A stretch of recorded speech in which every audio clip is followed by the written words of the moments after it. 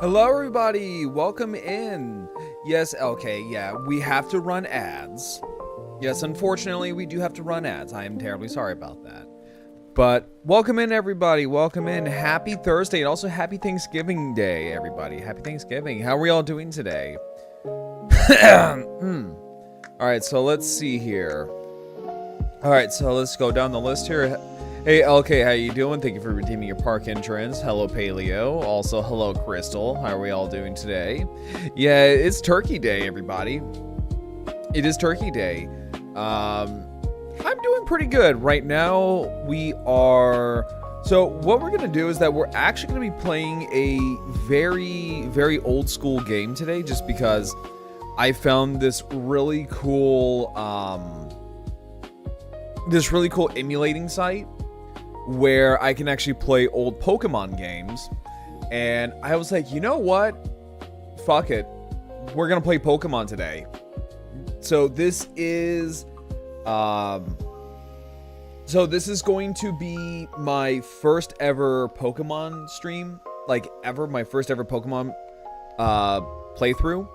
In fact, I am already gonna go ahead and lay down the ground rules here real quick.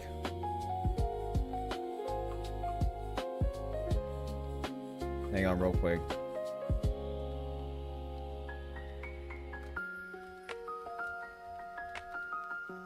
Hang on real quick here. I'm just putting down the comment here, and I'm gonna pin it real quick because we're gonna lay down some rules here, because I know with Pokemon there are gonna be people, yeah, no vaccine needs to given, but for those who want to come in and want to tell me how to make a Pokemon team, I'm just gonna make this little thing, and then I'm going to pin it, just in case.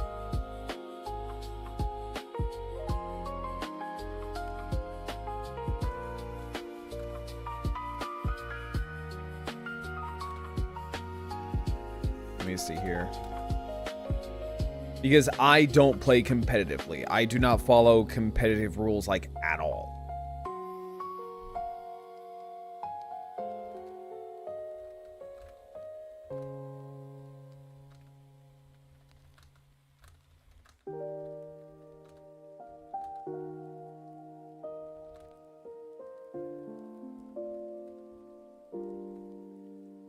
What kind of theme?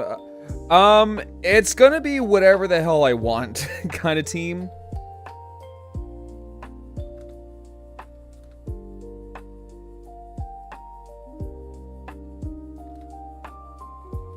Hang on real quick.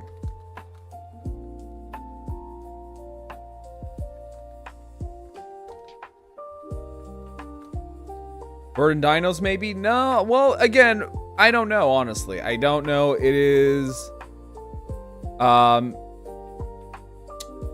on, and there we go. There we go, perfect. There. Now people can read the sign when it comes to playing Pokemon.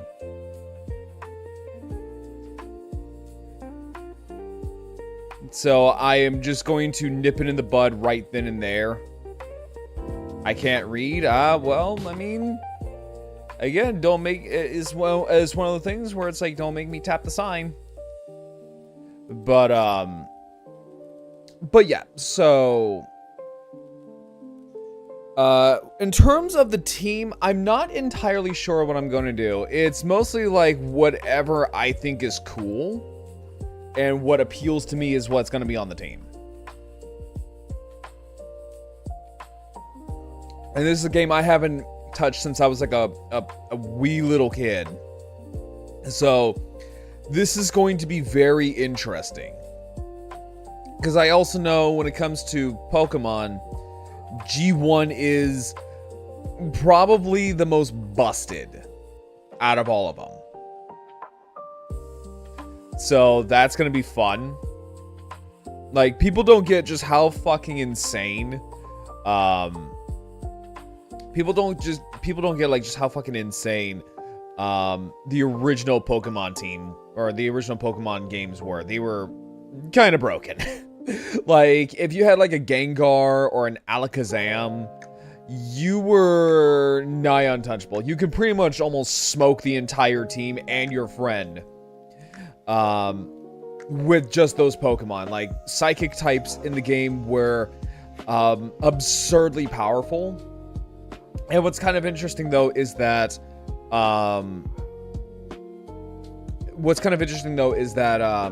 God, my dog is going completely nuts. But what's interesting, though, is that basically it kind of has a little bit of a difficulty. So it's like, I think it's like Bulbasaur is easy mode, Squirtle is medium, and then Charmander is like hard as shit. Let's see here. Yeah, some moves in early gen I have heard are bust, but you can... Yeah, no, like, Bind is one of those where, it's so broken. Speed is also kind of... God, hang on real quick. Hang on, let me see what the hell's going on.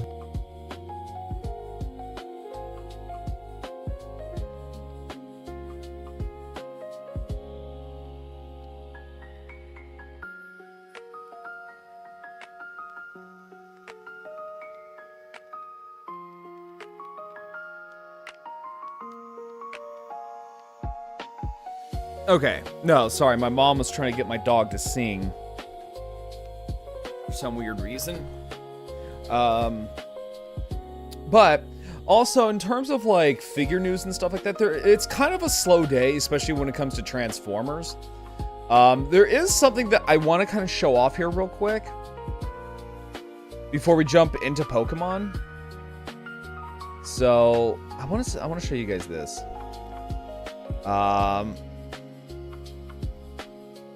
Say hi to Mama. Yeah, no, I'll say hi to Mama Rex.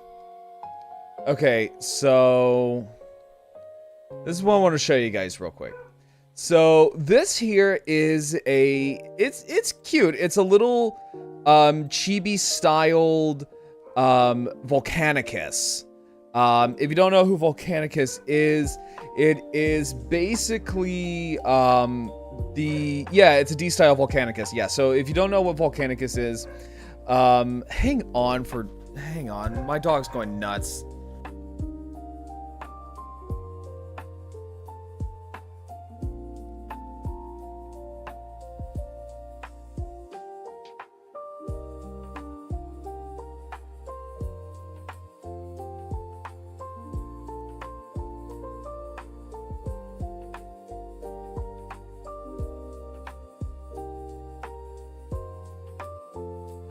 Okay, sorry about that. But yeah, so basically it is a D-style Volcanicus, which if you don't know what Volcanicus is a Dinobot combiner. So it's all of the G1 Dinobots. And this one's really cute.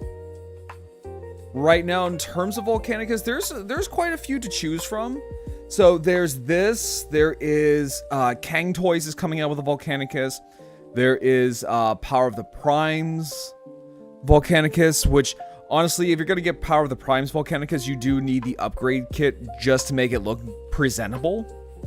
Shuriken also comes to mind, which that one is very hard to come by nowadays. But that one is, I think, the first real, like, masterpiece scale Dinobot combiner. But yeah, no, this one's cute. I don't know if I will get it. I honestly don't know if I will get this. Just because I don't really collect, like, SD style, like, chibi style stuff. Or, like, hell, even, like, say, Legend scale. I don't really collect them all that much. The only one that comes to my mind is, like, Iron Factory. And that's really about it.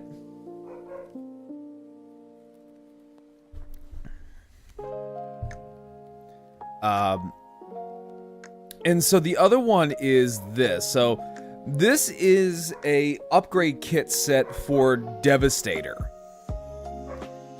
And it's actually kind of nice.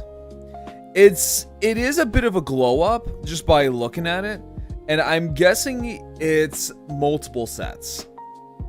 So I'm gonna assume that this is multiple sets. And DNA also did a set for Menasor, and then it looks like they're gonna do one for Superion. It is DNA Designs, yes, very good. Yeah, so this one's kind of interesting. So it gives you twin drills, and it also gives you posable fingers and a new type of rifle. And I'm also going to assume that, yeah, they do really good work, yeah. I have a couple of their stuff. I have their, oh god, which ones do I have? I know I have some. I know I have their upgrade kit for the original Studio Series, Grimlock, their movie Grimlock, and that one really made that toy shine. I have their upgrade kit for the animated Prime, which also makes that toy look so much better. I have one of their full-on figures when they actually tried to make some. That was their Susano, which is their what is it called? Bludgeon and Bonsaitron, and it's not the best. Mine has broken so like in a lot of places now to where he's like stuck in perma robot mode. And I'm kind of glad they stopped doing that and they just stuck to upgrade kits. And here, if you read the IDW comics, it does come with a Prowlhead, yeah. So here is all the stuff. So I'm going to assume you do get some gap filler pieces. You do get, obviously, the Prowlhead. You get the, oh, so these are special optional parts. Okay. You get the twin drills. So yeah, I'm guessing it is some added joints in as well. But yeah, no, it looks really good. I kind of like how dinky this little shield is compared to the rest of him, which is just Longhaul's truck bed. That's kind of funny. Yeah, okay, so just by looking at all of this, yeah, it is to make the figure a lot taller. A lot taller and a lot wider, and honestly, it looks a lot better. So this is going to come out in, so the estimated release date is going to be January 26th, or not 26th, January 2026.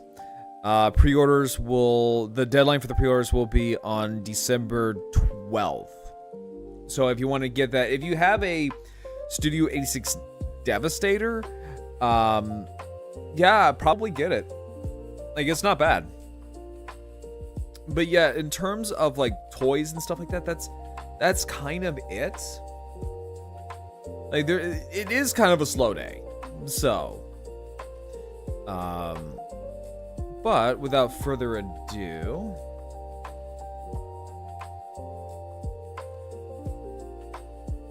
okay, so without further ado, let me go ahead and cancel or close that out. And let us play some Pokemon. Let's see here. Where is it?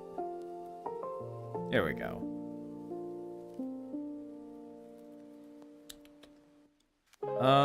Where is it? Where are you at? Time to master Pokemon. Wait, that sounds wrong. Oh no, I mean, like, we're also gonna be stuffing Pokemon too, because this is the stream where we are gonna get stuffed. So, oh, right. Hang on, this requires. Oh wait, no, hang on, because it's technically not a game that I downloaded. Duh, I'm stupid. No, it's a web browser. There we go. There we go. That's better. Hang on. Why is this? Why are you like this? 'Cause it's telling me I can't transform it. Hang on, give me a second here. I gotta make it to where it... There we go, perfect. There we go, and then let us...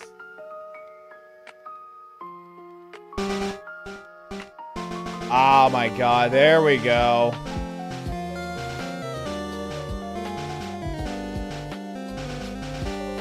Give me a second here.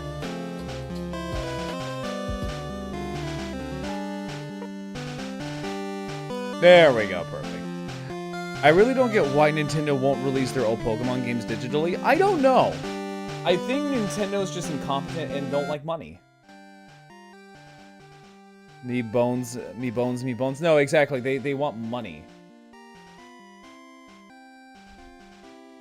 Okay. There we go. Oh my god, here we go. Oh my god. And this is actually like the first Pokemon game too to have like in all colors basically. Like for those who are young and didn't... Hey, Pyro, we're not gonna do Rubber Ducky tonight just because I'm kind of eh. How you doing? How you doing, Pyro? Let me see here. Also, thank you for your park entrance, Lilac. How are you doing?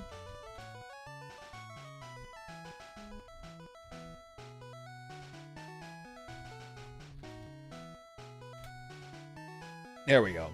I didn't know what Rubber Ducky is. I thought it, Rubber Ducky no, I just turned into a Rubber Ducky. It's just this. I mean, fuck it. Might as well just do Rubber Ducky for a little bit. There we go. Nope, it's just me turning into a Rubber Ducky. Doing okay. Well, that's good, Lilac. I hope it was very good. I hope you've been behaving and you've been good tonight.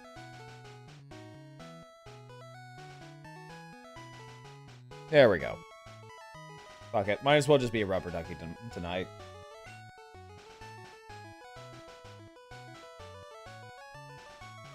Let's see here. Just got done with turkey dinner. Nice, same here. Well, I'm glad it was good, Lilac. I'm really happy you enjoyed it. It is birthday, yes. This world is inhabited by creatures called Pokemon.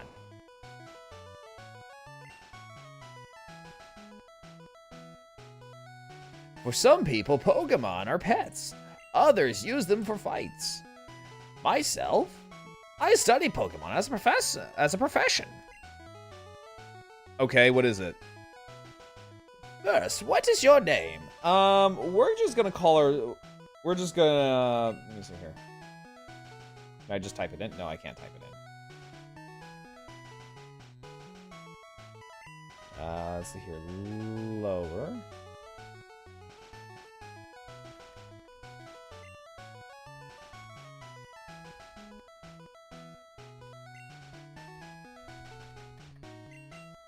And... there. Let's see here. End. I don't know if you're ready for it. I mean, I got that. I mean, like, you get a slow clap on that one. That was okay. That was cute.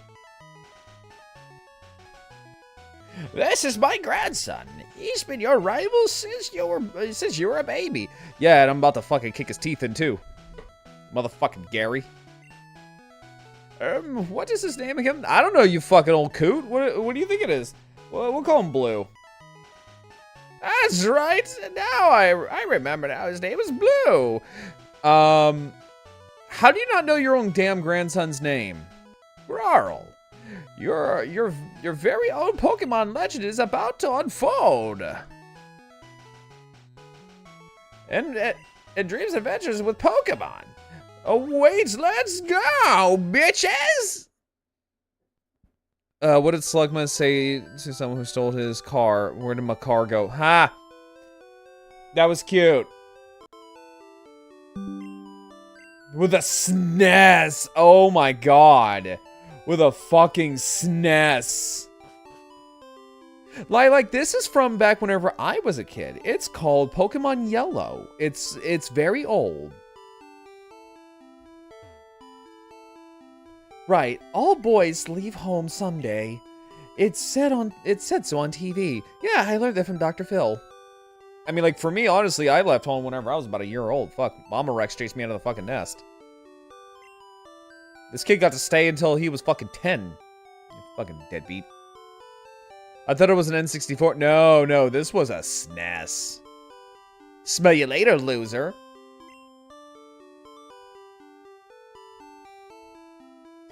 I was a senior in high school when this game came out. Oh my god, yeah, no, Paleo, you're old, dude. Oh my god, this is... Oh, by the way, I'm an affiliate with Hobby Link Japan. Hobby Link Japan is... Wait. Oh, hang on, I gotta do this with my other model. There we go. By the way, I'm just sitting here saying is that, by the way, I'm an affiliate with Hobby Link Japan. Hobby Link Japan is your #1 hobby store in the world for all of your anime figure and gunpla needs. If you use my chat command code !HLJ, it'll take you directly to the website.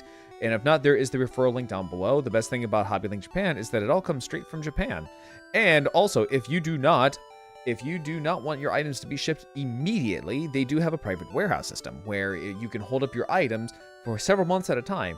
Anything over, it only costs 100 yen. Again, that is Hobby Link Japan, your #1 hobby store in the world for all of your anime figure and gunpla needs. There we go. I had to get my shit out of the way. I thought it was Red Claw who kicked you out of the nest. Oh, no. The funny thing is I never met my father. I ate him. My first dinner was my father's heart. Let's see here. Oh, well, fuck me, I guess. There's a Pokemon inside. Oh, boy. Yo, Grarl, Gramps isn't around. I ran here because he said he had a Pokemon for me. Yeah, fuck you, little shit. Yes, very good, Lilac. It is very old. It's almost 30. Yo, Grarl, Gramps isn't around. Oh, okay.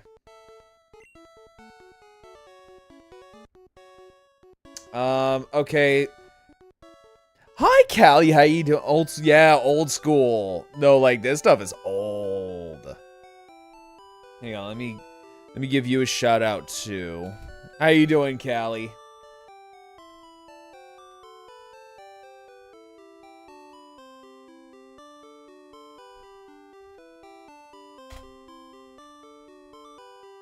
There we go. Yeah, no, go follow Callie. Have you seen the Honest Game? No, I haven't. No, I actually, I don't think I've ever seen like an Honest Game trailer of it. Hey, wait! Don't go out. Here, take this Glock I have and a pocket knife. Trust me, you're gonna need that shit. I'm pup sitting for the holiday weekend, so just chilling. Oh no, I feel that. I'm about to do that here soon. Pokemon in Japan came out in 94, 95, I think. Yep. Yeah, so the N64 was not a thing yet. Wild Pokemon live in tall grass. No shit. Oh, just... Oh my god, yes. Yes. Hold up. Oh god, it's all coming back to me. Just... I think it was the video game, then the card game. Kind of, sort of. The properly fat. I miss Fat Pikachu. I want Fat Pikachu again. So Spino yes, but no. So originally it was kind of all at the same time. They kind of launched, I wouldn't say like a three-prong attack, but they like shotgun Pokemon. Because the game came out, the game, the card game, and then the anime all came out almost roughly around the same time. Phew. A Pokemon can appear at any time in tall grass. You need your own Pokemon for your for your patriot for your protection. That's right. That's right, baby. You need protection when you go out into the long, tall grass. Fatty Chew. No, really, I miss the days when Pikachu was fat. Here, come with me. I swear to God, kids these days want to go out here and get themselves killed. You never know what kind of horrible monstrosities live in tall grass. Especially if it's a Vaporeon. Wait, what do you mean? Red and green were 96. Yeah, so if I remember correctly, our red and blue were their I think it was their green version, because I know green had updated sprites. Because I'm not gonna lie, the original JP Red, oh, that's some rough stuff.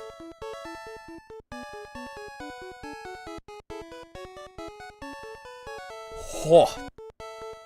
Huh? Blue, why are you here already? I got to see the guy who did the song I Want to Be the Very Best, Jason Page. I got to see him at a Ooh, nice! You said you needed protection. Memes around Vaporeon. Oh, okay, I got you. Yeah, I know about the Vaporeon memes. So funny enough is that, so now that you mentioned it, I got to meet Johnny Young Bosch. If you don't know who Johnny Young Bosch is, he was the voice of Ichigo from Bleach. He was Vash the Stampede. And what's also really, and what's really interesting about Johnny Young Bosch is that he was also I think his name was Adam. He was the replacement Black Ranger in the original Mighty Morphin Power Rangers. And during one of his panels, he went to MetroCon one year. And during one of his panels, I actually got him to sing Go Go Power Rangers. Because he also has a band. Yeah, so I basically got Vash the Stampede to sing Go Go Power Rangers. Look, Grarl, do you see that ball on the table? It's called a Pokeball, you little dumbass. It holds a Pokemon inside. I just showed you what it looks like. Do you have the memory of a goldfish? Yeah, he has a band. You may have it. Go on and take it. Yeah, it's the Pikachu I caught. One day I'll meet him and have him sign one of my pieces of Ash art. Okay, Callie, I will be honest with you. If I see him at, like, say, MetroCon or something like that, or like a Florida convention, I will get him to sign something for you, and I will personally mail it to you. I will try to, maybe I'll buy like a Vash the Stampede statue or something like that.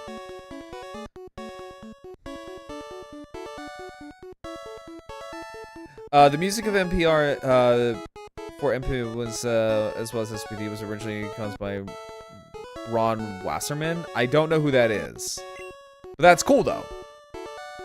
I mean, I have one of the big ass ones from Badlands Rumble. Oh, is that from the new Trigun series?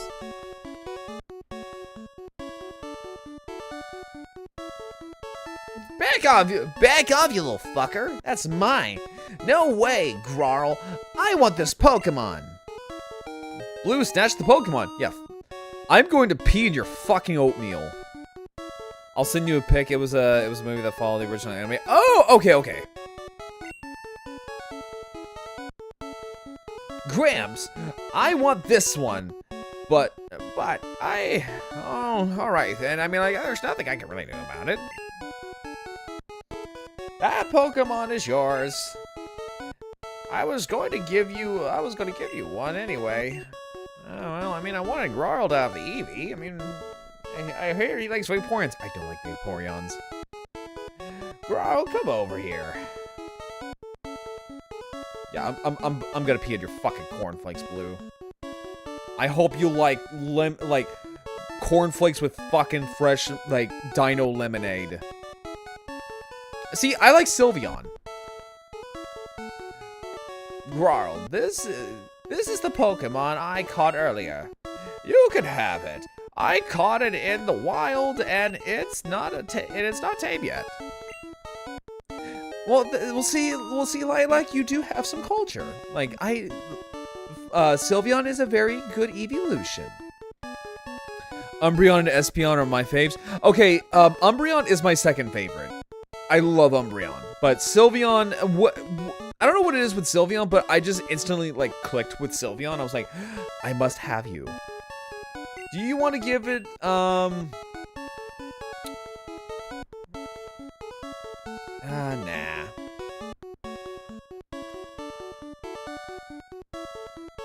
If a wild Pokemon appears, your Pokemon can fight against it.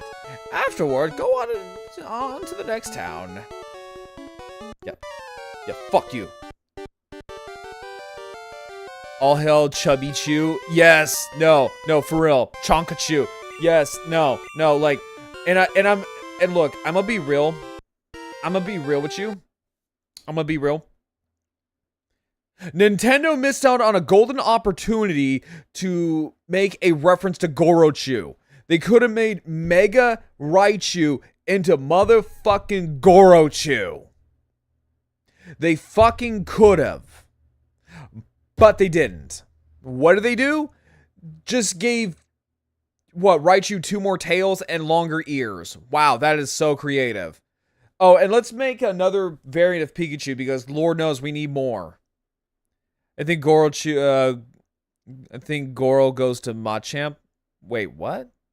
No, Gorochu. It was the original final evolution for the Pikachu line.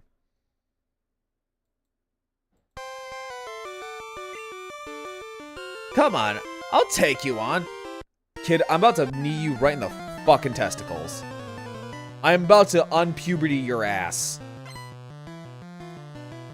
Well, I think they, let's see here. Well, I think they just have to have 3 evolutions like most lines, so that makes sense to me. Yeah, I mean, like, still though, we could have had like a 4-stage evolution.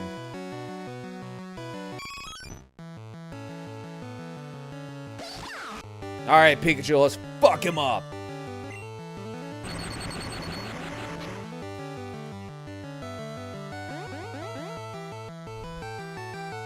My defense fail? Okay, well, you know what? Your attack is gonna drop.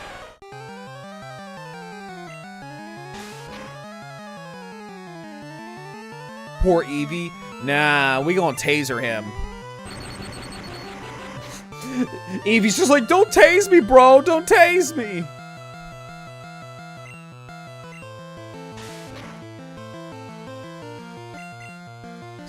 We're about to go all Hassan Piker on his ass and shock him. Oh, that's a little dark. How's the stuff going? Oh, it's going great.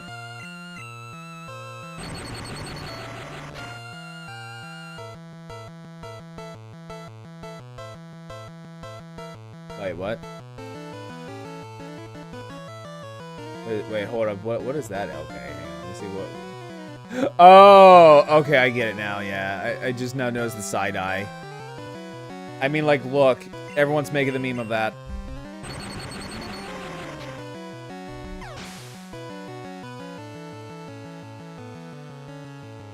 Oh, that's cool.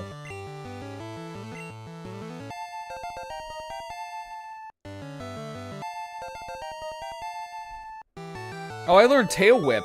Yay, my Pikachu learned how to shake its ass at people. What? Unbelievable.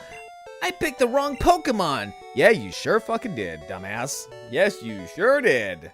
Now give me your fucking lunch money. Okay, I'll make my Pokemon fight to toughen it up. Gramps, smell you later. Do you guys remember, like, in the anime, Gary Oak is like this fucking Nepo baby? He rolls around with a car full of hoes. Like, this motherfucker rolls around in a goddamn car with women, probably 3 times his age. Like, 'cause Gary's supposed to be 10, right? How old were the women that were, like, his groupies? It kind of makes me wonder about that shit.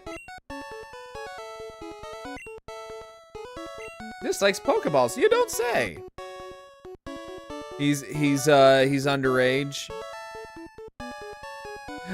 Again, no, like, well, yes, I know he's underage because he's, like, supposed to be 10 like Ash. But I'm just saying, though, like, okay, if you guys remember the original Pokemon anime, you guys remember that Gary... Oh, his entourage. Well, again, how old are these women who are hanging around a fucking 10-year-old? How old are they? That's something that never clicked until, like, much later on in my life. I'm like, wait, he had groupies. And the man was 10. He was, like, flexing like Jack Doherty. Like, this kid was just, like, driving in a fucking, or riding around in a convertible with a bunch of women.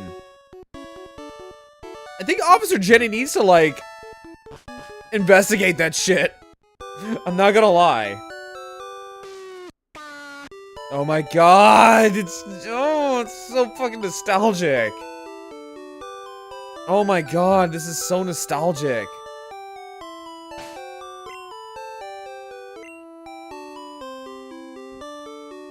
Holy Christ.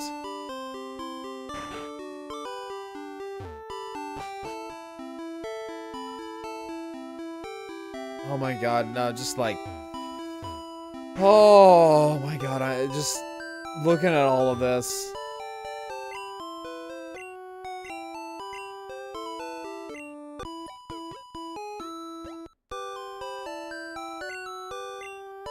Just... Oh my god, this is like legitimately taking me back to like my childhood. This was like my first ever Pokemon game too. I played a little bit of Red, but that was mainly like a Blockbuster rental. Did you know that Metapod was going to evolve into... I think that was a rumor. I think that's a rumor. I don't think that is true. But, I don't know. I could be wrong.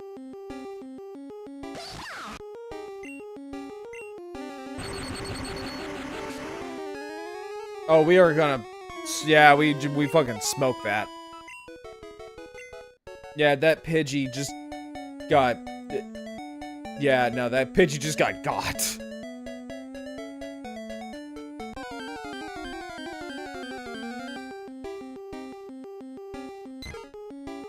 I do like that this is the game that introduced, like, full-blown color to the Pokemon games. What happens to Pokemon after they faint? Why can't we catch them? I don't know. I don't know why they don't... You can't just, like... catch a fainted Pokemon. You have to, like, literally beat it halfway to death before you can catch it. Like, it's on its last leg, you know, like, oh, hang on. Let's throw a Pokeball and catch this little bastard.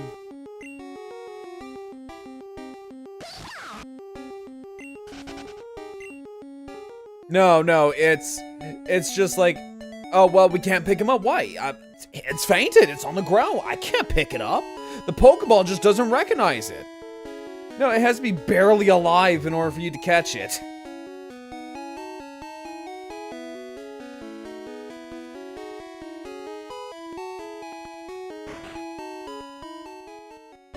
Hey, you came from Pallet Town. Why? Yes, I did. You know Professor Oak, right? His order came in. Will you take it? Sure. I don't know why you don't have, like, a delivery service. Can I buy shit from you, at least? Nope. Okay, fuck you, then. Also, God, I miss the days. So, if you were too young to remember this, So back in the day, older Pokemon games had like the Pokemart and the Poke Center separated. And oh my god, do I miss that. Like, yes, it's convenient that the Poke Center and the Pokemarts are in the same building, but it's just nostalgic to see, like, the two separated.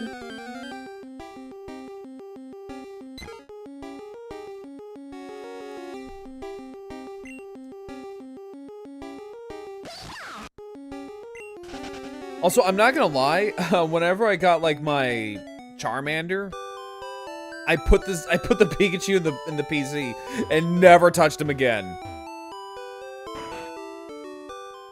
I was more of a, see, same with me. Gold and Silver were my favorite gens, but for me, this was like the first introduction to the Pokemon games for me. And I remember getting this game, and I was so disappointed that, like, Ekans couldn't learn Surf.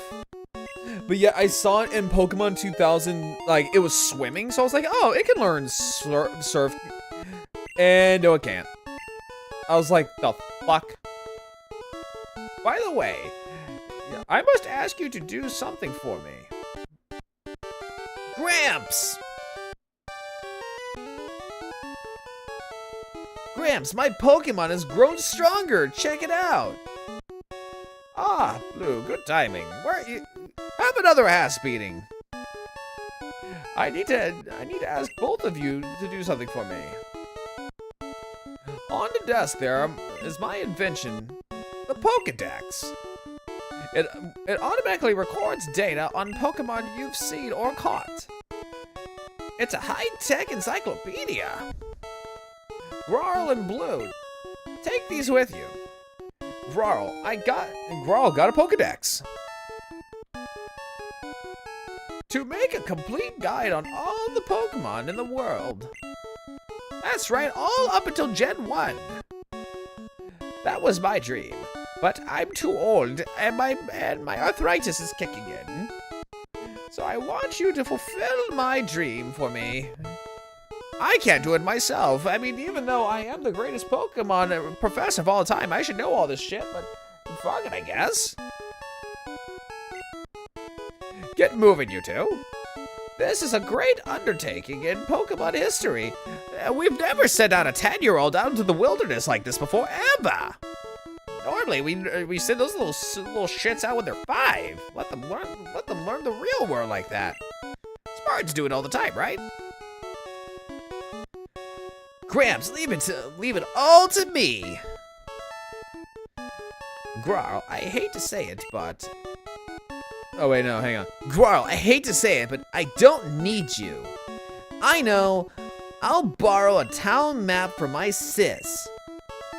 I'll tell her not to lend you one. Fuck you, you little asshole. He's that one kid. He's that one kid everyone knew growing up. I agree with Pikachu.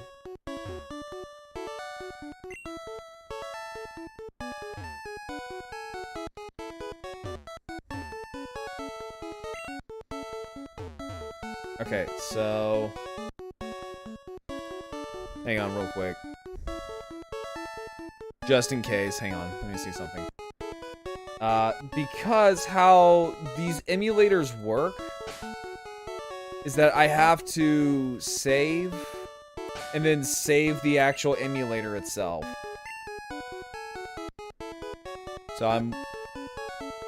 The town's #1 researcher, go out, catch every wild animal you can find so I can study them. Yeah, literally do all the work for me while I just sit on my ass and watch Gilligan's Island and, eat hot chips. And probably lie. So that way he can fulfill his hot girl failure life. Eat the hot chip and lie. Oh wait, hang on. Do I talk to another person? Nope. So you all kind okay, so they all kind of say the same thing. Wait, I like how it makes the little thud sound when you bump into Pikachu. I agree, Pikachu. You are worthless. I'm gonna be real. I've never been the biggest fan of Pikachu. Like, honestly, I have never been a big fan of Pikachu. Like, at all.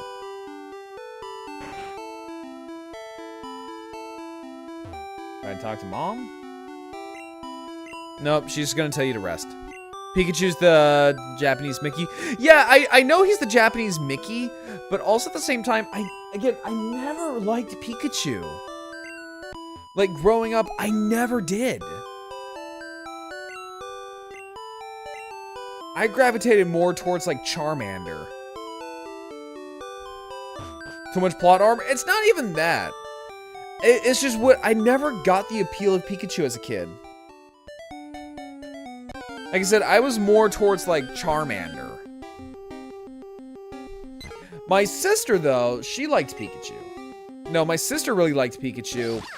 And Togepi. Me? No, I like things like Charizard and Nidoking and Rhydon.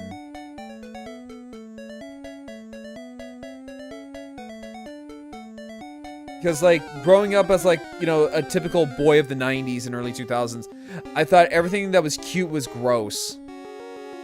The more serious looking Pokemon? Kind of, yeah. Cats give me all the cats. Oh, no, I will... Okay, you gave me a little bit of an idea here. I'm cooking now. Esper, great. Liepard, perfect. No, like, I like Liepard. Esper, I like Esper as well, but I think my favorite cat Pokemon... I'd probably have to say Liepard. Persian's probably... The Kanto and Persian's my favorite. Like, out of the two Persians, but that's my second favorite cat Pokemon. Hang on real quick, I see some dog hair on my keyboard. There we go. Sorry, that was bothering me. Litten, probably for me. Okay, now that you say that, Incineroar. I love Incineroar. I fell in love with Sprigatito. Sprigatito's cute. I love the name that fans gave him, the Weed Cat. I absolutely love Weed Cat. But no, Sprigatito's cute. But yeah, no, I love Incineroar. Which was the first Pokemon? Rhydon. Rhydon. Now, if we're talking about, like, first ever drawn, it was Rhydon. If we're talking about the first ever to come into existence, Arceus. Well, yes, I know they're all the first Pokemon, but I'm saying, like, conceptual-wise, it was Rhydon. Oh, we got $3,000? Oh, hell yeah. Time to spin it on motherfucking Pokeballs, baby. I'm assembling a team here. I need all the Pokeballs. Give me all your balls, man! Mew, that one has me puzzled. Let's see, Chin Pao was another... Is Chin Pao, one of the newer ones? Because it's, the closest we've ever gotten to a snow leopard. Yeah, we've never gotten a snow leopard, have we? Oops. I was gonna say, like, yeah, we've never gotten, like, a snow leopard before. Well, it's the same thing with, like, Tyrantrum. Like, we never gotten, like, a T-Rex until, Tyrantrum. It's from Scarlet and Violet. Oh, okay, yeah, that's probably why I'm not familiar with it, because I haven't really played any of the new games. I stopped after Sword and Shield bored the shit out of me. No, Tyranitar is not a T-Rex. I hate when people say that. Oh, what about Tyranitar? No, Tyranitar is based off of fucking Godzilla. Well, technically Godzilla / like Bemular. If you really want to split hairs. It's the long body. Oh, okay. Yeah, I think I know what you're talking about. And no, we're not playing Nuzlocke. I can't stand Nuzlocke. I get way too attached to my Pokemon. Oh, a Mank. Ooh, a Mankey. Mankey. Oh, we're gonna catch this one.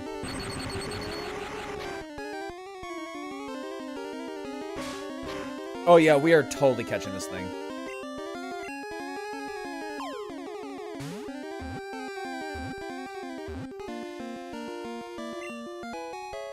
One of my favorite fighting types, Mankey?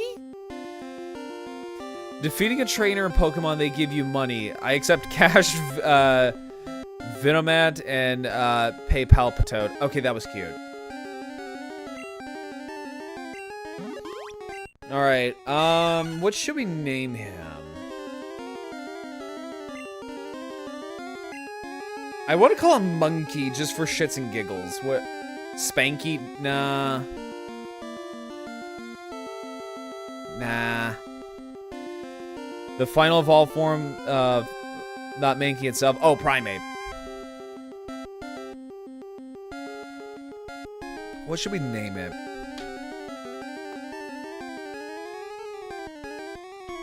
Planet of the Primeapes? That's too long, but that was cute, though. I mean, I guess we can go with Monkey.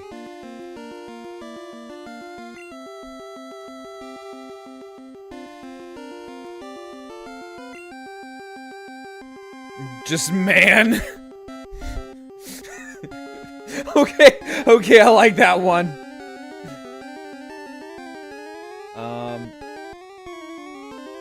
Just man.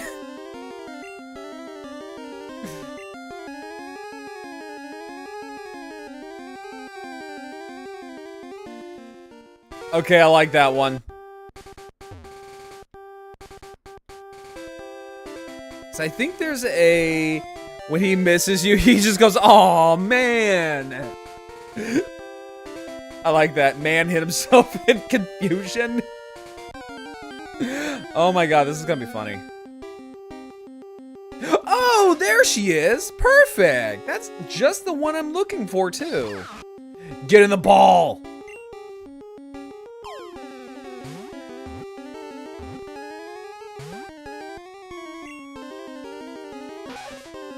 No matter.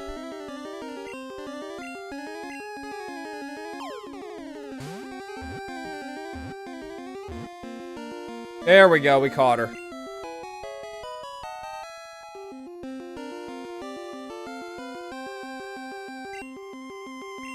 Let's see here. Because I want to get both Nidos. Oh, you know what? Actually, no, fucking, let's name her Tifa. Are you going to look for the... Yeah, oh, absolutely. Yeah, because Nidoking's one of my favorite Pokemon.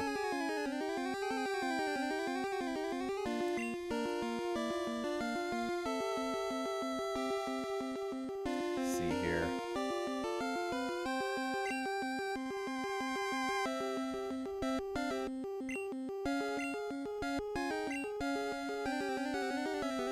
There we go. Yeah, Tifa from Final Fantasy. I misspelled her name.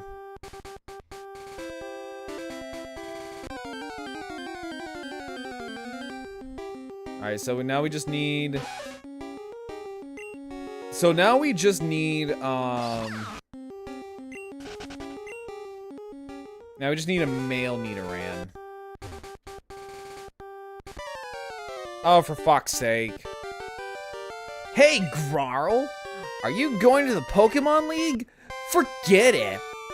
You probably don't even have any badges. No, I literally just started my journey 5 minutes ago, you dipshit. The guard won't let you through, though. By the way, did your Pokemon get any stronger?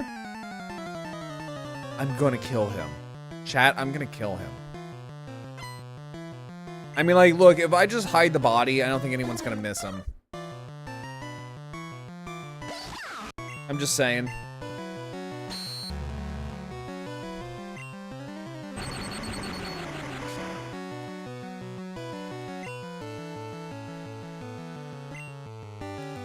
Just throw him off a bridge? Oh, no, absolutely.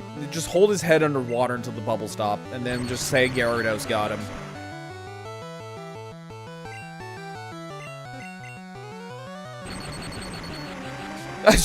We're just gonna sock him.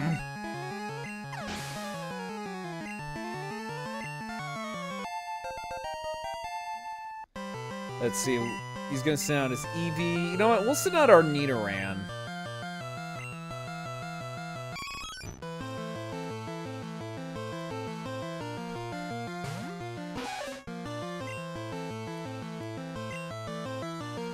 You know, on second, I'll probably bring back our Pikachu. Yeah. Let's bring back our Pikachu because, yeah. We got a level 2 Nidoran fighting a level 8 Eevee. Man just got shafted. Man is also, like, half health.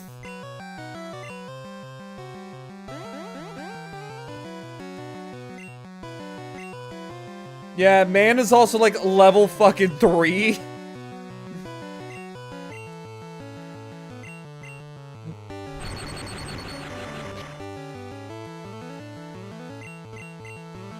Oh, we're totally gonna beat his ass.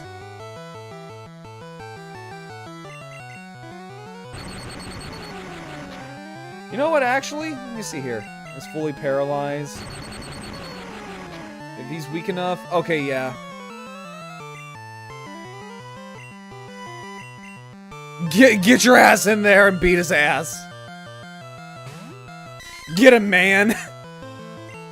Get him, man. Man, use Scratch.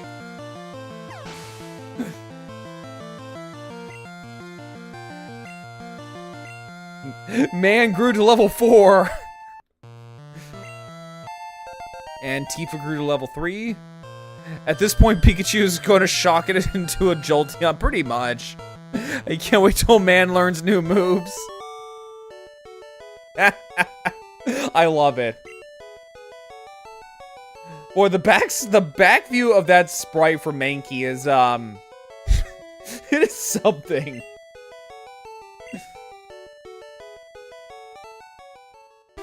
I heard Pokemon League has many tough trainers. If I have to figure out how to get past them, you should quit dawdling and get a move on. Dude, I just kicked your ass. Looks like a fucking beholder. No, it really does. Like, kid, I don't know what you're on, but I just kicked your ass. Like, excuse you. Imagine Tentacool, Queen. I mean, I can kind of see it. This just makes me miss the days of fat Pikachu. Like, also, I completely forgot Pikachu had a brown stripe. Like, at the base of his tail, like, right on his ass. He had a brown ass. I should probably also invest in potions. Oh, that's right. This game had Nurse Joys with Chanseys. Also, I'm just gonna be honest with you guys. Let's see, I think Tentacool will just kind of look kind of like a mushroom in this. I think so. Also, I forgot about that. Also, yeah, I want to sit here and say, like, the real attack of the clones is fucking Nurse Joy.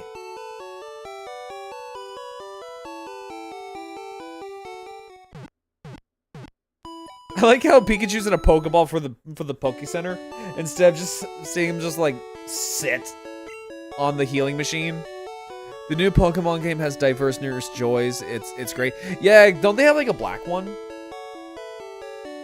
I'm kind of curious on the lore aspect of a black Nurse Joy. Not like I'm complaining, but aren't all Nurse Joys supposed to be, like, identical twins? So I'm just like, what's the lore behind the black Nurse Joy? I'm so curious about that.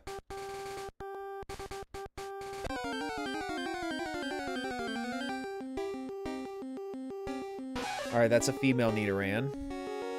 Not in the new games? Wait, what do you mean? Wait, what do you mean? What, that there's no black Nurse Joys in the new games? Yeah, there is. They're not, oh, they're not all twins. Oh, okay. Rat.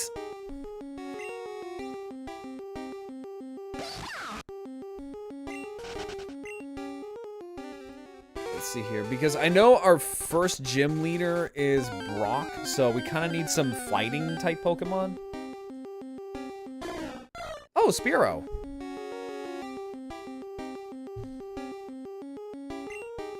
Perfect. You know what? We'll catch this one.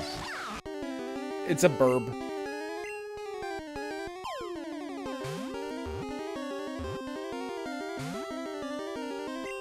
Don't make me tase you. Get in my ball.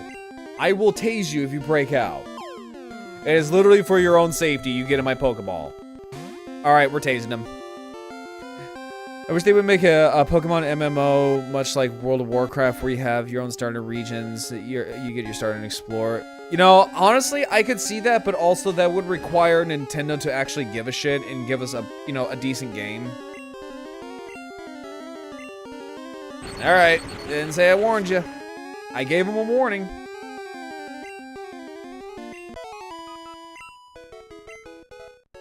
You know what, actually, let me see here. Let's switch it up a little bit. We'll get Tifa. Switch her up. Actually, no.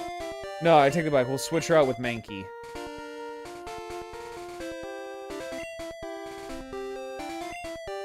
Look up Cobblemon. Yeah, there is Cobblemon. It's Minecraft. I remember. Oh God. Yeah, no, I remember playing Cobblemon back in the day. I thoroughly enjoyed it. I don't think. Is there a male Nidoran in this region?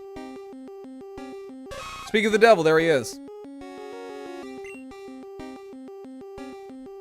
I was thinking for the hydration.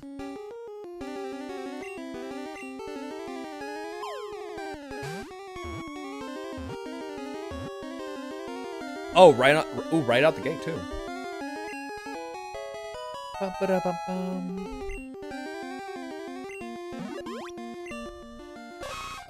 I might make a server for my community. It's fun, able to catch Pokemon. Yeah, no, I remember really liking it. Yeah, I was gonna say, better fun. Yeah, but that works too. Yeah, I know what I'm gonna name him. I know exactly what I'm gonna name him.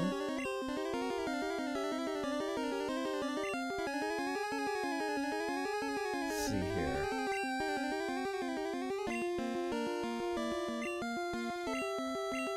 Baragon. Baragon. Because so the needles are basically based off of Baragon. Like, they're direct homages to Baragon.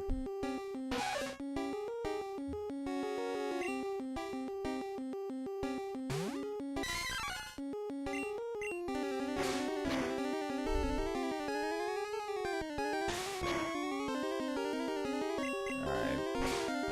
Yeah, this one's just basically like, just smack until it drops. Or in case, like, if his health gets way too low. There's Baragon and Barugon. Yeah, I know about Barugon. It's a weird little kaiju.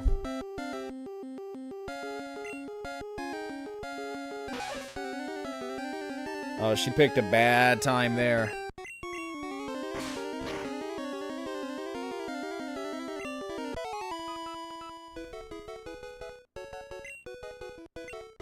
Ah, still.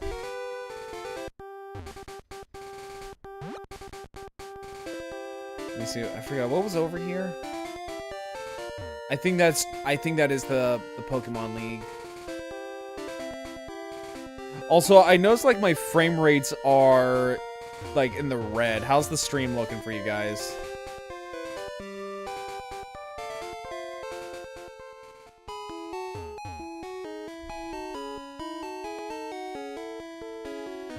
Yeah, how's the stream looking for you guys? Fine to me? Okay. Yeah, because my frame rates are now, like, in the red, and they refuse to go back up, so we're just gonna have to kind of grin and bear it.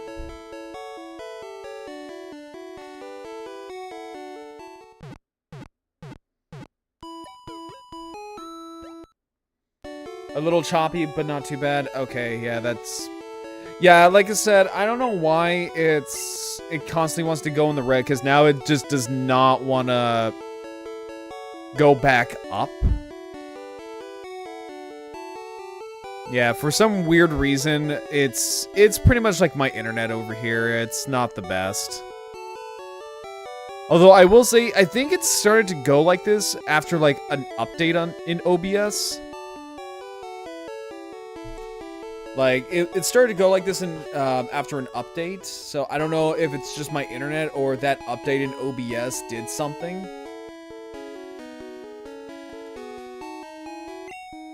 Oh, right.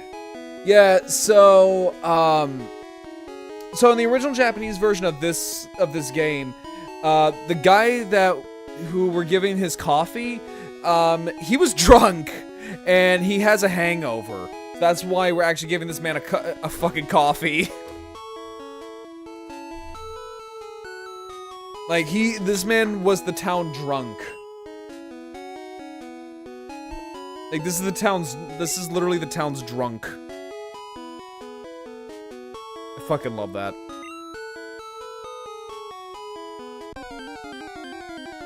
I already know how to catch Pokemon. Dude, I have like 4 Pokemon. I know how to catch these things.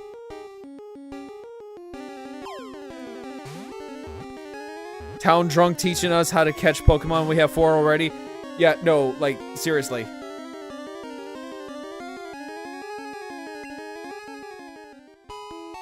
That didn't work. Maybe losing my touch. I've run out of Pokeballs too. I have to get some at Pokemart. Okay, can I leave though?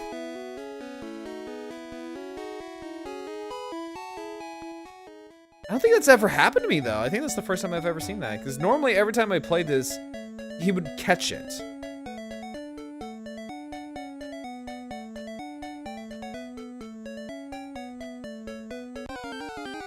Yeah, he would catch it, so...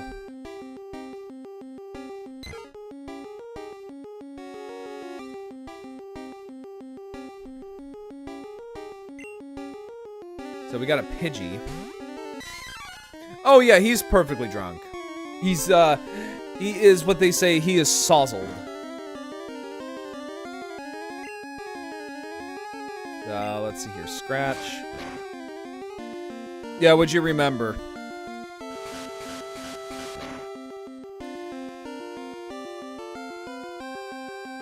Hang on, let me just double check here real quick.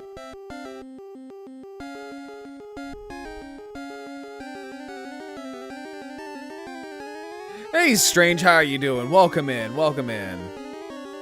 Oh, Zubat, what kind of trainer... Wait. What kind of trainer would I be if I didn't catch them all? I don't get it.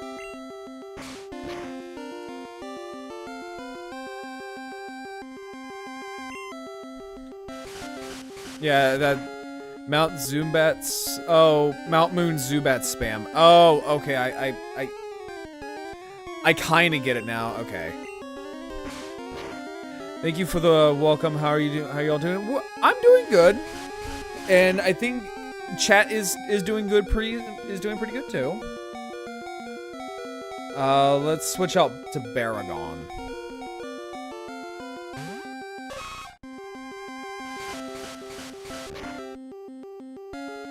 Oh yeah, we're catching this little shit.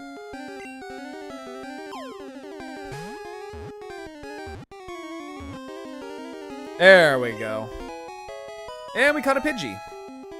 Drifloon gonna steal you, Grarl? I don't know. I'm a little too big for a Drifloon to steal, though. And plus, it would... I think Drifloon steals your soul, doesn't it?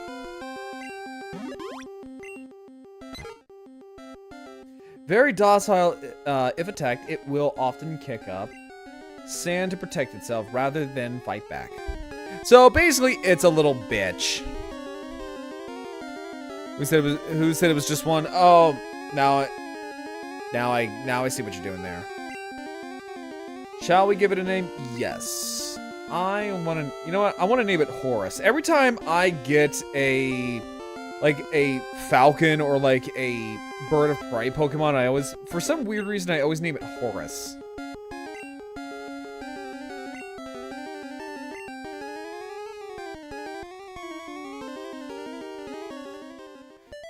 How come it, again, like, cute, I mean, like, that's a cute little joke. I mean, like, that, honestly, Spino, you get a slow clap out of me. That was cute. Oh boy, here we go. You know what, actually?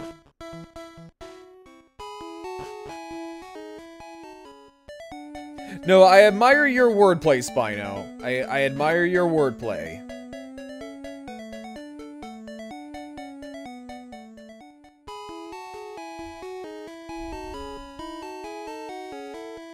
Let's see here.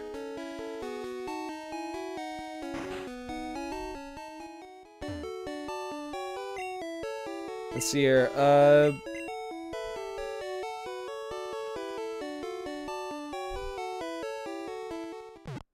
like how the Chansey's just sitting there staring at us and giving us the 1,000-yard stare. It's like, that Chansey has seen some shit, man. That Chansey has seen some shit. It's like, do you know how many burn victims I see coming to the Pokemon Center? Far too many to count, man. Have you ever seen what a Scyther can do to a human torso? It's not pretty. Let's get a potion.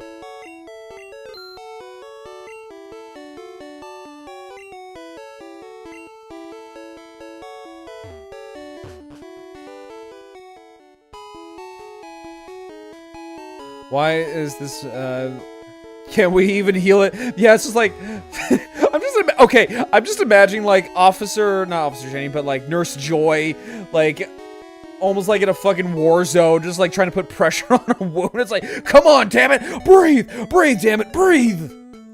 It's like, I need some morphine over here. Chansey, grab me some morphine and some stitches. Oh look, my ulcer is gone. Yeah, it's gone, and half of your body is too. Man, the Pokemon World Weight Loss Program is amazing. Just piss off a giant dinosaur with fucking swords for arms, and watch the fat just literally roll off your body because you're not gonna have a torso.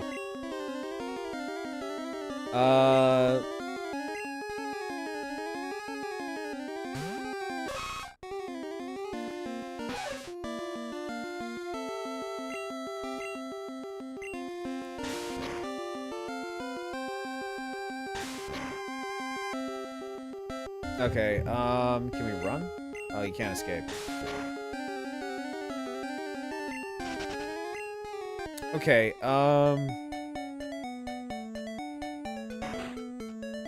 think maybe for now we can put Pikachu up in the front.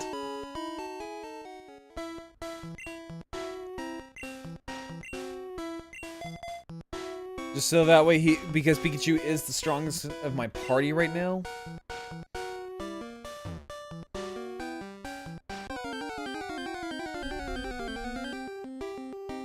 Metapod!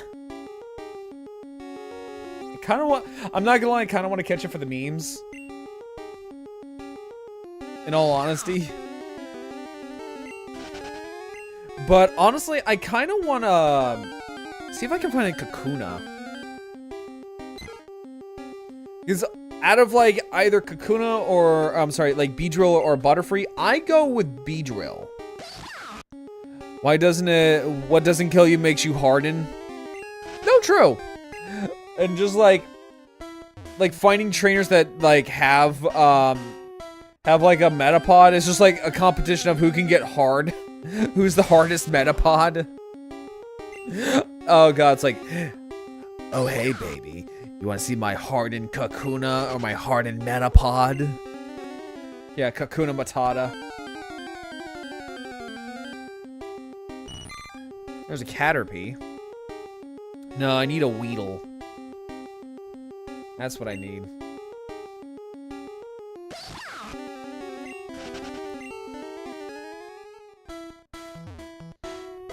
Oh, I found a Pokeball. It's a Pidgey. Also, I remember, like, in these games, if your Pokemon is not fighting, it does not get XP.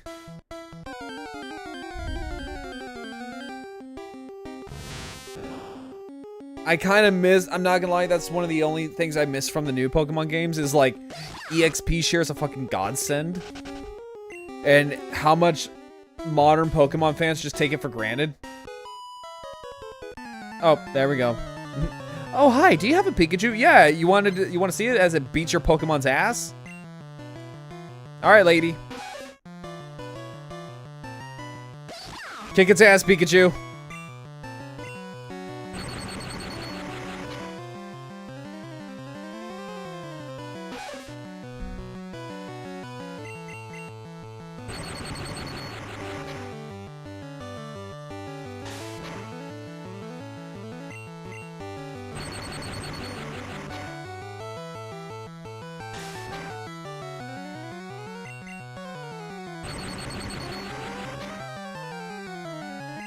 I love that it gives you this move like right out the gate with Pikachu, and it's not like something like, say, Tackle or Scratch.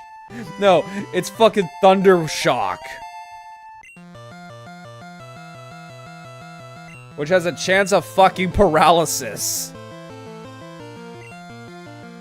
Let's see here. We're gonna have to kite. So, Baragon, because he's the weakest.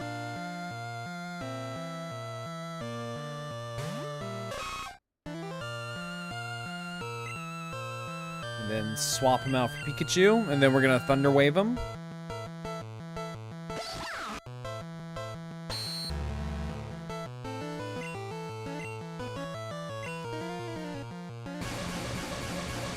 Also, I remember this is also the game where Pokemon you could literally miss catching a Pokemon. Which, looking back on it, that is a bullshit mechanic. Which I'm so happy they got rid of in later games. Because holy Christ.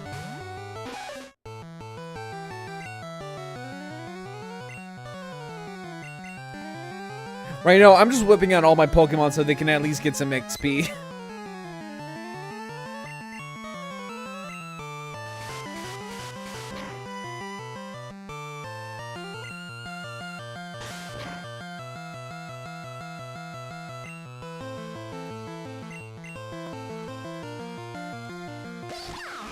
I think there's even where the game blocks you from trying to return your Pokemon, such as Rapid Bind. Yeah, and that's like one of the more bullshitty kind of mechanics.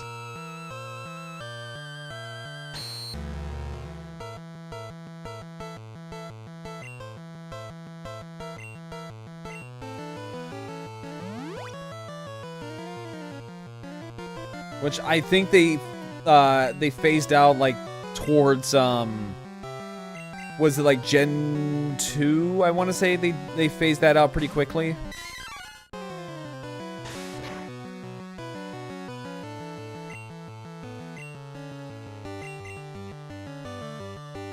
Man, enough. Man, enough. Come back. Man.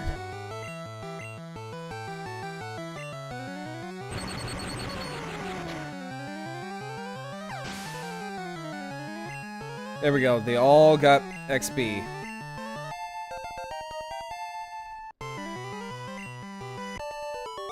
There we go. Now they all got XP. Yeah, fuck you.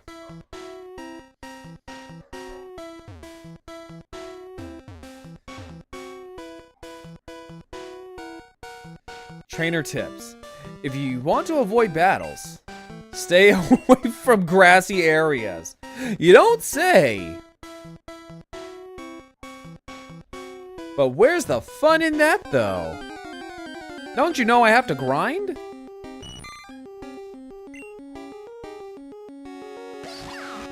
I'm surprised there's not a Weedle here.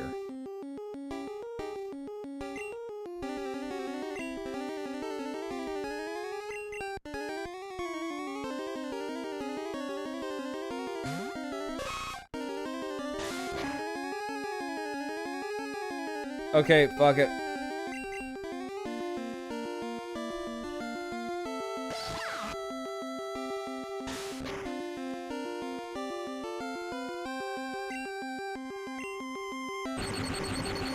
Dinner, eating, relax mode, engage.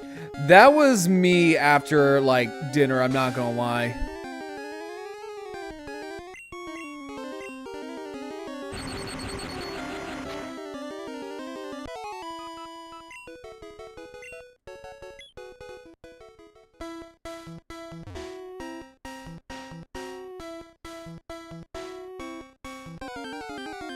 Damn it!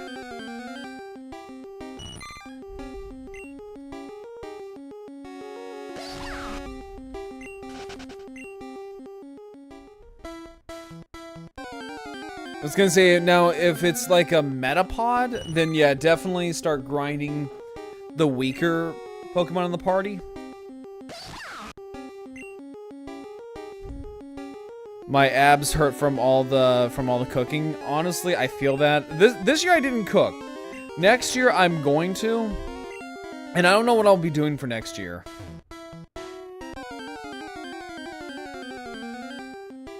Another Caterpie.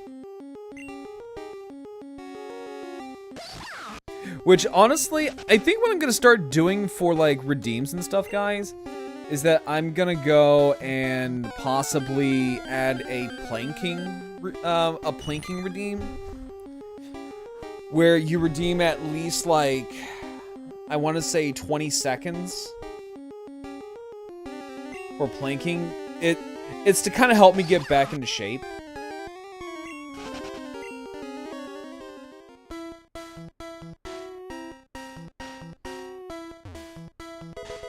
Oh, thank God. Okay.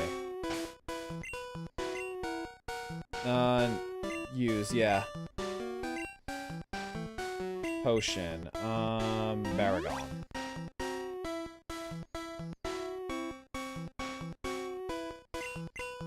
Perfect. Okay.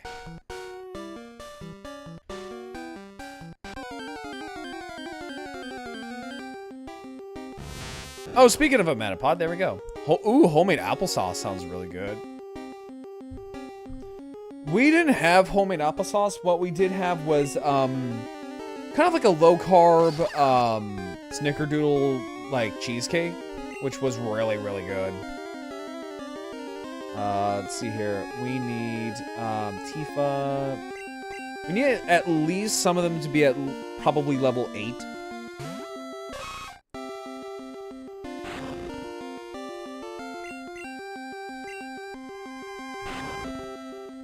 Like, especially Baragon, who's just a level 2.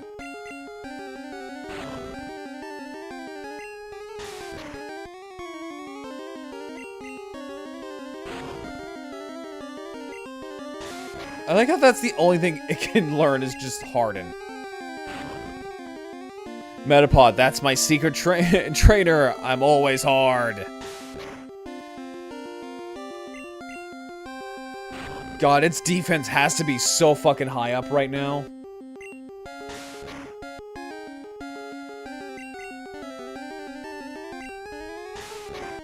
Yeah, it's already maxed out its defense.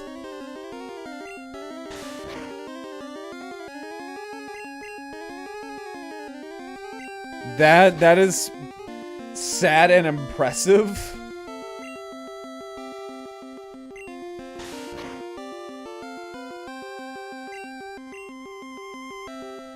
So I think that...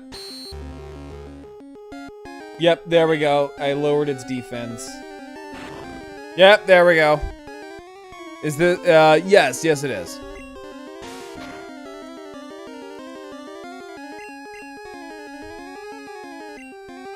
So what was the point of, like, lowering its defense when it was just gonna...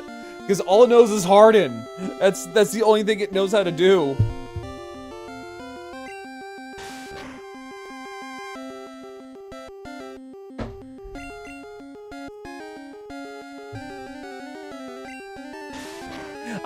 I'm kind of sad that the fact that the Nidos in later Pokemon games don't get special treatment in terms of, like, new forms and stuff.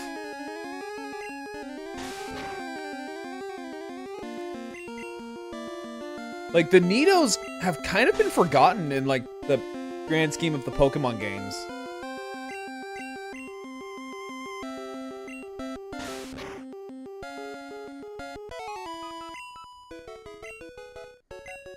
There we go. There we go, so he's not entirely useless.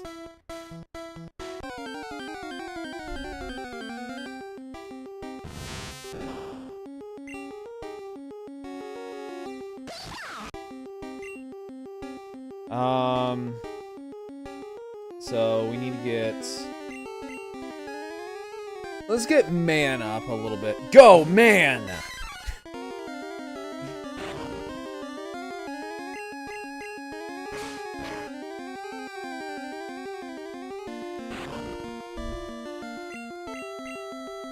Because I can tell you straight up, if we went and tried to fight Brock, oh, we would get bodied. We would get bodied so hard.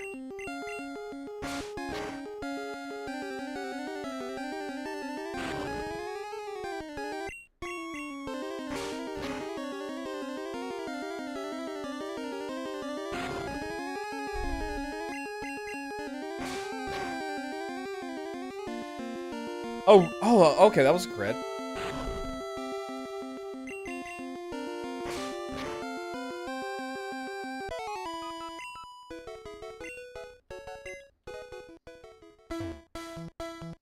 Alright, so I think we're supposed to go up here. Thought I saw something. Or maybe not.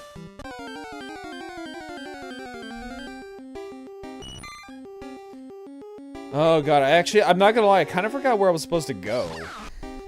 I haven't played this in so fucking long.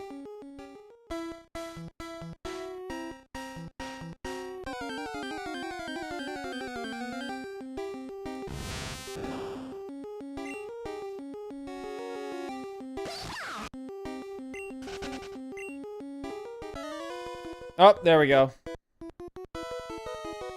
I'm gonna be the best. You just can't beat me. Okay, we'll see about that, buddy. Don't you know I'm the main fucking protagonist?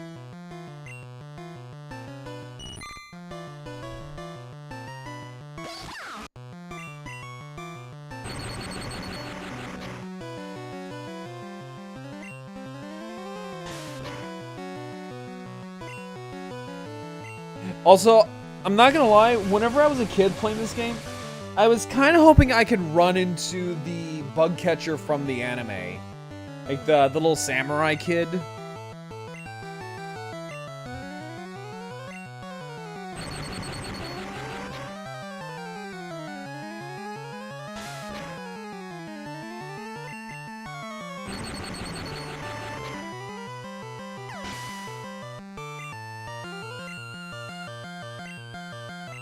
Oh, Metapod? Okay, perfect. Let's get Baragon. Because at least with Mankey and the Nidos, I believe they can learn fighting moves. Okay, this may not be your average Metapod.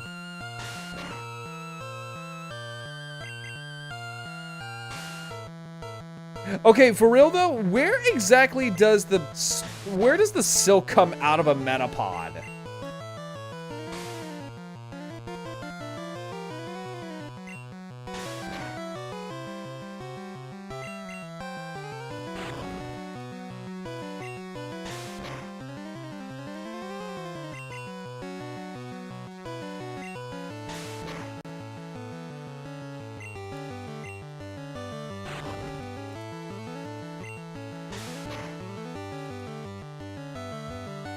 Okay, so I'm gonna probably have to bring out Pikachu for this one.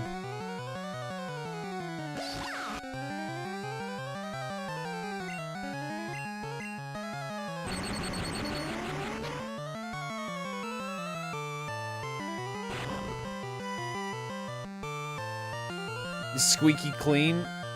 Honestly, that's a mood. Like, nothing really says, like, euphoria like taking a really nice hot shower. Especially if it's like on a cold day. Oh my god, like You have that post-nut clarity coming out of the shower, just like, oh my god, I feel so fucking good right now.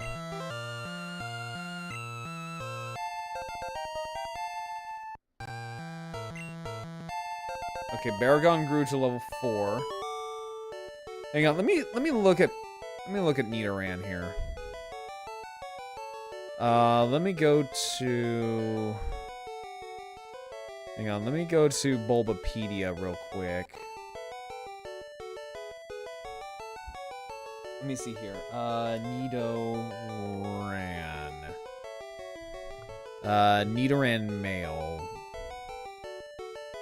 What does it learn at... What moves does it learn? At what level? Poison Sting, level 1. So, okay, so level 5, it learns Peck, Fury Attack. So it's first... Oh, these are... Okay, I want to look at Gen 1. So, okay, so it learns Double Kick at level 12? Horn Attack at level 8. Oh, this is gonna be fun.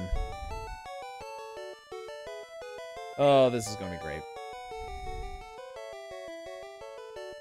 It's like 85 today, but I took a lava shower anyway. Honestly, that sounds pretty good, I'm not gonna lie.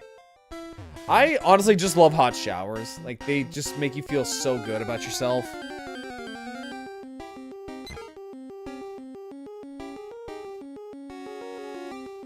So, we're in for a... So, let's see here. It's gonna be like Bite, Horn Attack.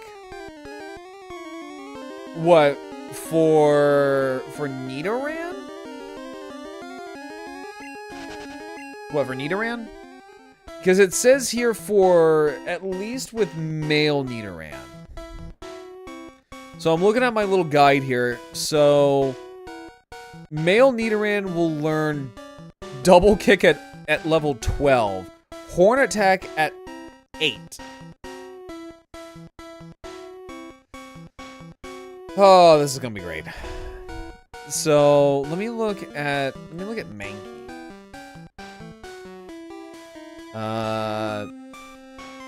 Mankey. What about you? What do you...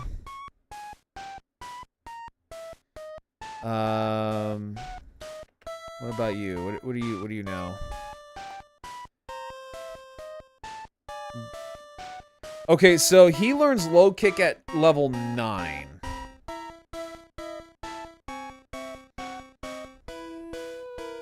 Alright, so Mankey will learn Low Kick at level 9. Okay, so we need to, like, Bite by second evolution. Oh, okay, I get it.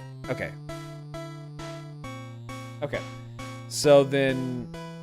Hang on, let me take a look at our Pokemon. Okay, so... They're both not too far behind. Probably maybe switch him with Pikachu?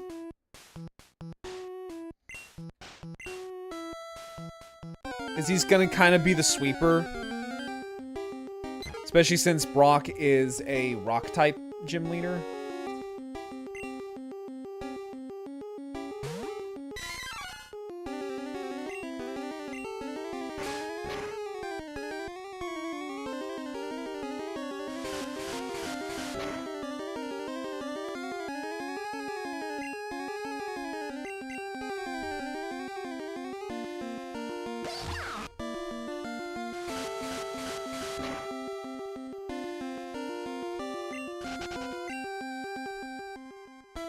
Or maybe first let's get the hell out of this forest.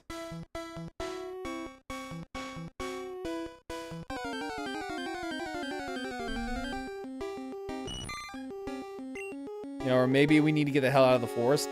I can't see Pidgey without envisioning But Learn Dust comic. Wait, hold up, what? Wait, what?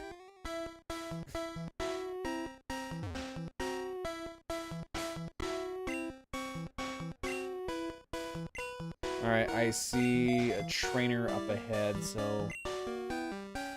Let's save, actually.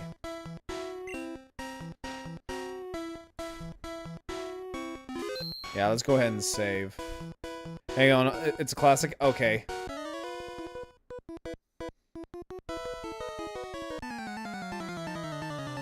At least it's just one trainer, and not like a fucking gauntlet of people.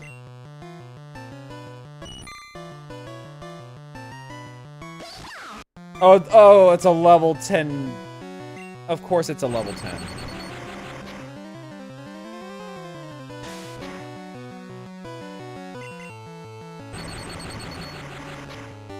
Oh, we gotta kill it quick.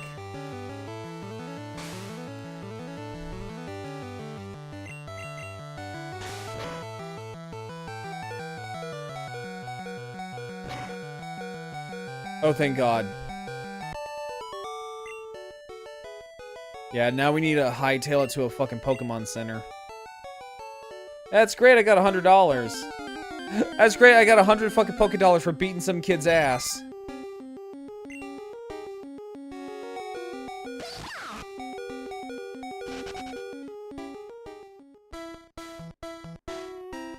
Alright, freedom.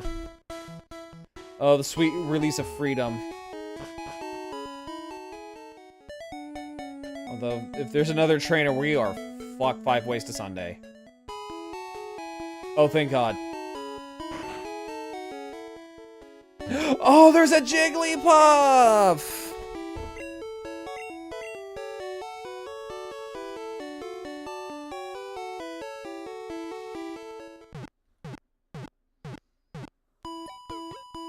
Oh, there's a Jigglypuff there.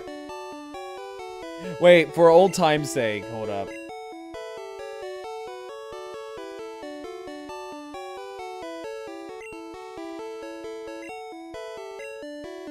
Me too, Snore.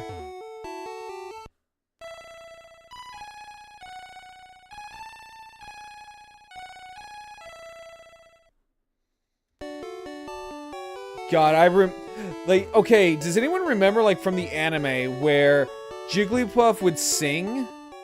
Wait, hold up. And Jigglypuff would sing and everything would get tired. She would get so fucking pissed that people fell asleep during her songs. Bum bum.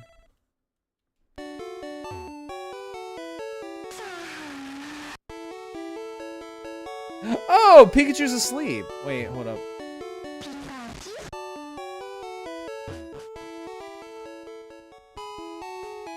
Also, that's really cool that the colors change, like, from town to town.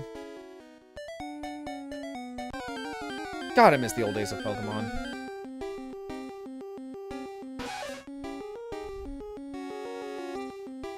Hi, Tigresa.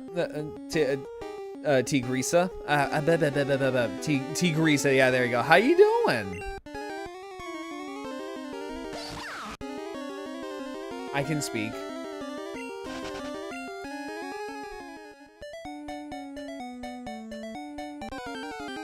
We are right now just grinding in Pokemon. I can't find it, but a trainer name has his name Pidgeybot because Gust as a super effective move was funny. Oh my god, oh my god, I want to do that now. But we already have a Pidgey named Horace, so we can't really. I don't know. We can change. I think we can like change his nickname later on.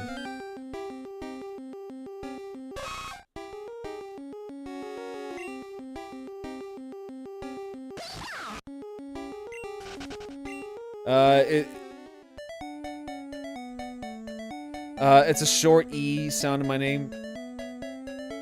Tigresa? Yeah, Tigresa. Let's see here. Nah, Gus is only a good move early on anyway. Oh, okay, I get you. There you go. Yay! I got it! Alright, so let's switch Pikachu out with Man. Also, I'm not gonna lie, this is kind of a bop.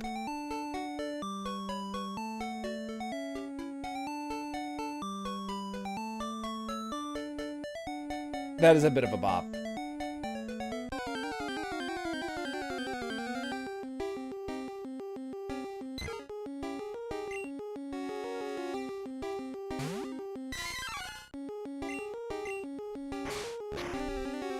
Go, man!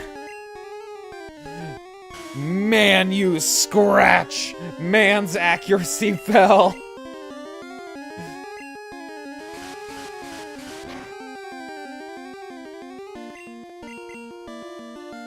No, not man!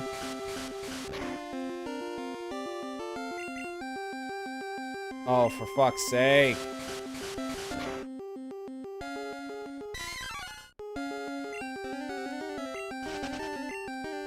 Alright, let's heal him up.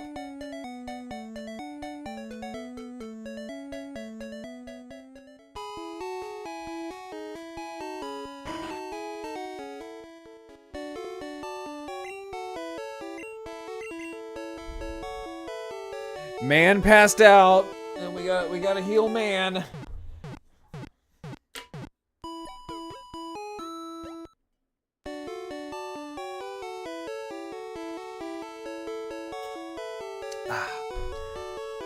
Look at those cutting edge colors. Oh, I know. Like, okay, back in the day, this was considered hot shit.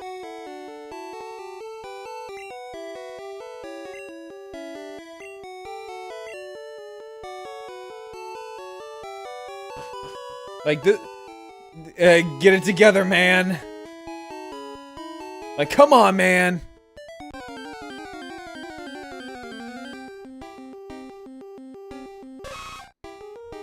Oh, I remember. I'm old. Yeah. No, same here.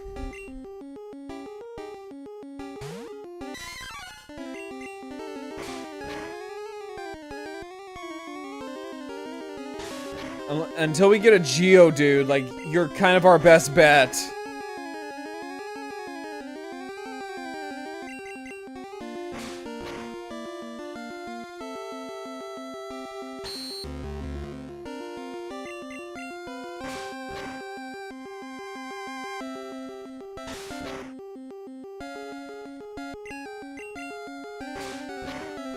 Like, I still have my original Sega Genesis. Oh my god. No, that's some nostalgia stuff right there.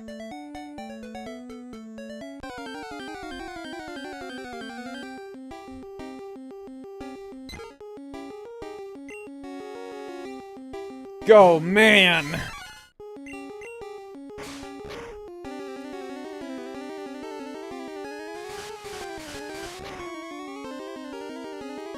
Alright, so...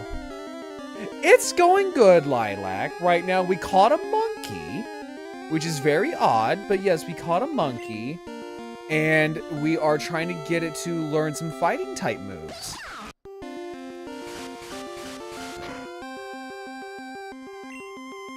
Alright.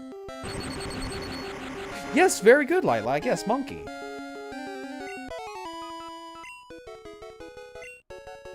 Nice, what are you drawing?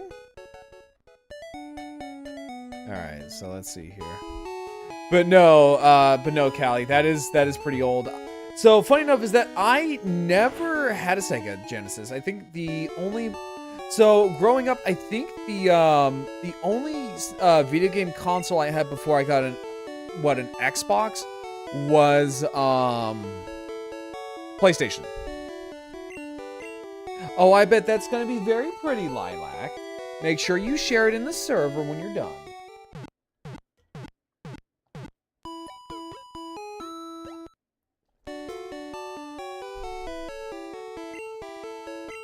Alright, so... I think I need to start investing in potions.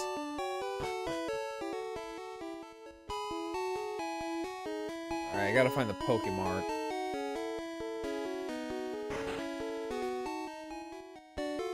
It's kind of cool that, like, everything in here is, like, gray. Like, a various, like, type of gray.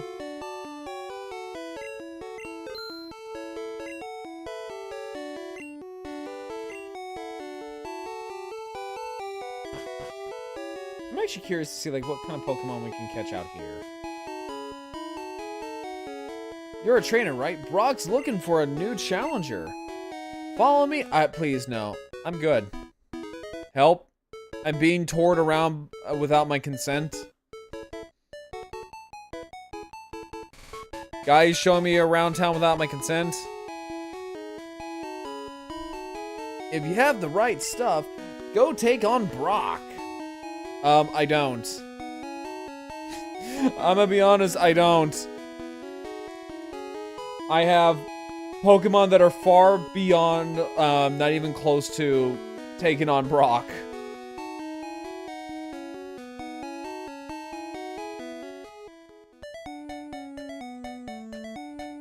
Thanks. We know where the gym is. Yeah, no, exactly. Also, I want to know, like, if this is a Pokemon gym, what does a gym look like? Like a regular gym. That has to be really fucking confusing for people in the Pokemon world, because you have a Pokemon gym, and then there's like a gym. Because they have those. They have regular fucking gyms. Yeah, I'm trying to... Oh, there's no really any... I mean, like, if I could find an Oddish, that would be fine, but we don't have an Oddish anywhere around here. So we're gonna have to rely on Mankey. No, I mean, like, just, like, a regular gym, like, where you go to work out and stuff. It's Pokemon and dudes lifting weights. That's... Do you think they sell memberships at, like, fighting-type gyms? What if you don't have a fighting-type gym anywhere near you? Are you just kind of SOL?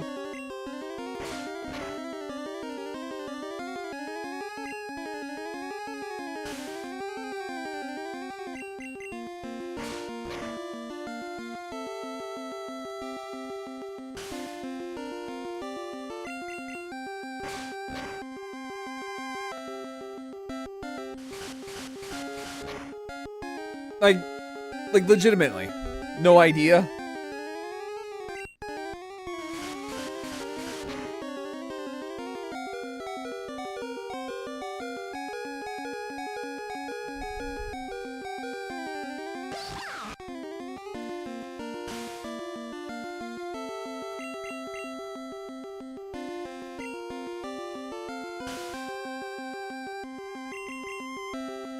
There we go.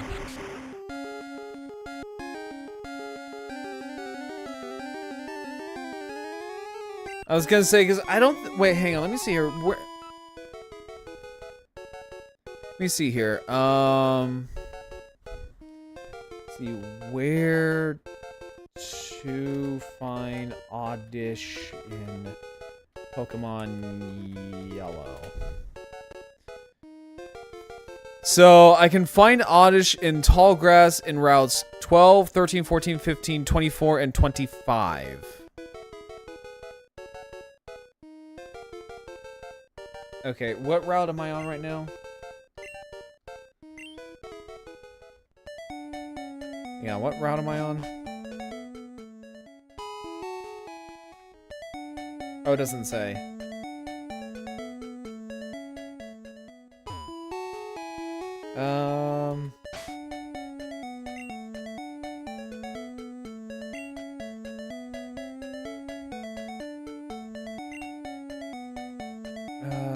Let's see here.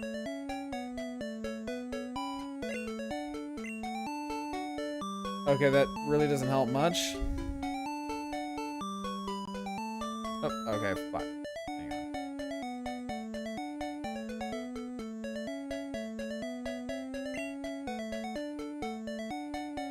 Okay,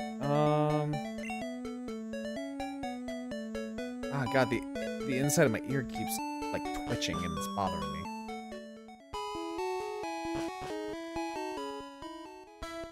What does this say?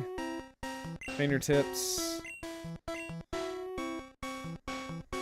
22 or 2 and 22 connective viridian. Okay, so we're not anywhere near that. Oh wait, hang on. What did it say? What did it say? 24. Okay, yeah, we're nowhere near that.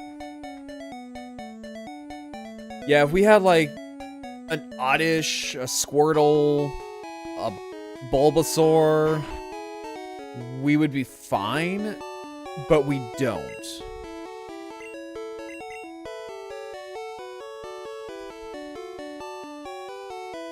Yeah, so we really don't.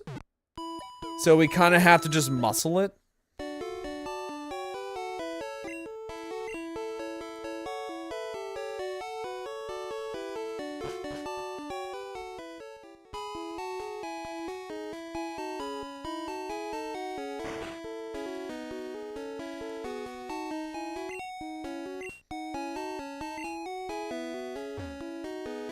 Unless if I can find a place where...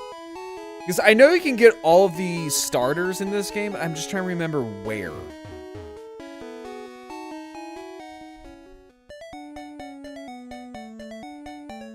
I feel like you can get them pretty early on. Hang on, let me see here. Let me see here.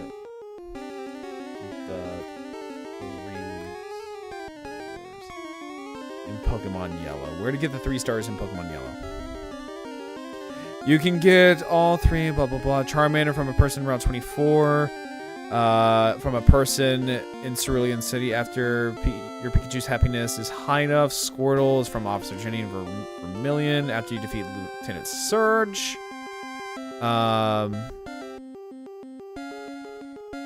Okay.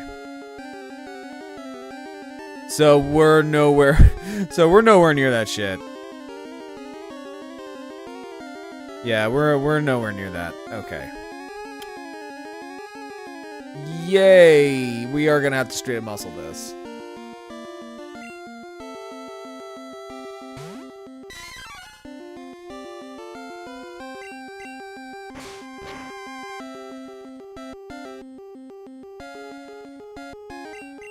Because the Geodude, because I know Brock uses a Geodude, which the Geodude's not gonna be a problem. What's gonna be a problem is the Onix. Because the Onix knows Bind.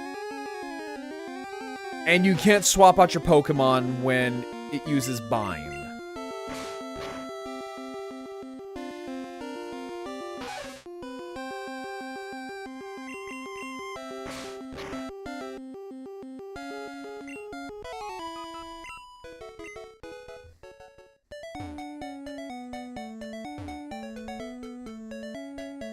So the best bet is to start getting Pokemon with fighting type moves as much as possible.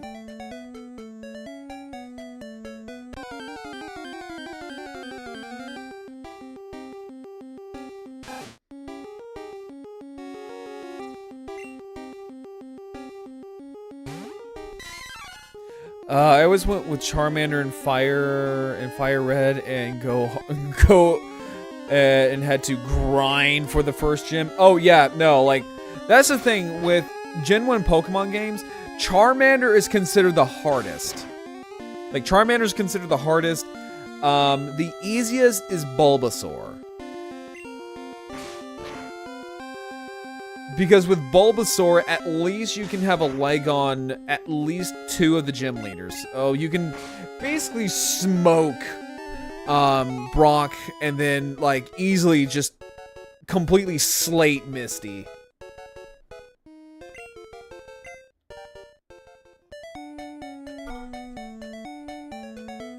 Oh, I did too. Also because I gravitate more towards like dinosaur-based Pokemon, so I always went with Charmander as a kid.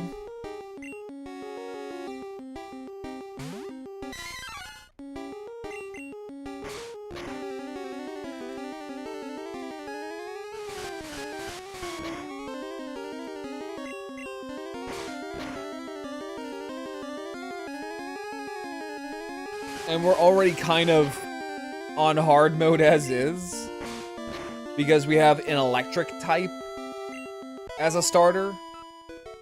You dinosaurs? No, I know, right? Crazy, right? It's why, okay, so when I played Gold and Silver for the first time, despite my favorite Pokemon being Feraligatr, when I was a kid, someone told me that Typhlosion was actually no, someone didn't tell me. I thought Typhlosion was a dinosaur. Because to me as a child, he looked like a dinosaur. Especially since he knew Iron Tail. And I was like, oh, okay, well, he's a dinosaur. He knows Iron Tail. Dinosaurs have tails. That's where my connection went. And when someone told me he wasn't a dinosaur, I released him. Because I was like, oh, he's not a dinosaur. I don't like him. Because I was under the impression that you could release a starter Pokemon and just get a new one. And when I realized that you couldn't, I cried. And I restarted the game, and I started over with Totodile, and the rest was history.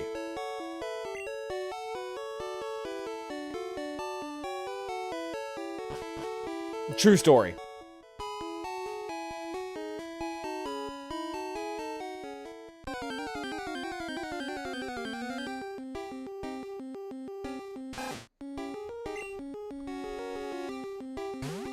No, I love Typhlosion. Cyndaquil's cute. No, I like Typhlosion, right? But you gotta put into the mindset of like a kid who's like super like into dinosaurs, where I will love anything that's dinosaur related. But now looking back on it, yeah, it's not a dinosaur. He's a badger.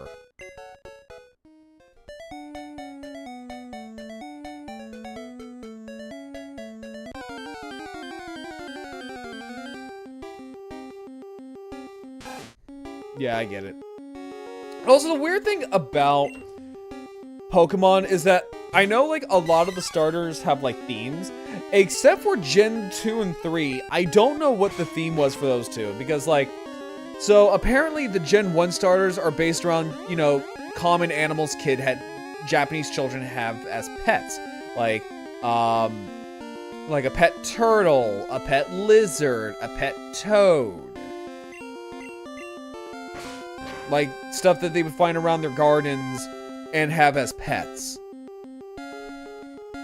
And then you get to Gen 2, which is just a giant alligator, a giant dinosaur, and a badger. And then you get to Gen 3, which is a dinosaur, a chicken, and an axolotl.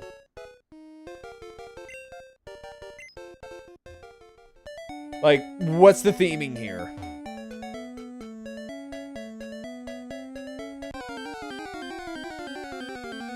And also the fact that not a lot of people talk about it, but like, it's interesting though because like the grass type starters are weirdly based around extinct animals. Like you have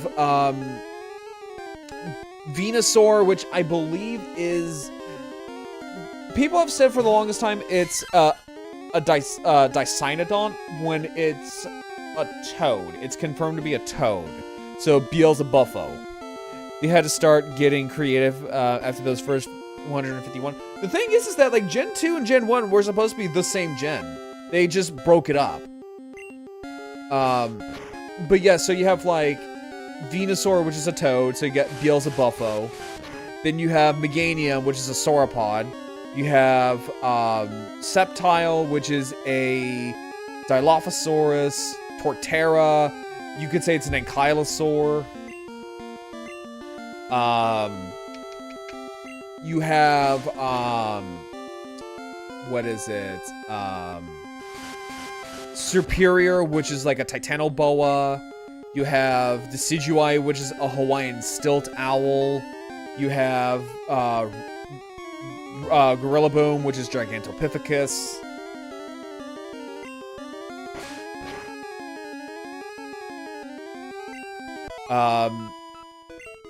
Meowscarada. I'm not sure about Meowscarada. I think that's probably the only one that kind of broke the mold because I don't know if it's based off of any extinct cat, to my knowledge. Sprigatito takes that trend and says, "Yeah, no, it really does. Yeah, how very cat-like." It's like people saying how the fire starters are all based around the Chinese zodiacs. That's nice and all, but there's been a few that have literally broke the mold. Right out the gate, fucking Cyndaquil. Cyndaquil broke that mold, like, right out the gate. Oh, well, it says it's a fire mouse. That's cheating. That is straight up cheating. And you know it. Yeah, oh, well, Cyndaquil's Pokedex entry says it's a fire mouse, so therefore it's a rat. That's cheating. That's a stretch and you know it. Like, Cyndaquil is based off of an echidna. Basically. And its other evolutions are based around badgers. So that already doesn't make any sense. And then you have fucking Skeledirge, which is a crocodile. Makes sense of that one.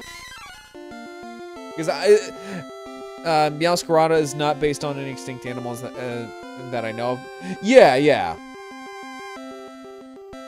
But, like, all the other grass types are based around extinct animals.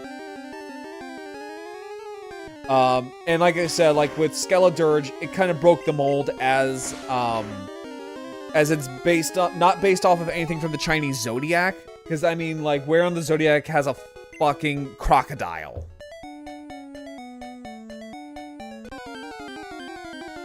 Makes sense of that one.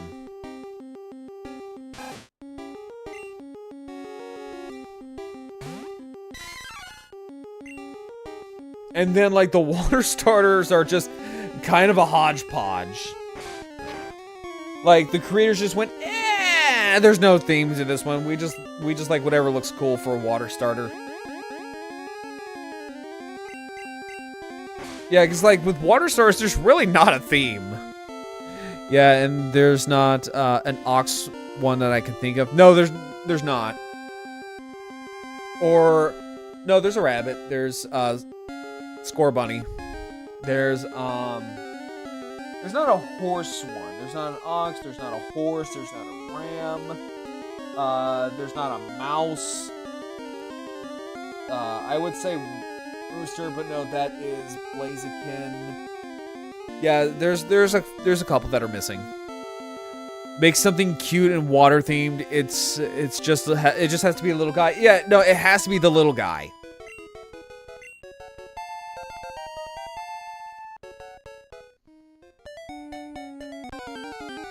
Yeah, he just has to be the little guy.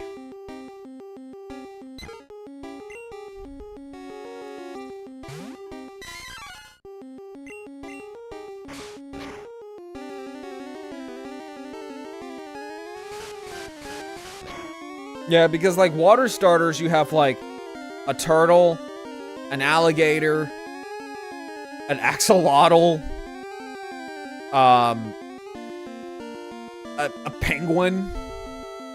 You have a mermaid seal. You have, a duck. Like, it's just kind of all over the place.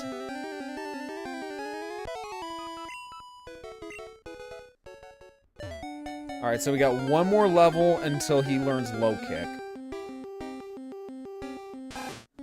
Because he's gonna kind of be the carry of the group.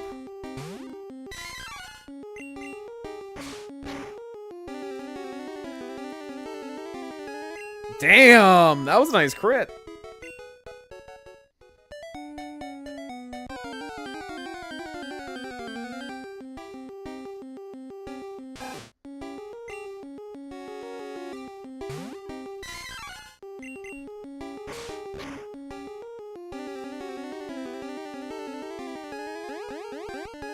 I will say, that's actually a really cute sprite for a Rattata.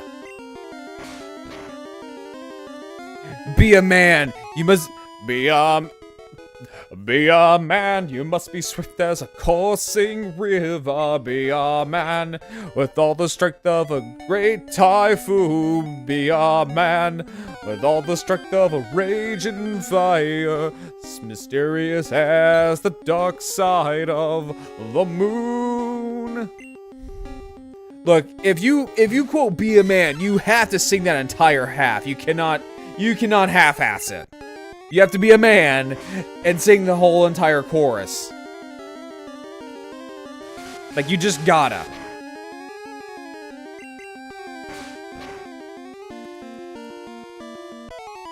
Or at least the entire first half of the song. Of course you do. Yeah, it's sacrilege if you don't. Especially when you say, let's get down to business. Like, you just have to sing it. It's heresy if you don't.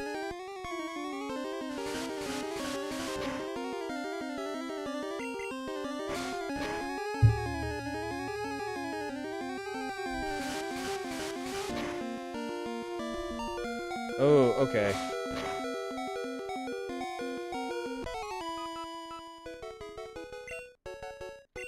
Oh, really? Like, same as be prepared?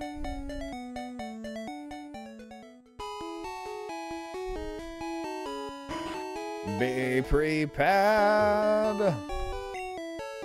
You know, it's actually kind of funny because that whole song, it's not done by Jeremy Irons.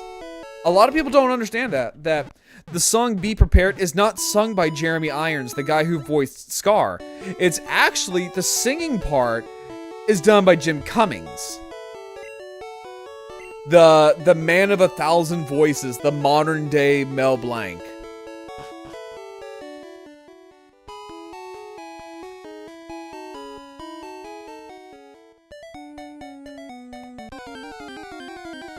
Nope, he just had a... Yeah, and the fact that Jim Cummings got to basically be nigh identical to Jeremy Irons' voice is really telling of just how much of a vocal chameleon he is.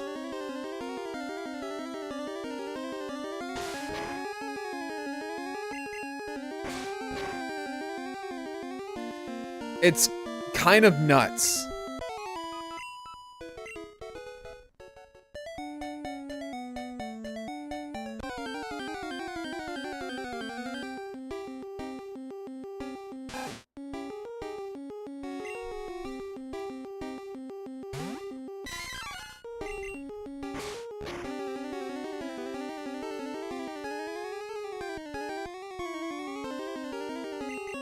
Come on.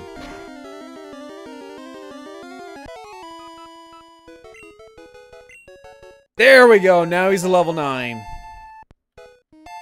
There it is.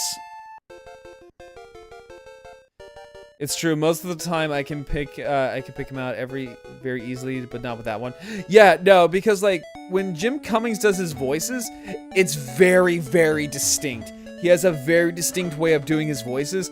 But here, no, like, it's kind of nuts. Also, I'm gonna use the bathroom real quick. I'm gonna put the Be Right Back screen on, and I'm gonna let you guys jam out to the Pokemon music. So I'll be right back, guys.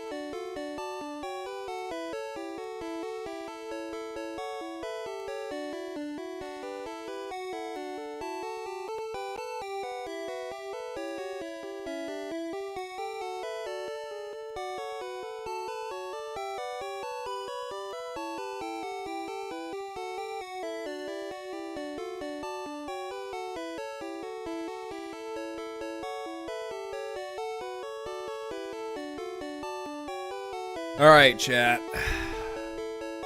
Alrighty.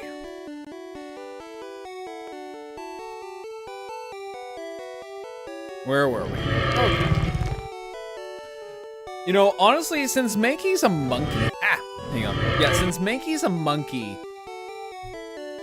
Wait, can Mankey learn Mudsling? Or Mudshot? Was it like Mudsling or Mud Throw?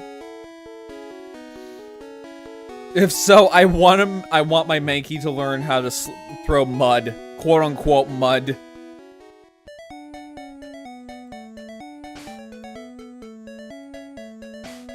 Because it's like, oh no, that's not mud. That is definitely not mud. Alright, so I don't remember it's Mudshot.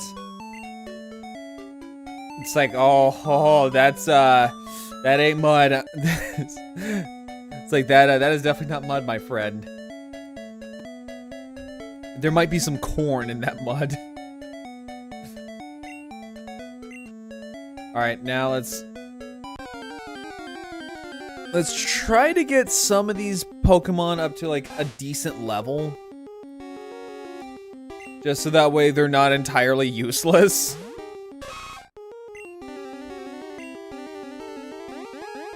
Alright, so Man now knows Low Kick. So for Nidoran, male Nidoran, he needs to be at level... At least a level... We'll do level 8. Yeah, we'll do level 8 with him. So female Nidoran. Let me see here. What kind of moves can you learn through leveling up? What do you know? Okay, so it's about the same with the two of them. It's a little different. So female Nidoran can learn Scratch. By the looks of it, yeah, she can learn Scratch by level 8. But they both know Double Kick by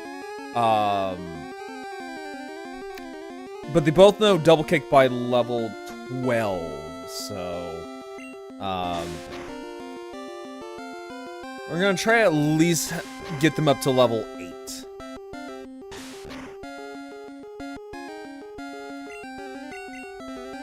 Just so that way they know some form of move other than Tackle.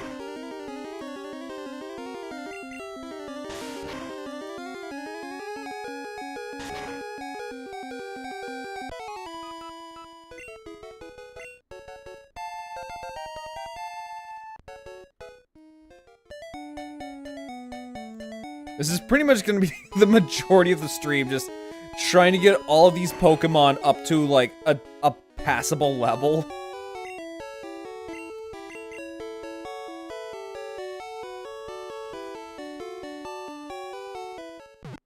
I mean, I could say fucking YOLO it and just Leroy Jenkins the hell out of Brock.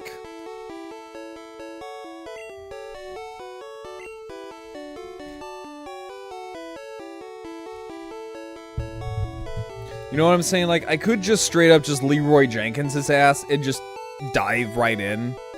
Because at least I have a Pokemon that is passable. And in this game, like, speed is king.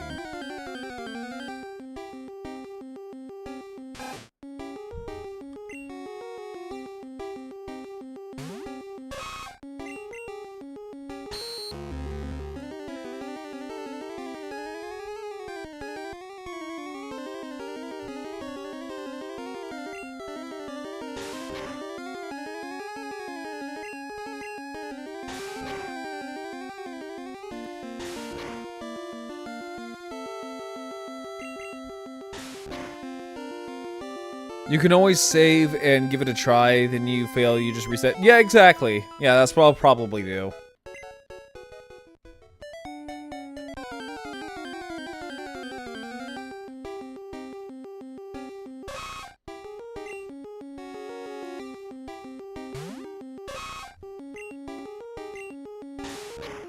Although I do wish that this game would have given you like at least a grass type Pokemon. Like on the way up here, besides like a bug type.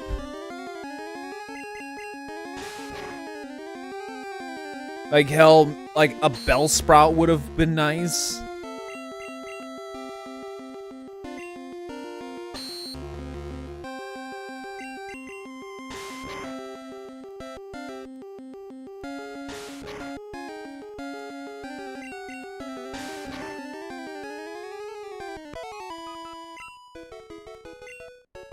Alright, so we got a level 6 now.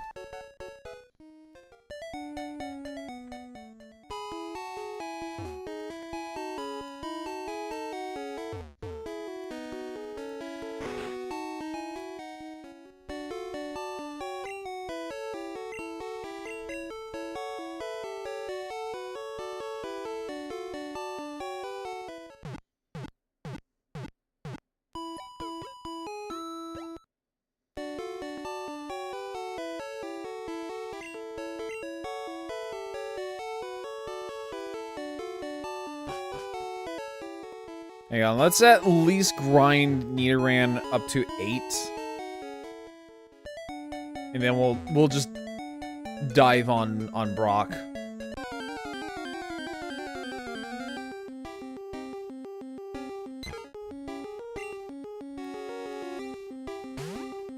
Also, I just want to sit here and say, like, what parent of, like, a 10-year-old just says, "Ah, yes, child, you are 10. Now, go out into the wilderness and go beat the shit out of wild animals and capture them." Like, I want to sit here and just say that, like, the Pokemon world's kind of fucked up. Like, if you really want to think about it.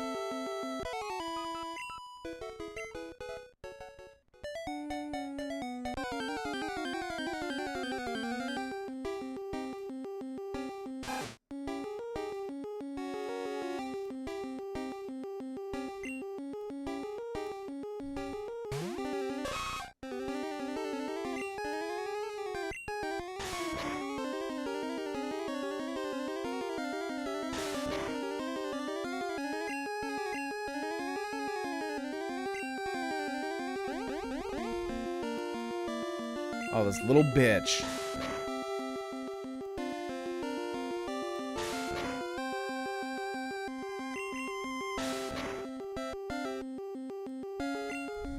Also, I want to sit here and say that I feel like because Nidoran already has a giant horn on its head, I feel like Tackle is just horn attack.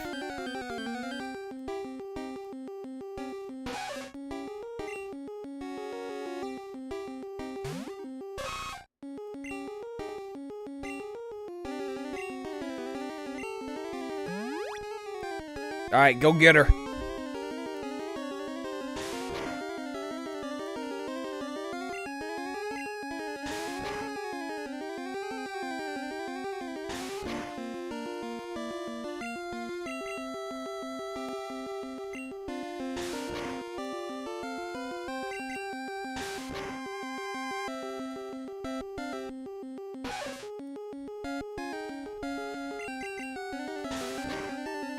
No, I mean, like, honestly, like, for real, like, I feel like that would be kind of a thing where...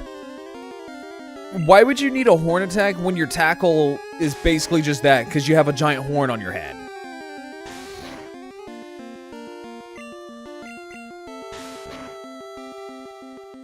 I feel like that kind of defeats the purpose. Alright, get in there, Pikachu.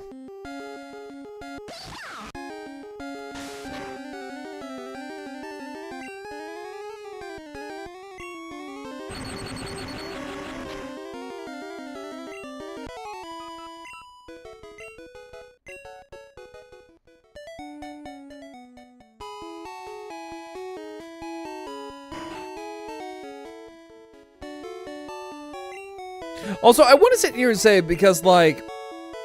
So, Geodudes can float, right? Like, Geodudes float, right?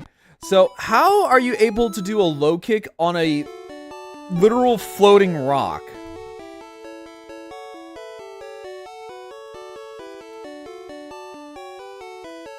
Like, honestly.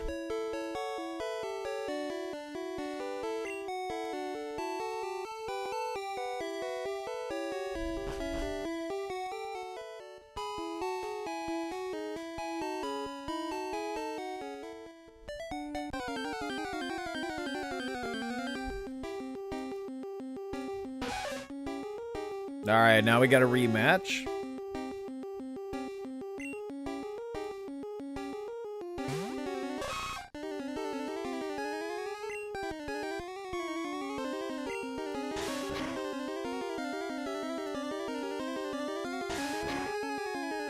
I think hopefully maybe after the first 2 rounds, maybe it should work. Now we actually have like a horn attack now.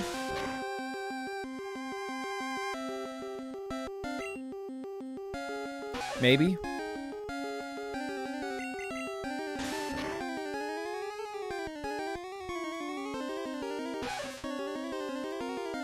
Oh, it's still alive. Okay. There we go.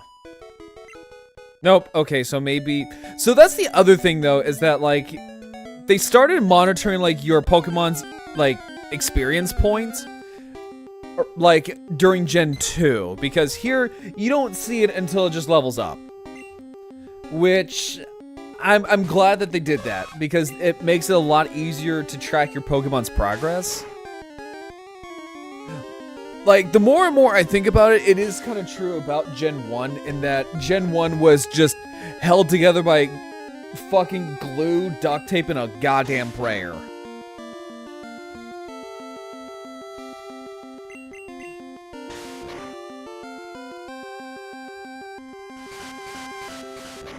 Oh, for sure, yeah. Like, Gen 2 was kind of like the trendsetter for almost all of the modern Pokemon stuff that we have, like Pokemon having gender outside of the Nidorans, breeding, the EXP stuff.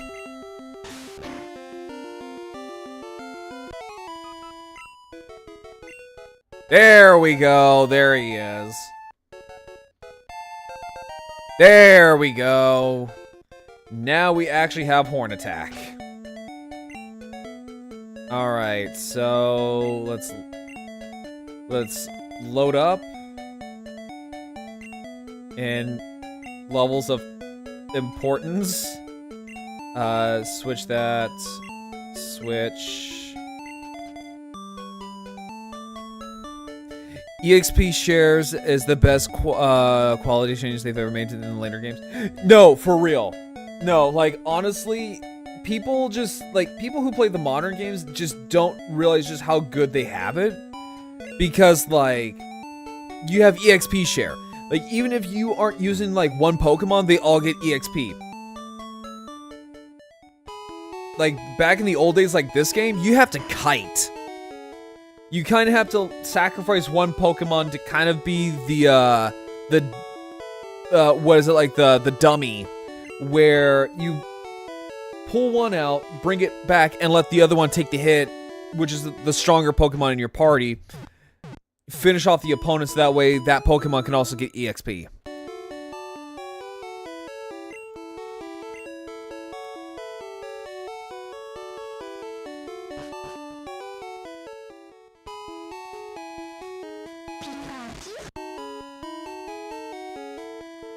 Alright, here we go.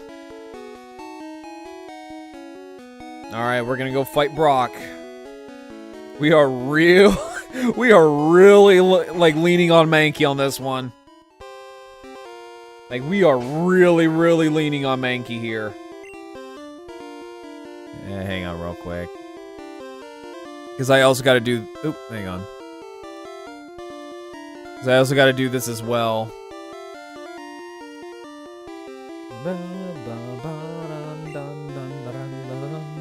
I'm not gonna lie, when the gym theme played in the anime, oh god, no, I got excited. Like, this is legitimately, like, my favorite theme in all of Pokemon.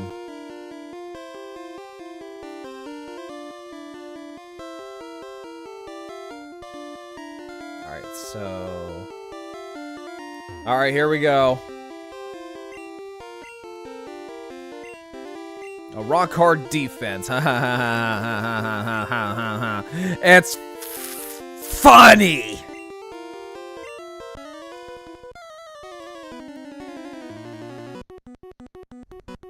All right, here we go, guys.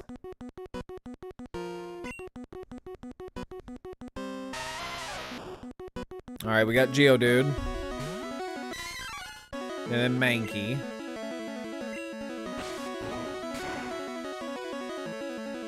Oh, we are leaning really hard on this one.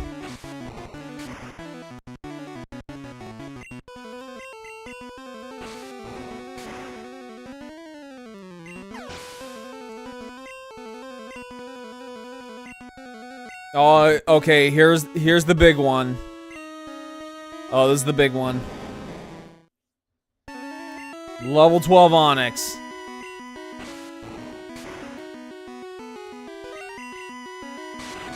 Oh, fuck me.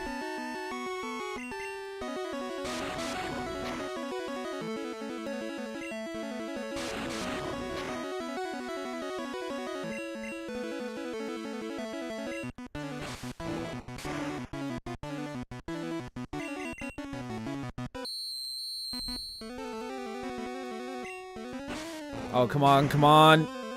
Oh, it's almost there.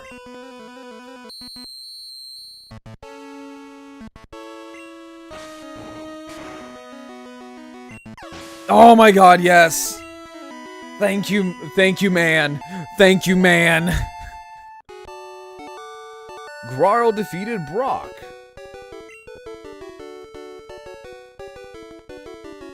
I took you for granted. As proof of your victory, here's the Boulder Badge. Grarl received the Boulder Badge. That's right, I kicked your ass with a fucking monkey. That's an official Pokemon League badge. Its bearers become Pokemon become more powerful. The technique Flash can now be used at any time.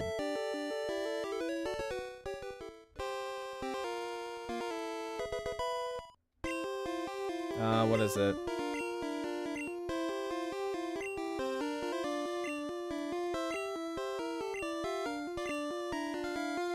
Bide. Okay.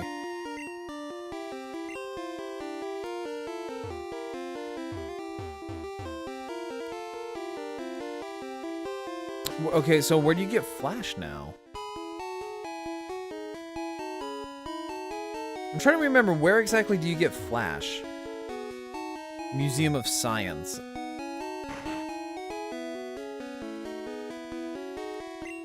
For a child's ticket. Yes, here you go, thanks. Yeah, fuck you. That one is magnificent. That is one magnificent fossil. Oh, it's an Aerodactyl. Aerodactyl, a primitive and rare Pokemon.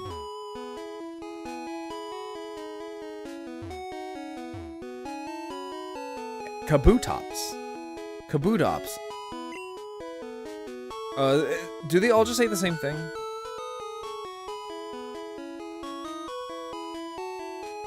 Oh, there's the space shuttle.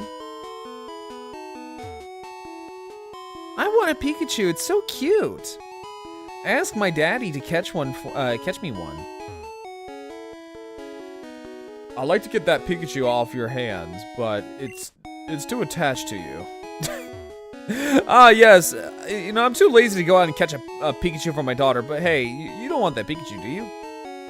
July 20th, 1969. The first oh, okay, yeah.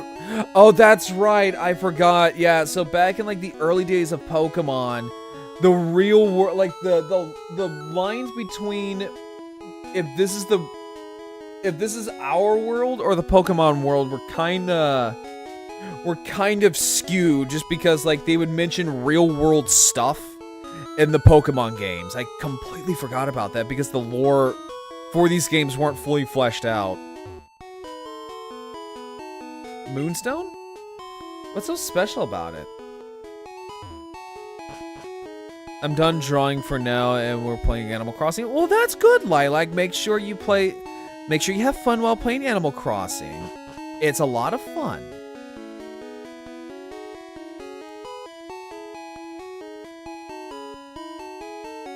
Alright, so... Oh god, that texture. Also, thank you for the lurk, Callie.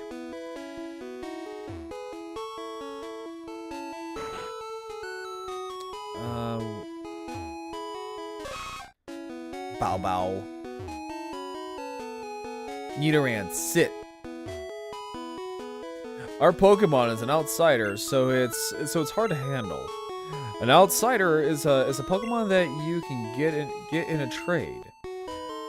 It grows fast, but may ignore an unskilled trainer. If only we had some badge. Only had some badges. Oh, okay.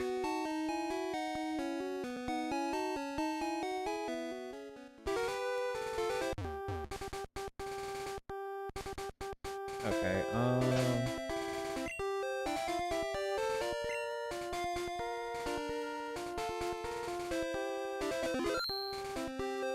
okay.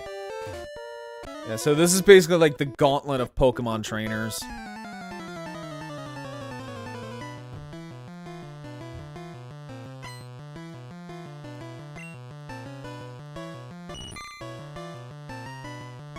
Oh, Caterpie? Oh, that's cute. Alright, kick its ass.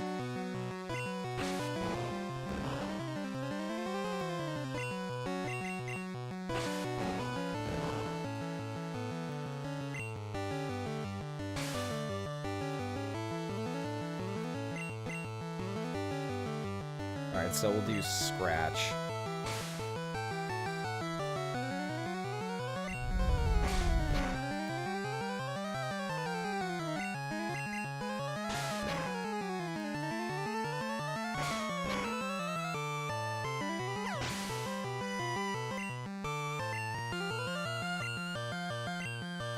Yeah, where can you find Weedle? Horus. He's weaker.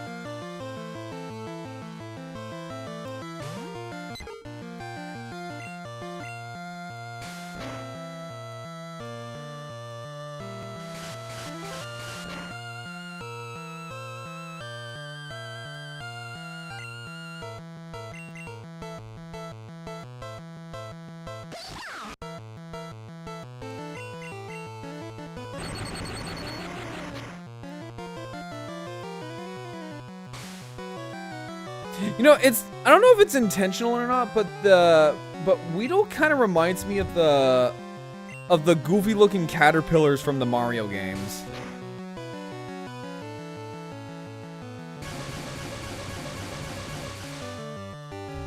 There we go. We should have a little bit of an advantage here.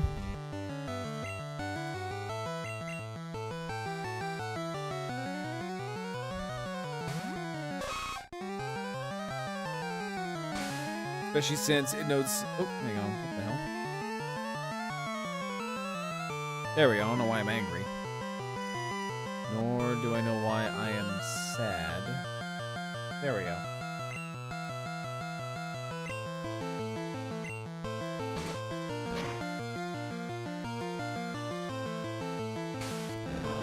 There we go. That's a little bit better.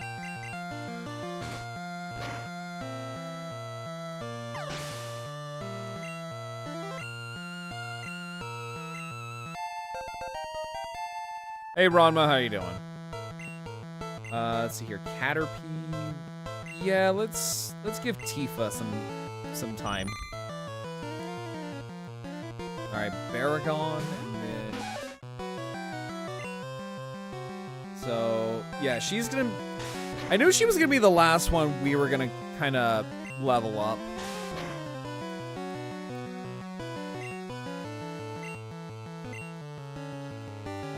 Switch out for Pikachu.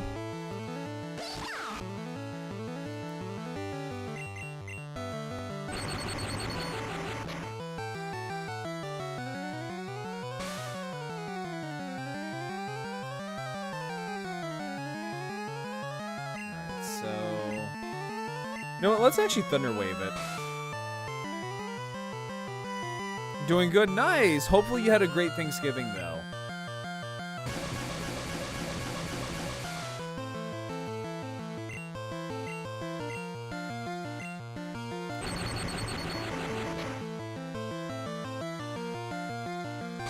You know, out of all the Pokemon in my party who had, like, moves, like, right out the gate, how come Pikachu, of all of them, didn't have, like, things like Tackle?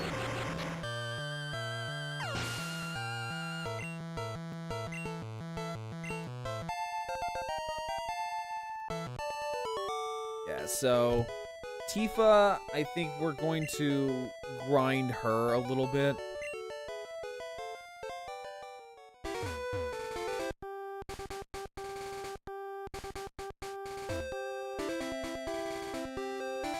Anything over here? No.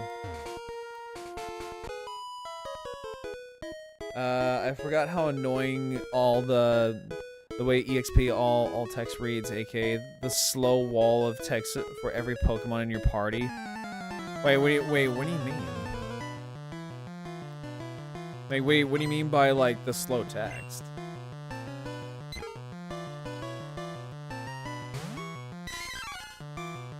Alright, so we'll send out Pikachu.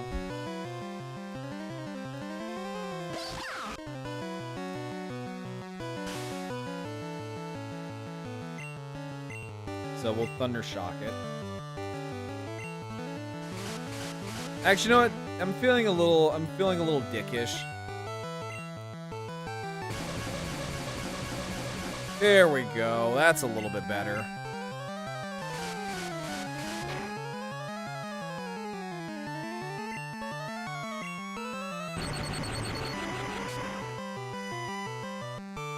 There we go. That's perfect. Again, just feeling a tad bit dickish.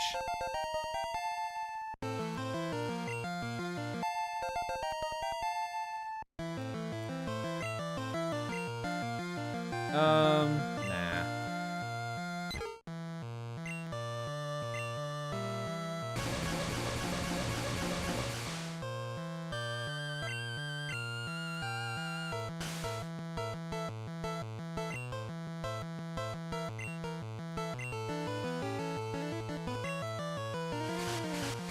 Yeah, there goes our Pikachu.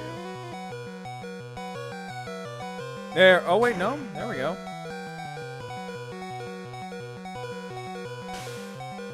Not exactly slow. I just remember how long battles took to end with EXPs all stating the...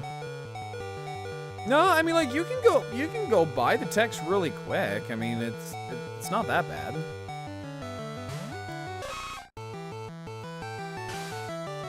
No, what's annoying is accuracy.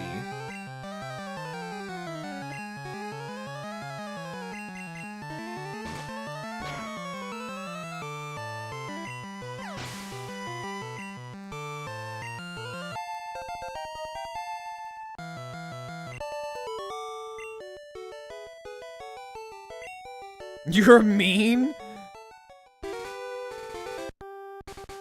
It's like, no, girl, it's just called skill issue. It's just called get good.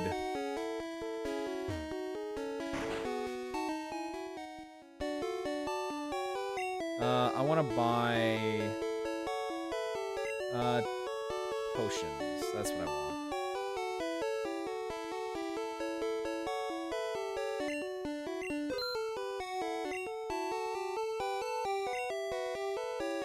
No, what's annoying is the EXP itself, because if one Pokemon uses EXP, or no, if one Pokemon gains EXP, it's only that Pokemon. The rest of the Pokemon in your party don't get it. Until you have to, like, bait and switch. I was remembering it without the sped up text. Again, that's not but Ranma, that's not the sped up text.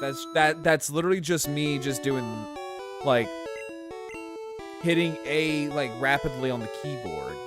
That's not, like, sped up text, my guy.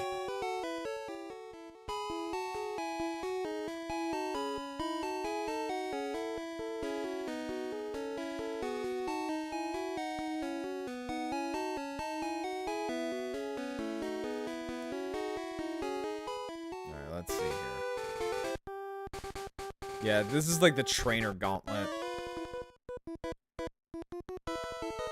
Hi, I like shorts. They're... Oh, it's this infamous little shit. Hi, I like shorts. They're comfy and easy to wear.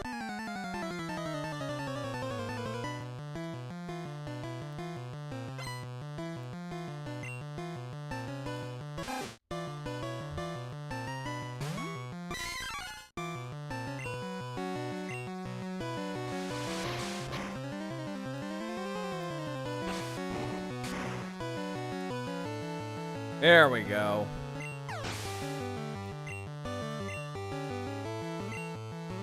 Oh, Ekans. Okay.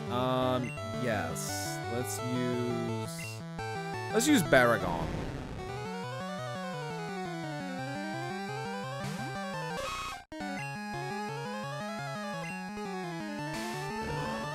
Oh, I know. I'm probably just remembering something that's not really a thing. Something like that stuck in your head. No, like you're fine. No, like the only reason why the text is going by really fast is just me like pressing A over and over.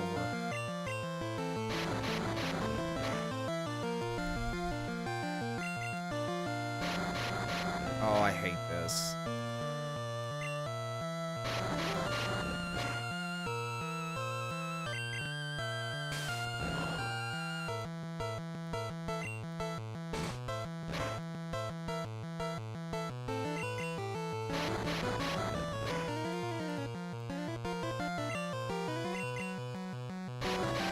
And you can't recall back your Pokemon either. And it's dead.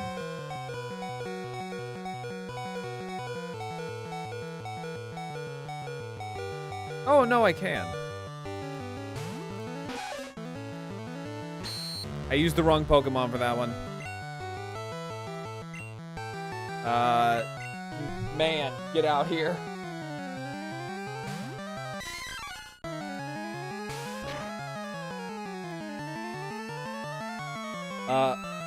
Low kick it to next week, please.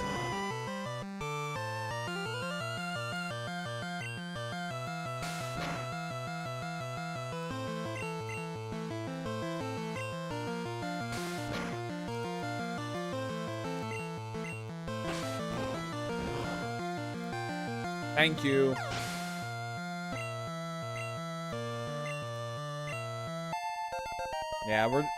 Yeah, our female Nidoran is just gonna have to kite until she's up to like level 8.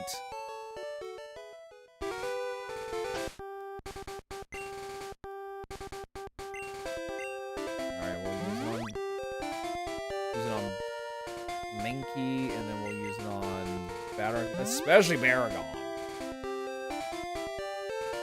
Like, Baragon's really gonna need that. Tifa will switch. Cancel. So Baragon will switch you out with Man.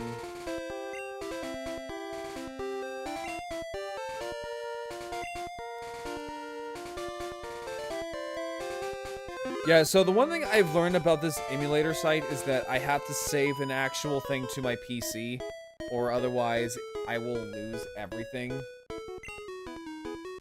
I learned that from playing Pokemon Crystal off stream.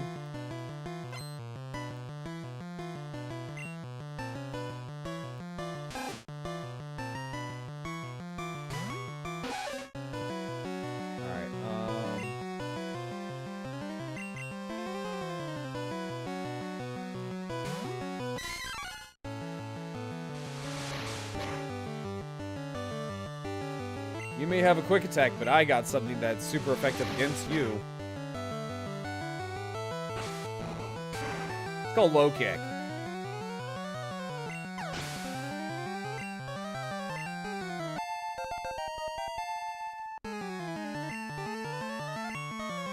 About to use male Nidoran. Yes. Let's pull out Tifa again.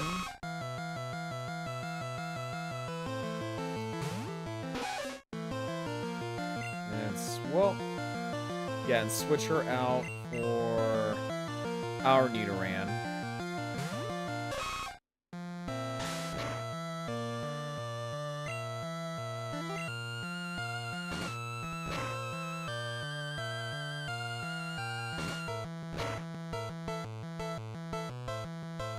Item, potion.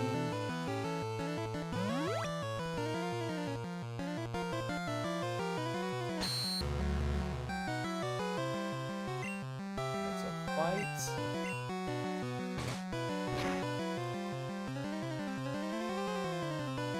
And we're back to square one.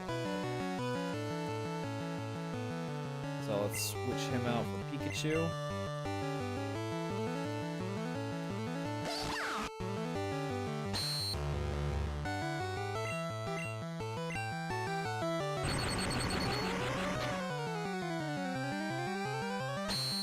Again, I wish Pikachu had, like, tackle or, you know, something.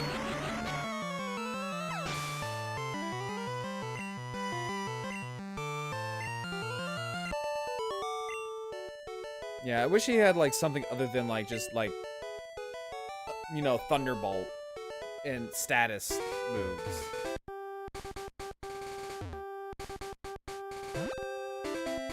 Oh, wait, hold up. I want to see something. Nah, I'm gonna... Nah, I'm like... Nah, I'm a heal. Yeah, I kind of forgot about the whole... trainer gauntlet.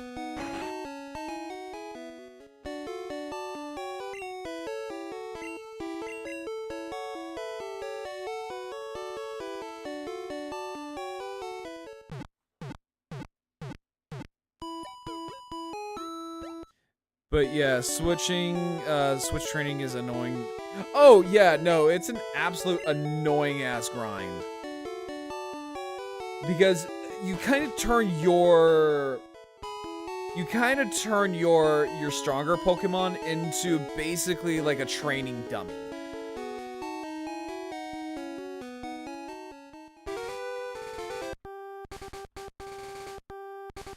Which is very, very annoying.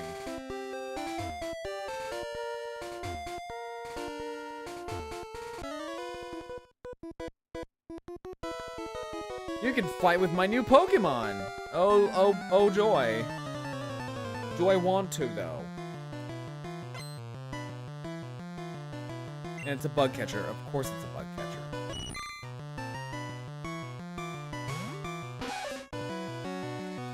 Alright, so we'll switch him out for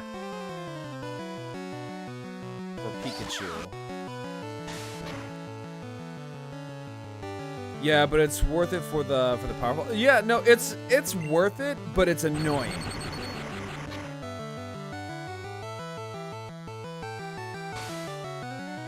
Just like how in like these older games you have to relegate your Pokemon into at least one of them being the pack mule, aka the bitch, aka the HMM slave.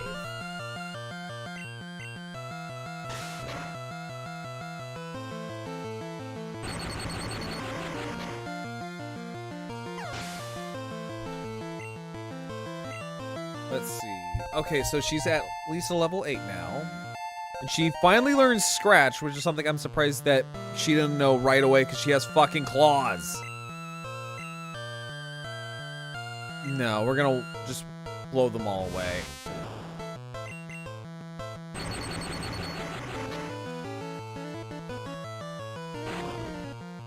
Oh, does this Metapod only know Harden?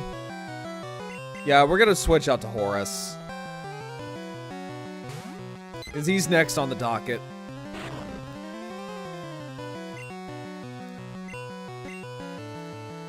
Yeah, he's next on the docket.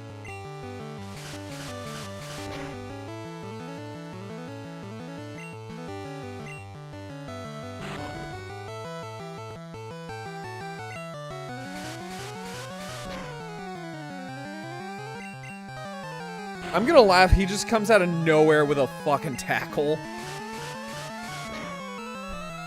Like, doing all this hardened shit and then just, bam, just one-hit knockout my fucking Pidgey.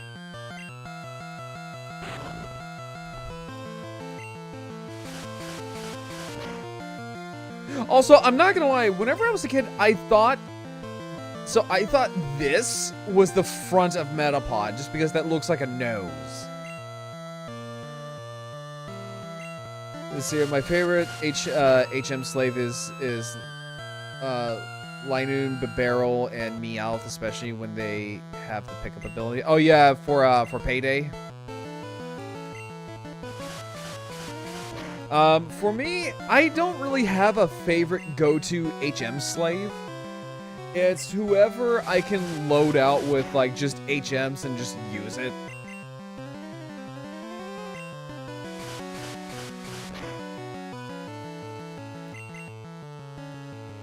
Because I don't think it really matters in Gen 1 games.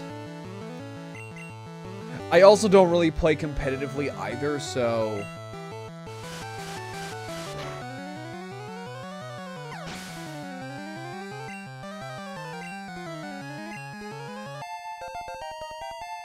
Holy shit, wait, did my Pidgey just jump 2 fucking levels? Did my Pidgey just jump 2 levels? Because it was a level 4, then it was a level 6. What the fuck?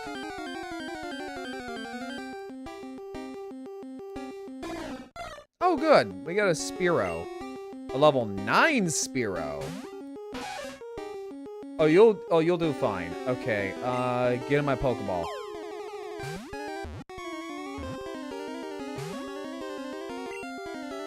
I don't play competitive either. I never got, like, the appeal of competitive playing, like, when it comes to Pokemon.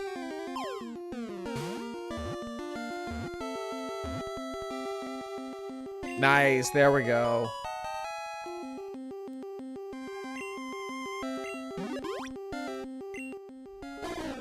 Tiny bird. Inept at flying high. However, it can fly around very fast to protect its territory. Let's see here. What do I want to call it?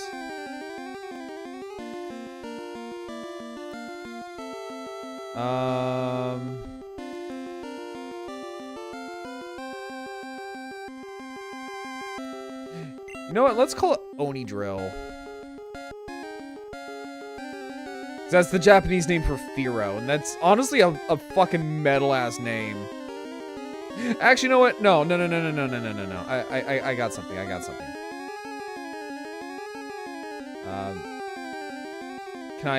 Can I? Literally the only thing, wait, hang on, can I?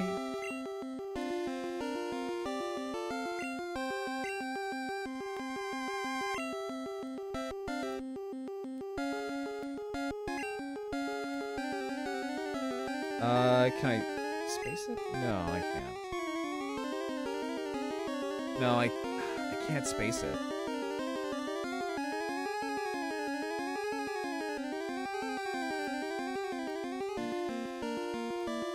Kenya? Nah, not Kenya. Hang on.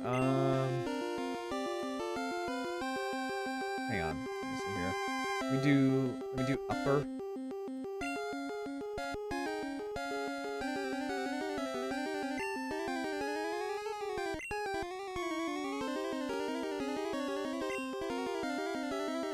Oh, with one character to spare. Laserbeak. Perfect.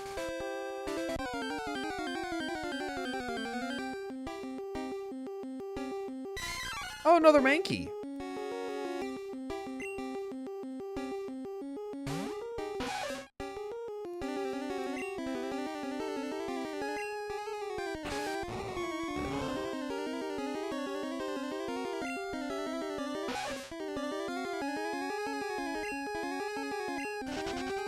Yeah, let's get out of here. Wait, hang on. I want to see something. We go all the way down. Ekans, where are you at? Area unknown. Okay.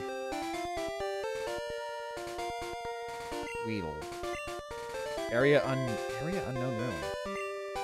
Can you not catch beetles? Can you not catch beetles in yellow? I thought you can. I'm sure you can.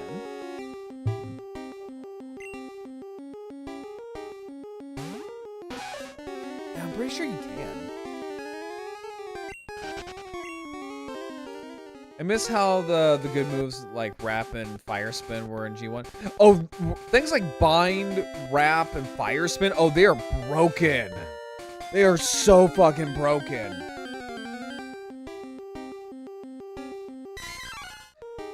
You can literally get caught in the fuck you loop of like Bind, Wrap, Fire Spin. Let me see here.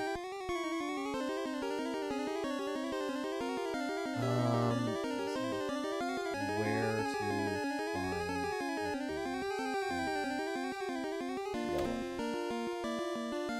You cannot find. Oh, because it's a version exclusive Pokemon that only appears in. Oh, okay, in red and fire red versions. Oh, that's bullshit. Yellow version exclusive.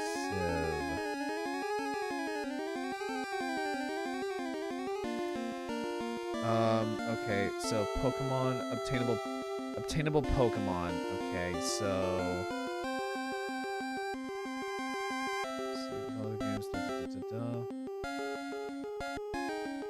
okay, so it says that. Wait, can you not get? Okay, so I guess these are as with all games, yellow versions of Pokemon are not available on the game of the Fire. Oh, that's bullshit. Okay, so the ones that are not available in Pokemon Yellow are. So the ones that are not available in Pokemon Yellow are Weedle, the Weedle line, Ekans, Raichu, okay, that makes sense. Meowth, Persian, Coughing, Jinx, Electabuzz, Magmar, really? And Mew. Really? Huh. I did not know that. That is a crock of crap. Yeah, I just found that out, Ranma. Yeah, no. Like that is a crock of crap.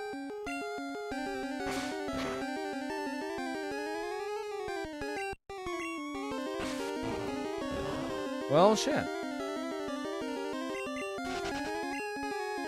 So I always thought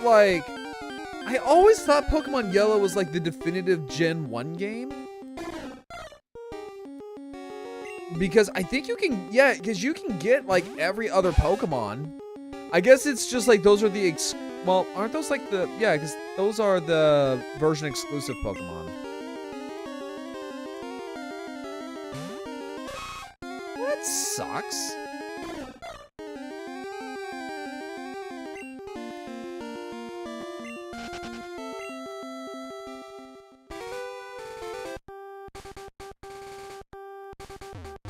Yeah, I typed it in and popped up on the screen right after you finished it. No, you're fine.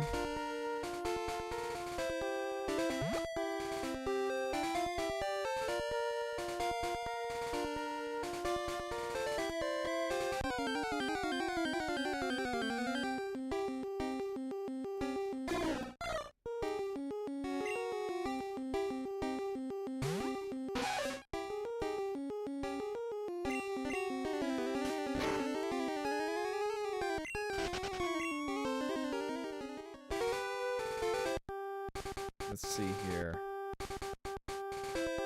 I think this is Mount Moon, right? Yep, Mount Moon. Yep. Yep, I remember Mount Moon. This is the one where it has like a fuck ton of Zubats.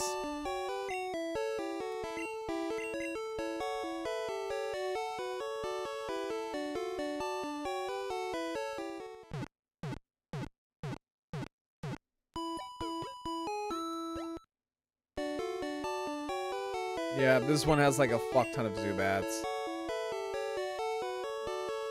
The way I see it, you can't get the Team Rocket iconic Pokemon. True. Yeah, you know, I never thought about that. Yeah, no, you're right. Also, hi, Koi, how you doing? Oh, wait, hang on. Let me actually save before I hop in there real quick.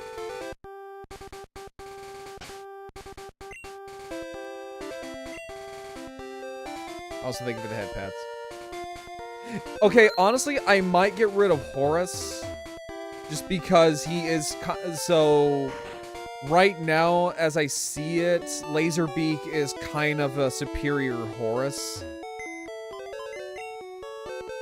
Insane back pain from falling off. Oh my god, are you fucking okay? Deposits. Let's do Horus.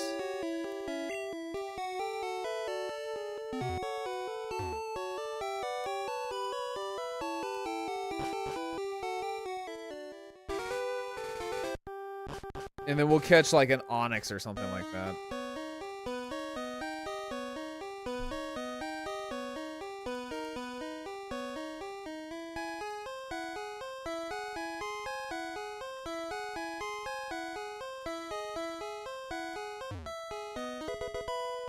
Oh, it's TM... It's TM12.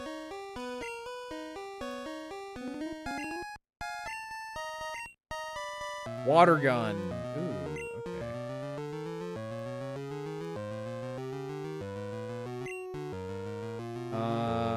Okay, so... Surprise, surprise, none of them. Let's see here. Yes, I know that Magmar, Electabuzz, and Jinx are Team Rocket, but those are close enough. True. Oh, Zubat. Okay. Do I want a Zubat? Probably not.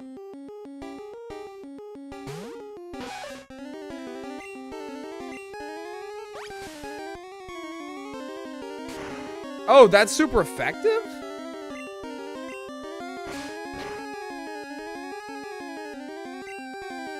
Okay, alright. Go get it, Laserbeak.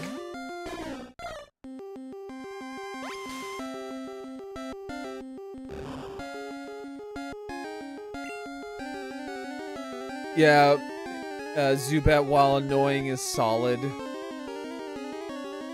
The spaghetti code of early Pokemon. Yeah, no, we were just talking about that and how like the early Pokemon games were just held together by fucking duct tape and glue.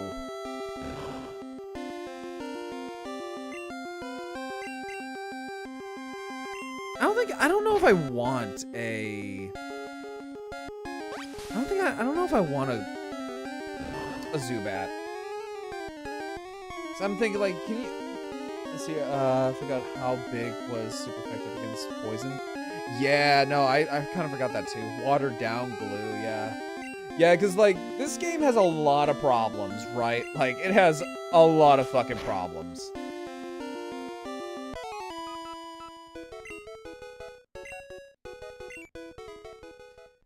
Like, we were just talking about how Bind, Wrap, and, like, Fire Spin were so goddamn broken.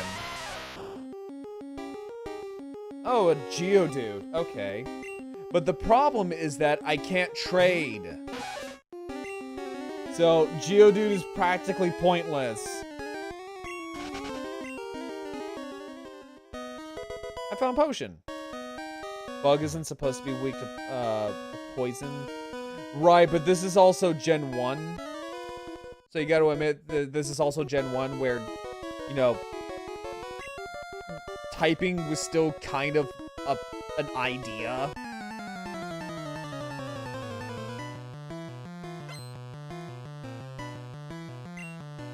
Because I want to say, like, Bug and Poison were lumped into the grass category. At least I know so with, like, the trading cards. I think it's still like that today. I can't remember.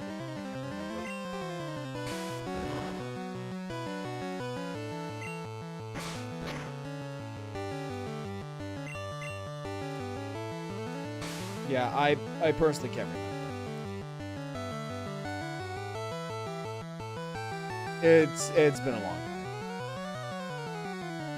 Hell, it's been a long time since I've actually touched a fucking like Pokemon trading card.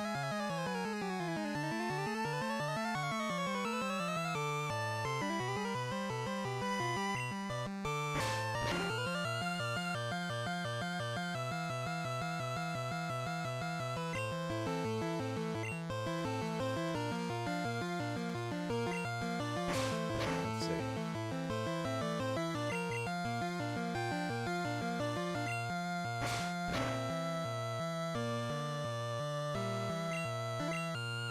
Yeah, Bug isn't supposed to be weak to poison, yeah.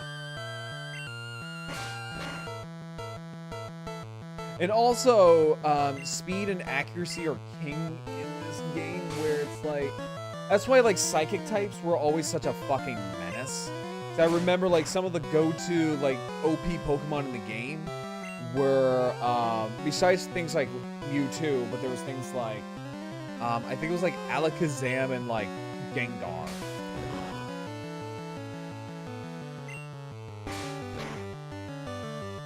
Yeah, Alakazam and Gengar were like so fucking OP. Just because psychic types had like such a ginormous advantage in the game. About to use Kakuna. Yes, let's pull out Laser Beam. I could have swore you could have gotten Kakuna in yellow. The fact that higher speed made you crit more often also broke the game. No, like, exactly. Especially, like, if you had something that was against another Pokemon, like, flying and, like, to, like, Bug. Oh, yeah, no, you're a menace. Like, because you can basically just almost one-shot your opponent. Kadabra is just as good as Alakazam. It's just a couple stats lower in Gen 1. Yeah, but what I'm saying though is that like the go-to OP Pokemon back in the day were things like Alakazam and Gengar. No, I take that back. Alakazam, Gengar, and Electrode. Because Electrode was... I think Electrode was the fastest Pokemon in the game. I want to say.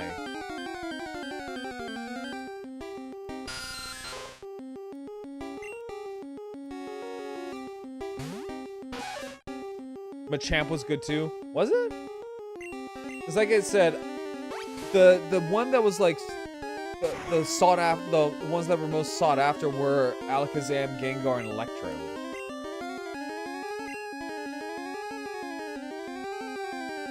We'll do Pikachu.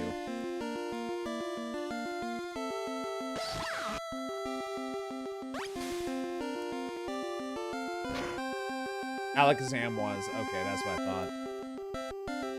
Wait, Electrode wasn't? Cause I know Electrode was like a really fast Pokemon.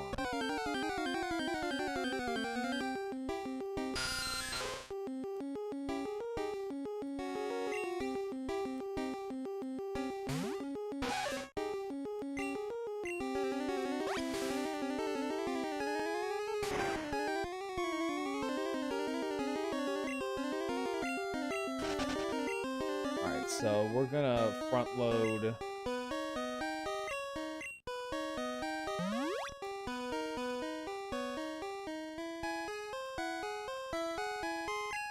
Yeah, so we're gonna front load Pikachu.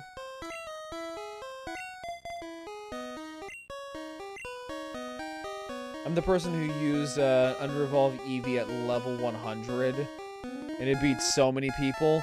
That's just being cruel. That's just, you know, that's some tomfuckery.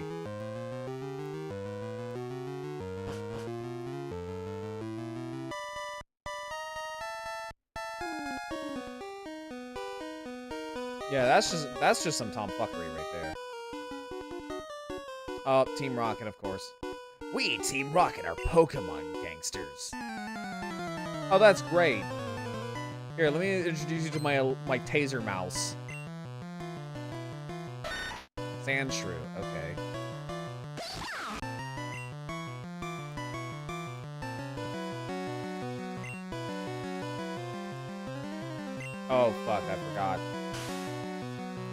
Fuck, I forgot.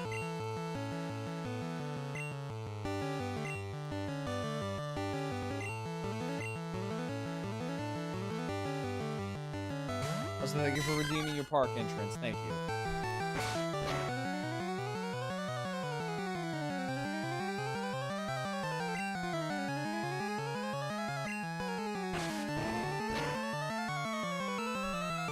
We're gonna kick this little armadillo like a soccer ball.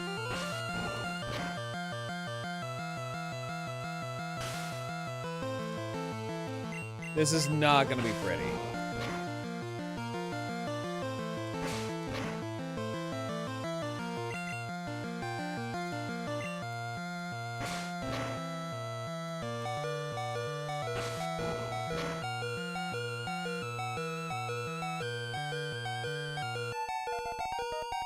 Trying to learn quick attack. Yeah, I can think of a move. Let's get rid of Tail Whip.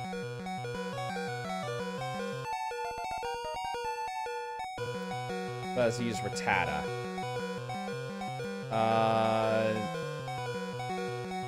No.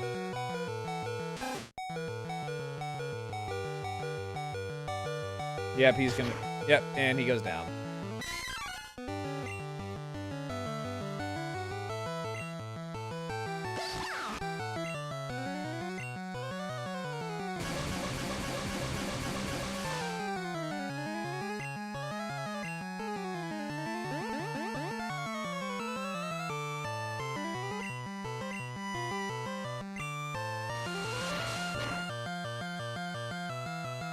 Well, at least it's something that's other than Thunderbolt.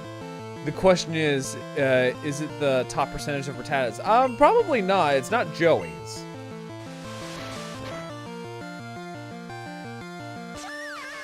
God damn!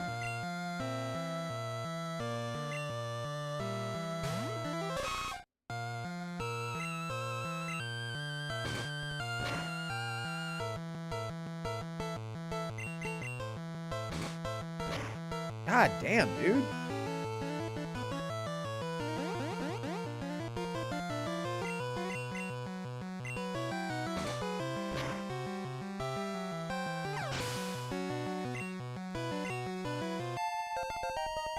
All right, Baragon. You're gonna have to carry it.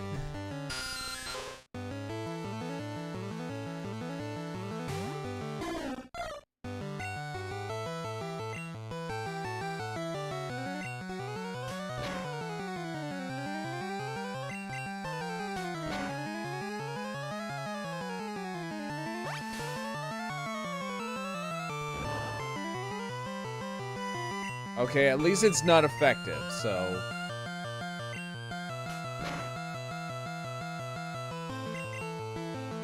Oh... Okay, Laserbeak's gonna have to carry this fight.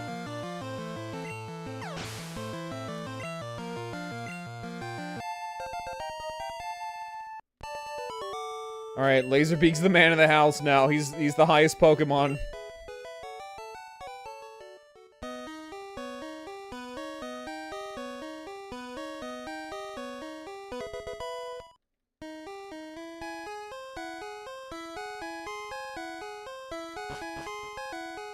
And there's no escape rope either.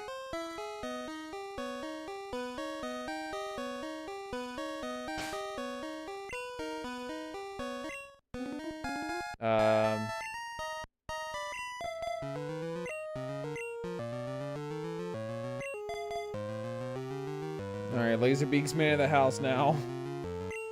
Oh, this is gonna be fun.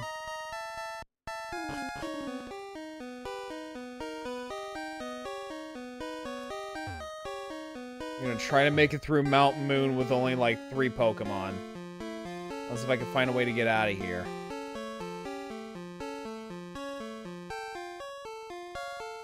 Okay, good.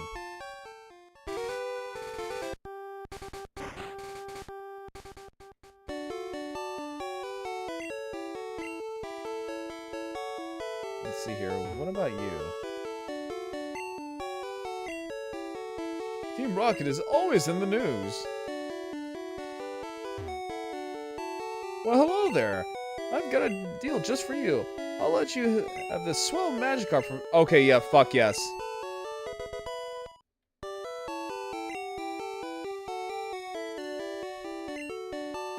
Yes.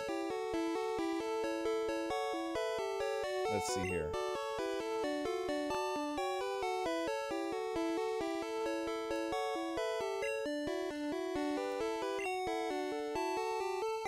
We're gonna call it Leviathan just because of Gyarados.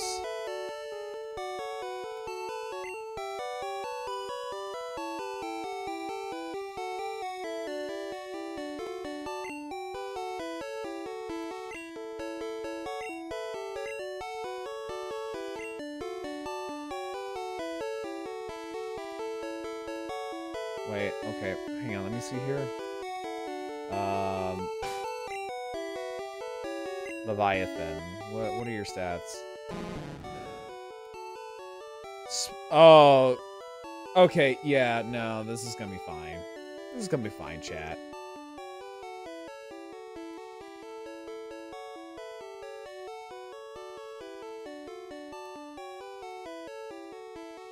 Yeah, so basically what we're gonna have to do is kite Leviathan until it becomes a Gyarados. Which shouldn't be too much of a problem. Because I think Gyarados, evolves at... No, Magikarp evolves to Gyarados at, like, what, 21, I think it is?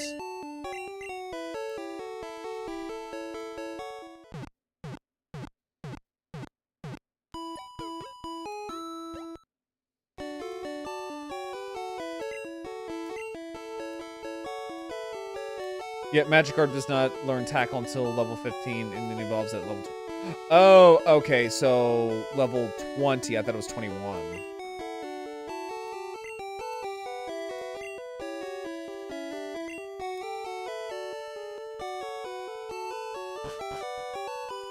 Wait, let me see here. How much money do I have? $100. Okay.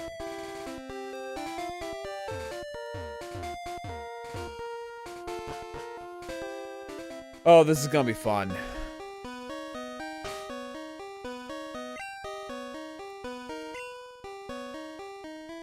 Oh, this is gonna be fun. I can already see that.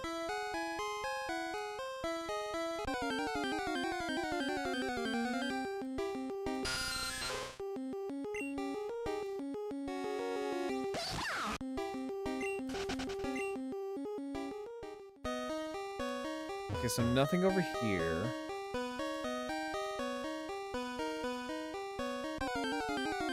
God, there's so many fucking Zubats!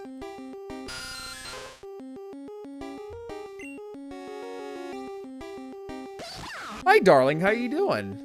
I see dinosaur theme, and I must say hi. How you doing? Yes, welcome in. Welcome in. Yes, I am a T-Rex VTuber. It doesn't look like it, but yes, I do have T-Rex feet. Hang on, let me show off the whole model real quick. There you go. But yes, welcome in. How are you doing today? Yeah, I rarely ever get to show off this model, or the full thing of this model, but yes, I do have a tail, and I do have dino feet. And I do have really good abs. I'm good besides being hella cold. Honestly, I feel that. Like, it's really fucking cold up here. Let me see here. But outside of that, I'm doing pretty good. Right now, I'm just hanging out with chat, and we're playing some Pokemon Yellow, because I'm feeling nostalgic today. Yeah, and also, I do kind of consider myself an amateur paleontologist, and I do love talking about dinosaurs.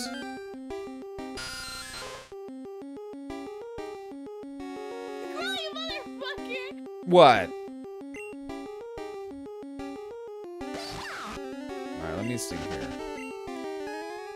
Which is funny because, like, when I was playing Digimon Time Strangers, I actually have, like, an entire dinosaur Digimon team.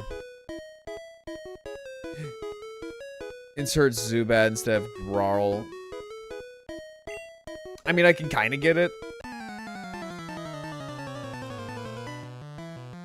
Thank you. Okay, honestly, darling, you kind of made me realize that I need to put up my Christmas decorations too. See, there we go. We could have used that for the first gym. Okay. No, it's just... Koi, I haven't heard that in so fucking long. Denver, the last dinosaur. He's my very best friend in the whole wide world. Denver, the last dinosaur. Yes, hi, I'm a child of the 90s.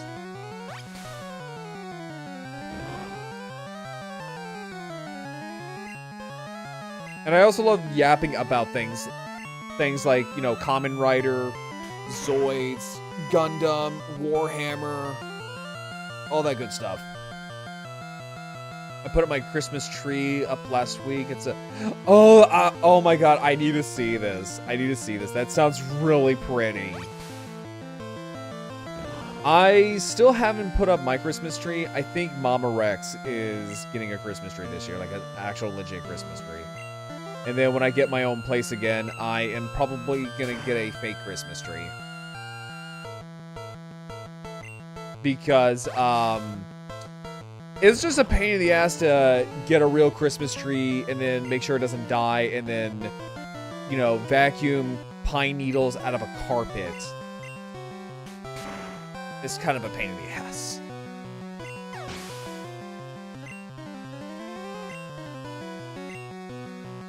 Alright, what do you got? Bellsprout. Ooh. I just helped my mom put up hers too. Hers is Grinch theme. Oh my god, that's amazing. And, you know, honestly, I miss... Like, being up here in Maine, I kind of miss things like going to Universal Studios. Because, like, my family has had a family tradition where around this time of year, we would all, like, go to Universal Studios and go to, like, Grinchmas and stuff like that. And God, do I miss Grinchmas.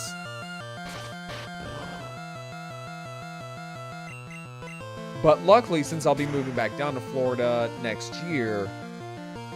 Yeah, so I'm originally from Florida. I moved up to Maine. And then sometime next year, I will be moving back down to Florida. For military. Because I will say this, though, is that we do proudly support our service people. Oh, but that's not no, like, I'm very, very open about where I'm from and all that stuff. Now, I will say, though, what part of Florida, I will be living in the Tampa Bay area. Where in the Tampa Bay area? Now, that part I cannot say. But Tampa is also, like, a huge city, so... And a lot of other little subsections. But yeah, no, like, I don't mind telling people.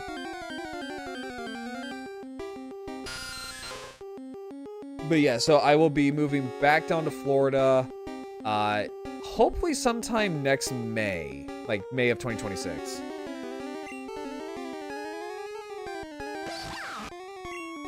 Let's see, I don't want to thunderbolt the little fucker, I just want to get the hell out of here. Although I will say though, I do really love the environment up here in Maine. Like, it is gorgeous. It is absolutely spectacular. But the problem with living up here, the one thing I am realizing, and the one thing I'm realizing really quickly, is just how expensive everything is. And how super, super heavy, like, taxing it all is. Like, it's a little much. Always like Florida when I'm there for vacation. It's not bad. It's just, you kind of need to know where you want to go. Because, like, I've lived in Central Florida, so I've lived almost all over the Tampa Bay area. And Tampa's gorgeous, right? The Tampa Bay area, beautiful, beautiful place. The Panhandle, not so much. I've lived in the Panhandle for, like, a decade. And it's, not great. Oh, there's our Moonstone.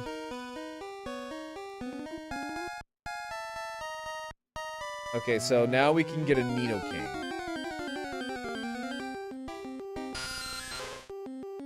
but I want to, well, no, we'll get a Nidoking and then we'll wait for the Nidoqueen.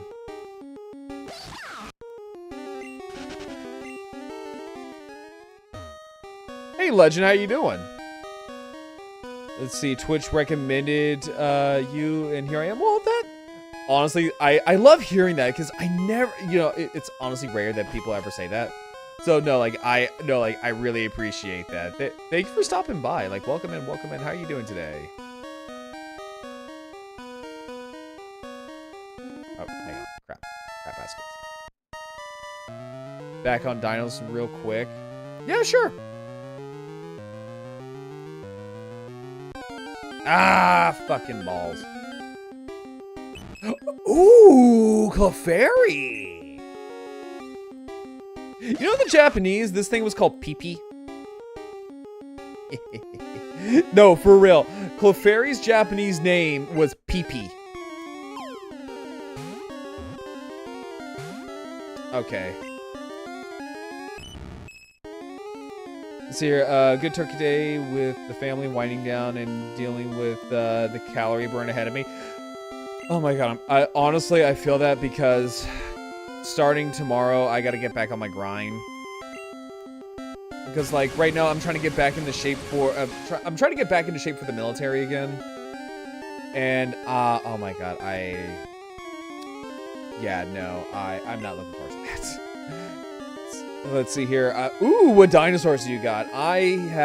So I actually have a dinosaur tattoo on my chest. I have a T-Rex skull tattoo. Let's see here. Just don't kill it. Yeah, so I was a service member, then I was a veteran, and because of the economy, I'm going back into service. Also, a legend. Thank you for redeeming your park entrance. Thank you. But yeah, no, darling, which dinosaur tattoos do you got? If you don't mind me asking. Yeah, it pounded me.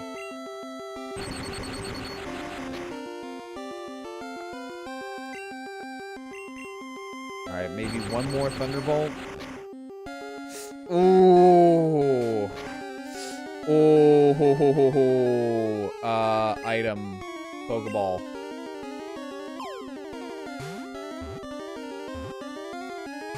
Oh my god, fucking stubborn.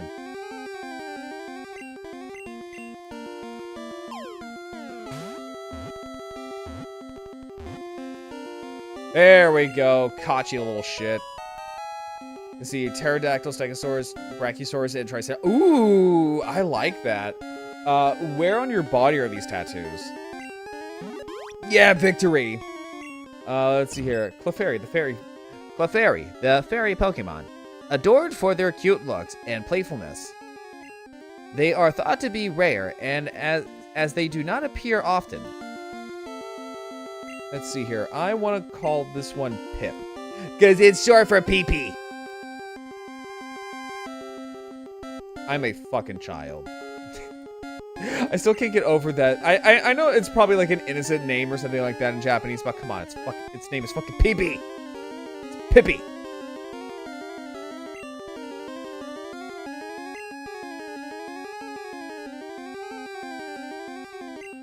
I can't get over that.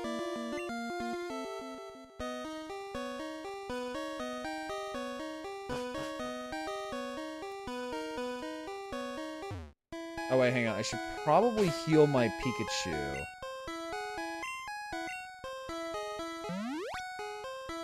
There we go. Let's see here. The real question is, what's your rival's name? I named him Blue just because I'm a fucking basic bitch.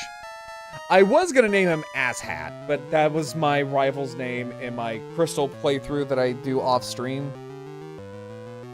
See, going up my forearm, the Pterodactyl is at my wrist, and it ends with the Triceratops. Oh, that's really cool. So okay, so do they like bleed into each other, or are they just like separate creatures?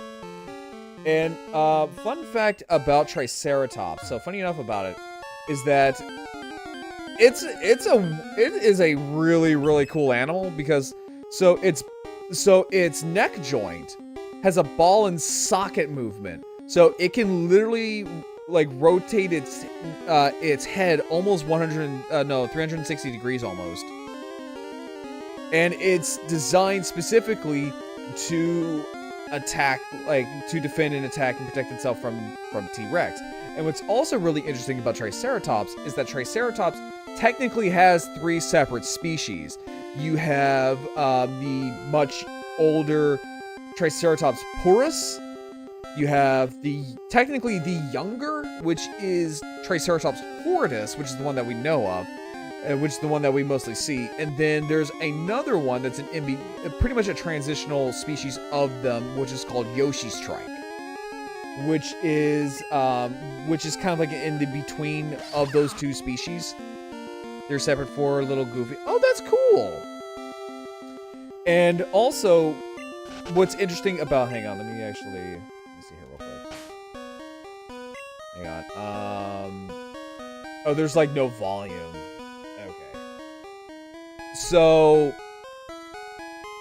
what's also interesting about things like Brachiosaurus, and this is going to dive a little bit more, into pop culture, but what we see in Jurassic Park is not Brachiosaurus. Yes, it is Brachiosaurus, but it's not Brachiosaurus. So what I mean by this is that it's a relative of Brachiosaurus, but it itself is not Brachiosaurus. So what we see in Jurassic Park is not Brachiosaurus, it is what is known as Giraffatitan. And there's a difference between Brachiosaurus and Giraffatitan, besides, well, Giraffatitan is a lot bigger. Giraffatitan has that more pronounced skull, like what we see in the movies. Now, Brachiosaurus does have that kind of bump, but it's not as pronounced as Giraffatitan. And also, their nostrils are not on the top of their bumps; it's on their where their nostrils should be. That's a common misconception. Now, what's also interesting though is that in the movie, we see. Also, hang on, sorry, I got like fucking dog hair on my keyboard.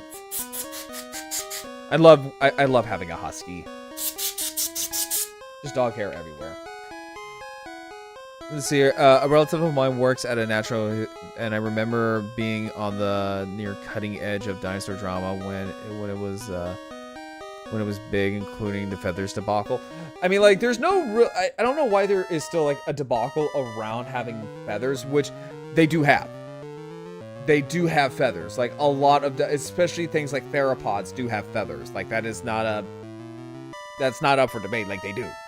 Now, which ones do have feathers? That's another story, because there are theropods that don't have feathers. We have evidence that show that they don't have them. However, there are some that do have them. See, got them the same day I got my potion bottles. Ooh, wait. Oh, potion bottles. Like, what kind of potion bottles are we talking about? So another thing with Brachiosaurus in Jurassic Park is that in the movie, we see it, like, rise up on its back legs and then just slam into the ground. Now, in real life, the dinosaur cannot physically do that, right? Just because of the anatomy of that dinosaur, it cannot do that. So, in real life, that dinosaur just killed itself. Because that dinosaur reared up on its 2 tinier back legs, and then basically slammed down with almost its entire body weight on the front legs, which in reality would have made those 2 front legs kind of buckle concave, and it would have died. Right then and there. And also with Stegosaurus, what's also really cool, but what's also really fucking bonkers about Stegosaurus that a lot of people don't know, is that Stegosaurus actually has body armor in its throat. We actually have evidence that shows that Stegosaurus had body armor to protect its throat from things like Allosaurus. It's a really odd, but it's a really, really cool fossil finding. See, they're just hearts. The bottles get empty as you go down my... That's really... oh my god, I love that. Oh my god, I fucking love that. I fucking love that. Another really cool thing about Stegosaurus is that we also have and also Darling, thank you so much for becoming a park guest. Thank you, I'm glad I won you over. Now, what's really interesting though about Stegosaurus is that Stegosaurus is, and also a legend. Thank you for, a legend is afoot. Thank you for becoming a park guest. Now, what's also interesting about Stegosaurus is that Stegosaurus is also we have fossil evidence of the first ever recorded nut shot from a Stegosaurus. What I mean by this is that there is a groinal injury in an Allosaurus's pelvis. And basically, it came from the thagomizer of a Stegosaurus, the tail spike of a Stegosaurus, gored this Allosaurus right in the dick. Or what we would count as a dick. And that poor bastard died from that. So, it's like, yeah, no, it's both comical and also tragic at the exact same time. And funny enough, the word thagomizer, right? So the word thagomizer is technically speaking not a proper scientific term. Where we got the name thagomizer, which is again the name of the tail spike of the Stegosaurus, came from a newspaper comic from the early 2000s. I know this because I remember reading about it as a child. I remember this this newspaper comic very clearly. And it was a bunch of cavemen huddled around a projector, and it was saying like, basically saying like, this is what killed Thag. So there was a caveman named Thag that died from a Stegosaurus. And it was just colloquially known as a thagomizer until scientists just upfront adopted the name thagomizer as its official term. It's kind of funny. Now, what's also interesting, though, is that there are prehistoric animals named after Pokemon. There are a couple of Pokemon named prehistoric animals. So, see, I love when pop culture influences science. Oh yeah, no, it's funny. So, in Pokemon, there is a Pokemon called Aerodactyl. Now, in the real world, there is an actual pterosaur called Aerodactylus, named after the Pokemon. And there is also a Cynodont. Or no, not a Cynodont, but it's a Therapsid, which is a mammal-like reptile, as the old term is, or stem mammal, as it is known as now. But there is for all intents and purposes, a mammal-like reptile, which is a reptile that has mammalian traits, and there are more closely related to mammals. There is a mammal-like reptile known as the Bulbasaur. Not Bulbasaur, but Bulbasaur. And when the oh my god, hi Tots, how you doing? Welcome in, Raiders, welcome in. You're just in time with me giving a very nerdy paleological lesson about dinosaurs and Pokemon. How you doing, Tots? Welcome in, everyone. I am Grarl. I'm a T-Rex VTuber. I'm a variety streamer. I like to yap about a lot of things. Right now I'm talking about dinosaurs and stuff like that. I was like talking about Warhammer 40k, Kamen Rider, Zoids, Godzilla, and all that nerdy stuff. Also, how are you doing, Tots? How was your stream? Also, thank you for the hydrate and the posture check. Oh, that felt good. Also, this is actually a good time to actually stop for the night, because we're actually at the 4-hour mark and we can just chat until that time is up. Hang on real quick. But yeah, how was your stream, Tots? What'd you do? Always a fan of OG Pokemon and nerdy combos. Okay, yeah, then you're in for a good time. Okay. So, Let me go ahead and exit out of the game. I have to actually save the actual spot where I'm actually at in the game. Okay. But yeah, so welcome in everyone. How I'm doing pretty good. Like right now we are kind of wrapping it up for the night. Because we are time went by fast. Yeah, we're actually at the 4-hour mark for streaming tonight. And you actually caught us at a time where I was talking about how there are prehistoric animals named after Pokemon. We did demons and the stream crashed and then played some Fortnite. Oh yeah, because like Fortnite's been like on a grind with like all of like the different collabs and stuff, aren't they? But yeah, no, I'm doing good. But yes, also Tots, if you do need a raid and dash, I completely 100% understand. Thank you for entrusting me with your community. But no, so what I was saying though is that like, so there is a mammal-like reptile known as the Bulbasaur, and when the scientist that discovered it was pressed, they said, I don't know, wink wink nudge nudge, I don't know what you're talking about.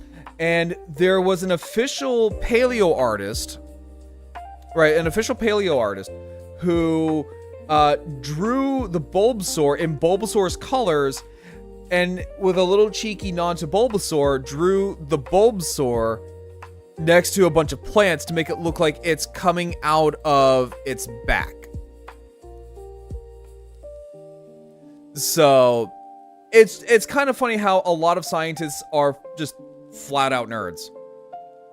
Gotta make dinner and work on packing for a trip. Ooh, nice. Where's the trip to, if you don't mind me asking?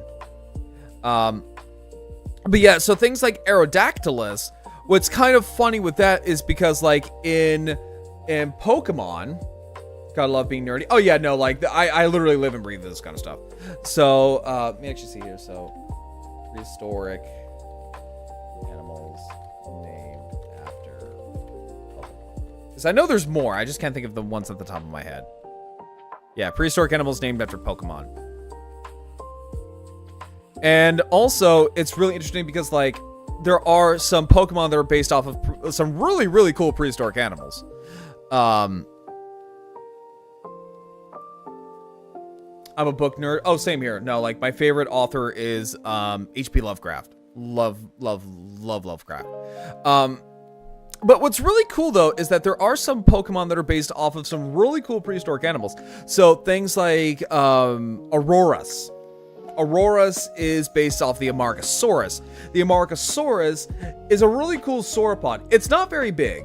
It's not a very big sauropod. It's I think it's a relative of the Diplodocus. So I think it is a Diplodocus, which is basically a relative and in the same family as Diplodocus. But if I remember correctly, Amargasaurus, it's a sauropod, aka a long-necked dinosaur that was found in South America. And I think it was like no bigger than, I want to say an okapi. It's not, in terms of sauropods, it's not very big. In terms of human to scale, it's a decent sized sauropod. But like Aurora's, it has the two sails that goes from its head to down the base of its neck. And it has a absolutely bonkers ass cousin called I think it's called Bahardosaurus, that kind of has the same neck / facial head crest or sails as a Amargasaurus, except it just takes out the sail part and all of its I guess you could call them like spines. They face forward into this wicked ass mohawk. It's a really cool little sauropod. Another one that's also really interesting. Now, the one that kind of strikes me off as really interesting is things like Rampardos and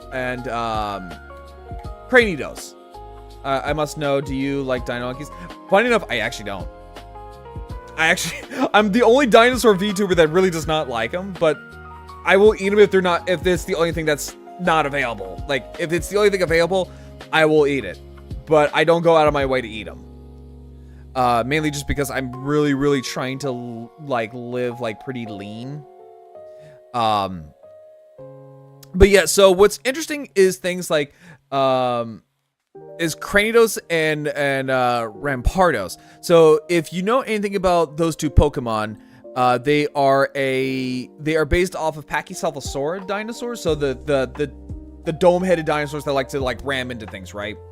Now what's interesting about them is that Cranidos is based off of Pachycephalosaurus, whereas Rampardos is based off of a dinosaur known as the Stygimoloch. Now, and this is going to have a little bit of contingency with things like those two dinosaurs, is because the Stygimoloch is considered to be the juvenile form of the Pachycephalosaurus, where Pachycephalosaurus is considered to be the adult version of a Stygimoloch, where Cranidos is based off of Pachycephalosaurus and Rampardos is based off the Stygimoloch. So it should be kind of like switched around, because Cranidos is kind of like the baby version of Rampardos. Understandable, but judging. Oh no, like you can 100% judge. You can 100% judge me all you want about that one. No, I'm just kidding. Like I said, I'll eat them, but I have to be very hungry to do that. And then there's things like Armaldo. Armaldo and its pre-evolutionary form are based off of what are known as Animalocarids. And Animalocarids are basically, Anorith and Armaldo are based off of Animalocarids, which are these basically murder shrimps. Right? They are planet Earth's first ever apex predators. So if you were a soft, squishy, slug-like animal back in the Precambrian era, these would be your nightmare. But to a human, I think they're no bigger than your hand. Like, they're not too big. Some can get pretty big, but for the most part, for Animalocarids, they don't get that big. Now my favorite of these kind of like little references is Dragapult, next to Tyrantrum, in terms of like these like Pokemon that are based off of prehistoric animals. My favorite one has to be Dragapult, because it's very creative in its design. So if you know anything about Pokemon, then you should know about what a Dragapult is. So if you don't know, like if you don't really play the Pokemon games, or you haven't played any of the recent ones, let me show you what a Dragapult is real quick. Because Dragapult is a really creative design for a ghost type dragon pseudo legendary Pokemon, right? So let me show you real quick. So this right here is Dragapult, right? So this one right here is Dragapult. And Dragapult is based off of what is known as a Diplocaulus. Now, Diplocaulus is a prehistoric amphibian. It looks like a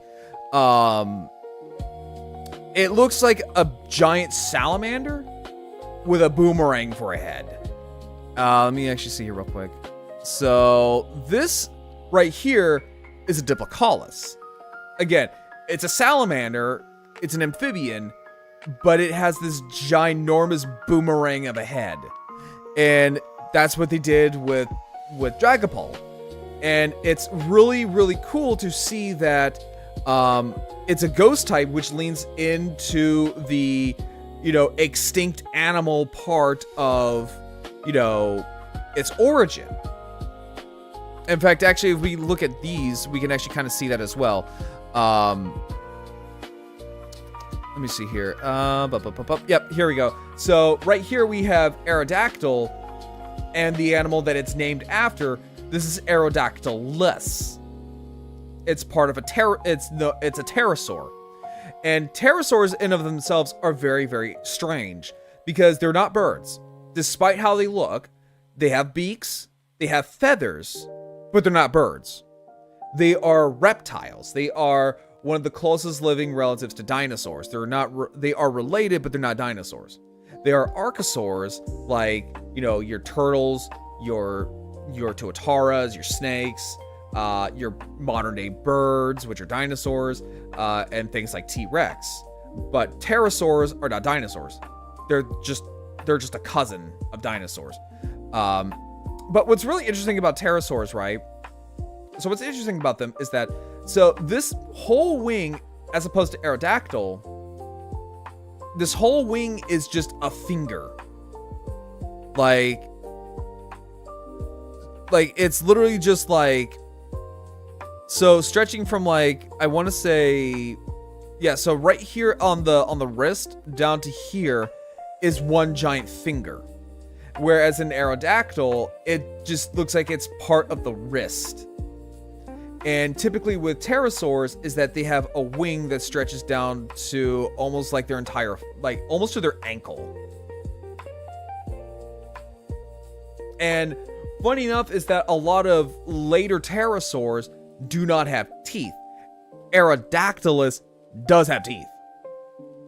I could just say I'm so happy I stumbled across you. Oh yeah, no, like prehistoric animals are like one of my mini autistic hyperfixations. And that makes me really happy that people say that. So what I was saying earlier about Auroras. So this little guy and its evolutionary form, Amara and Auroras, this is based off of what is known as the Amargasaurus. And let me see if I can find it real quick. That's kind of a literal interpretation of that. This is an Amargasaurus, or an artistic rendition of an Amargasaurus. Actually, wait, hang on. Amargasaurus. Here we go. Not Ark. I don't want to look at Ark. Ark is its own weird wackadoo variant of it. Let me see here. Let me find a good example of this guy. That's not AI. Fuck AI art. Let me see here. That's a good interpretation. That's a good interpretation right there. Okay. So this is an Amargasaurus.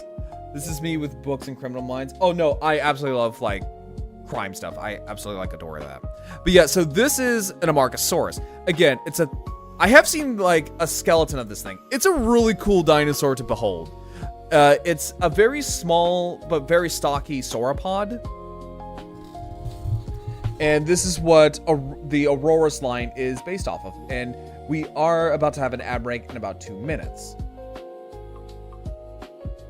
Yeah, it's a really cool and really stocky little sauropod. Which, if you don't know what a sauropod is, sauropods are the scientific term for the long necks.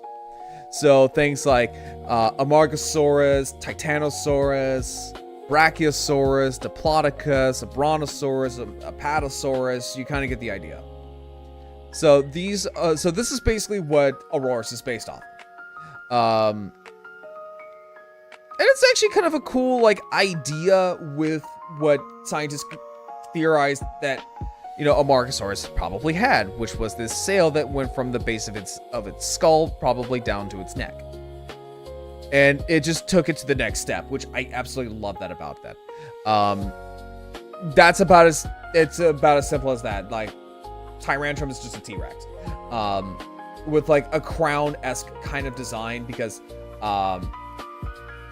it's known as the king of the dinosaurs. It's about as simple as that. I mean, like, it doesn't get any more deadpan serious than that, or deadpan like simple. Which is still a really cool dinosaur. It's like my second favorite Pokemon too. I know what I'm going to be talking about tomorrow. Oh yeah, no, like, yeah, please, like, tell people that like you got a dinosaur lesson from a VTuber. So here we go. So these are kind of like inspirations. So some of these are pretty simple. So we have Kabutops is based off of mostly like sea scorpions. Amistar's an ammonite. Carcosta is an Archelon. Lileep and Cradlily are, I think they're called crinoids, or I think they're just called like sea lilies. I can't really remember. What's really cool is Archeon, or Archeops. Archeon and Archeops are based off of two separate dinosaurs that are closely related to birds. And it translates to their lore in the Pokemon games as well. So Archeon is based off of what is known as the Microraptor, and Archeops is based off of, Archeon is based off of the Archaeopteryx, whereas Archeops is based a little bit on the Archaeopteryx, but it's mostly based off of Microraptor, which is a, here we go. This is perfect. Yeah, so this right here, this is a good example. Also, hi Dragon, how you doing? Yeah, so this one right here, also we're about to start, actually no, we're in ad break baby jail for those who are not subscribed. So I will wait until all of you fine lovely people are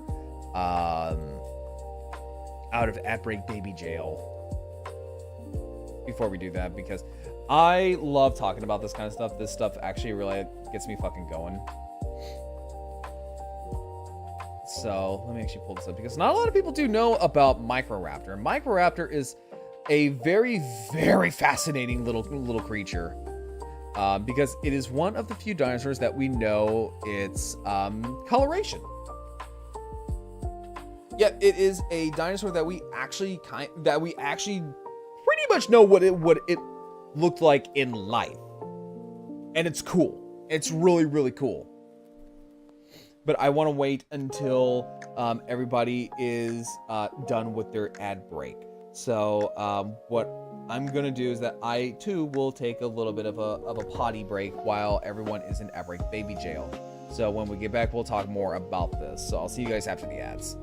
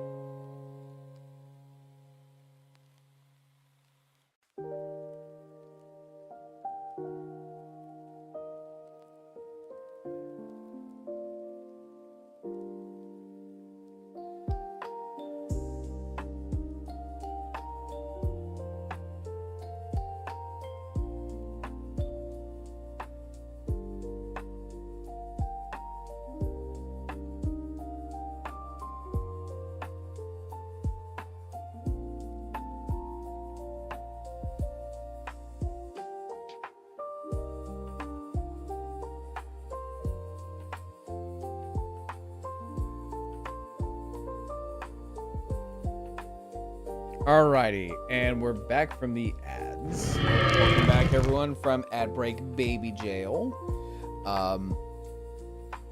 But no, what I was saying before all of this, right? So what I was saying before all of this was that, so what's really fascinating is things like Archon and Archeops. So Archon here is based off of a Archaeopteryx, which is a small Ad Break Baby Jail is my new favorite thing. Yeah, that's what I like to call it. I like to call it Ad Break Baby Jail. For people who are not subscribed to the channel, that is where people go to take a little bit of a break, which is totally fair.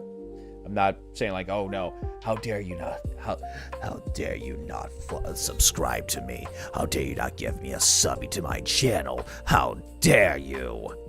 What are you, a freeloader? No, I'm not gonna do that. Which, by the way, everyone, I'm an amateur voice actor as well.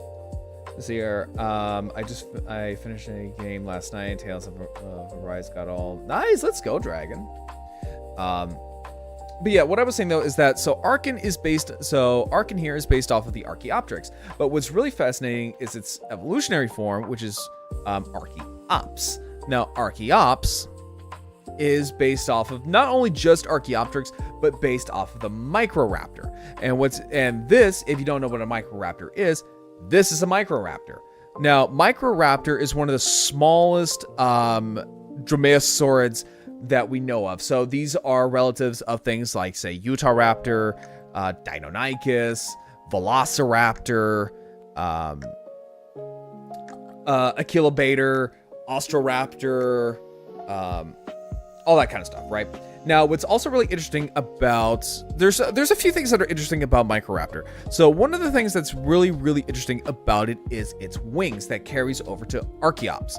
So Archeops has these little winglets on its legs. And, well, so does Microraptor. Microraptor is basically a prehistoric biplane.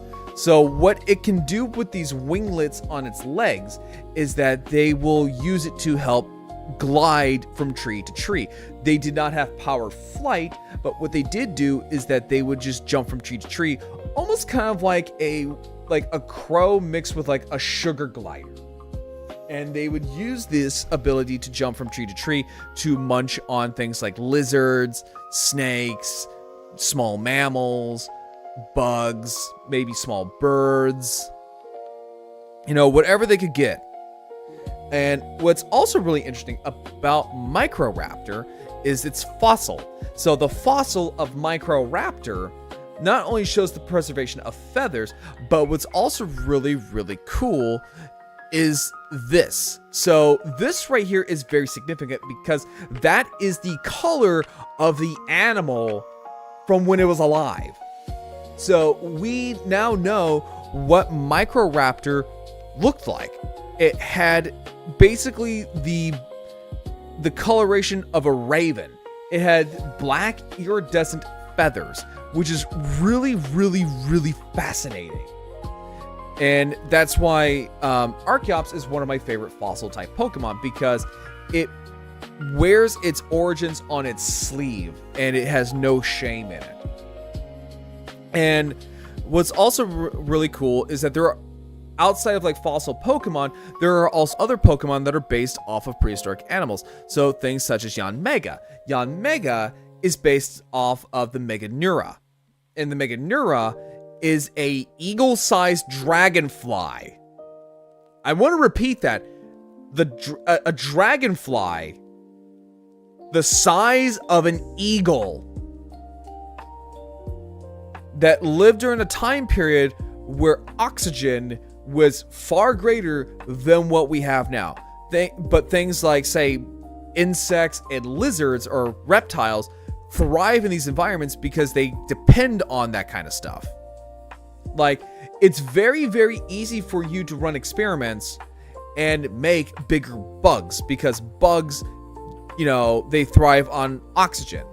More oxygen in the air means that you get bigger bugs. And that's what happened in the Carboniferous period.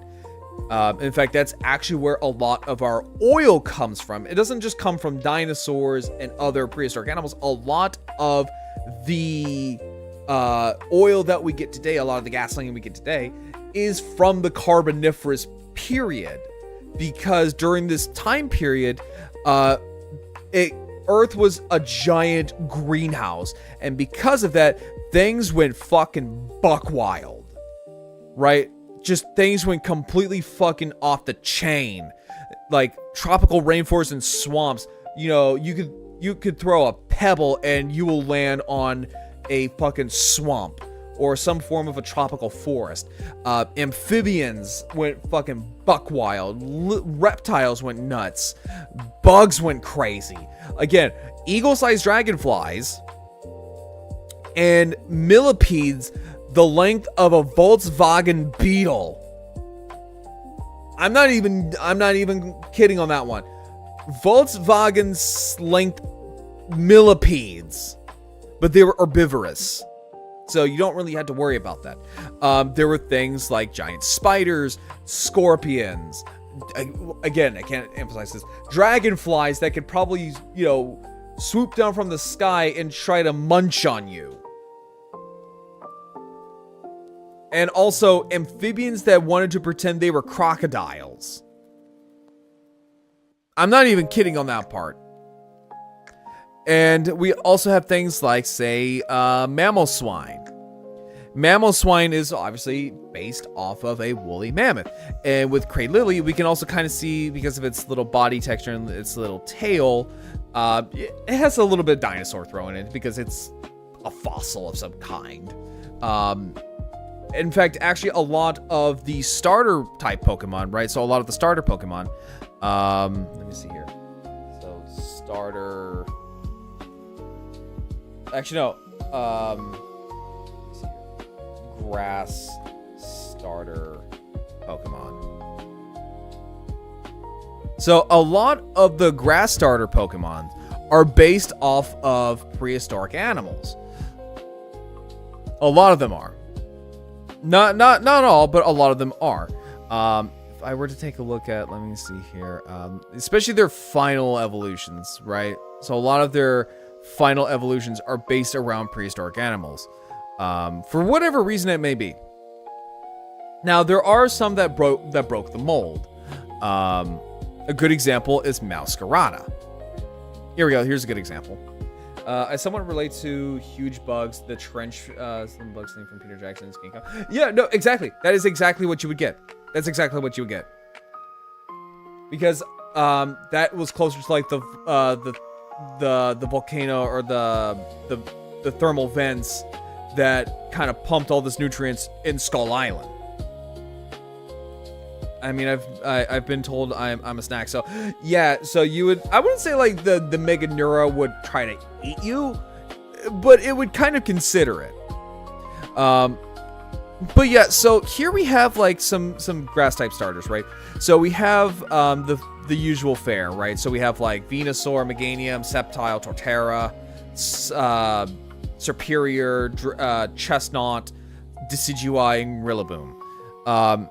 So if we were to go down the line, because apparently it has been confirmed that Venusaur, because I remember a lot of people were trying to debate on what the fuck Venusaur is, but according to the creators, it's like a toad. So we can rule out like things like Dicynodons, like what a lot of people thought it was based off of. And apparently we can now roll in things like Beelzebuffo. Beelzebuffo was basically a pug-sized toad that could eat baby dinosaurs. And it lived in Madagascar, which Madagascar and its dinosaur, you know, stuff is a whole nother fucking story because it's so goddamn crazy. But yeah, Beelzebuffo was big enough to snack on small dinosaurs to just baby dinosaurs. Then we have Meganium, which is a sauropod. We have and then we have things like Sceptile, which is based off of Dilophosaurus.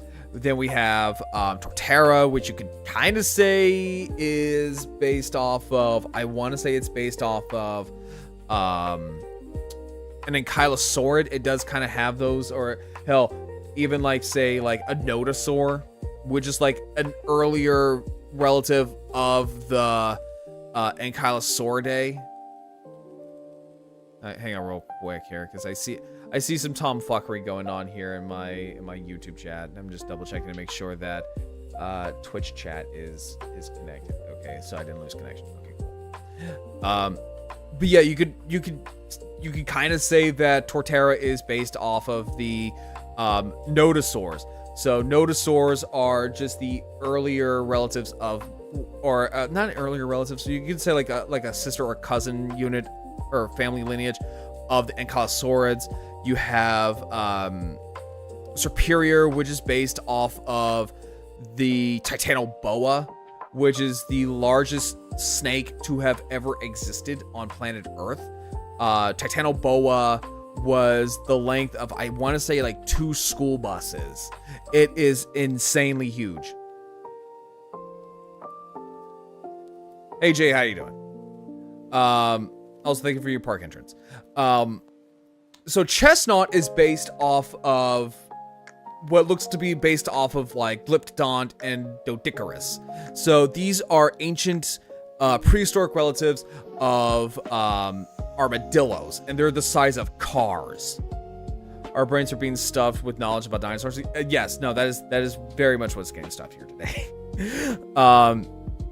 So they were so huge that ancient humans could probably use them for shelter.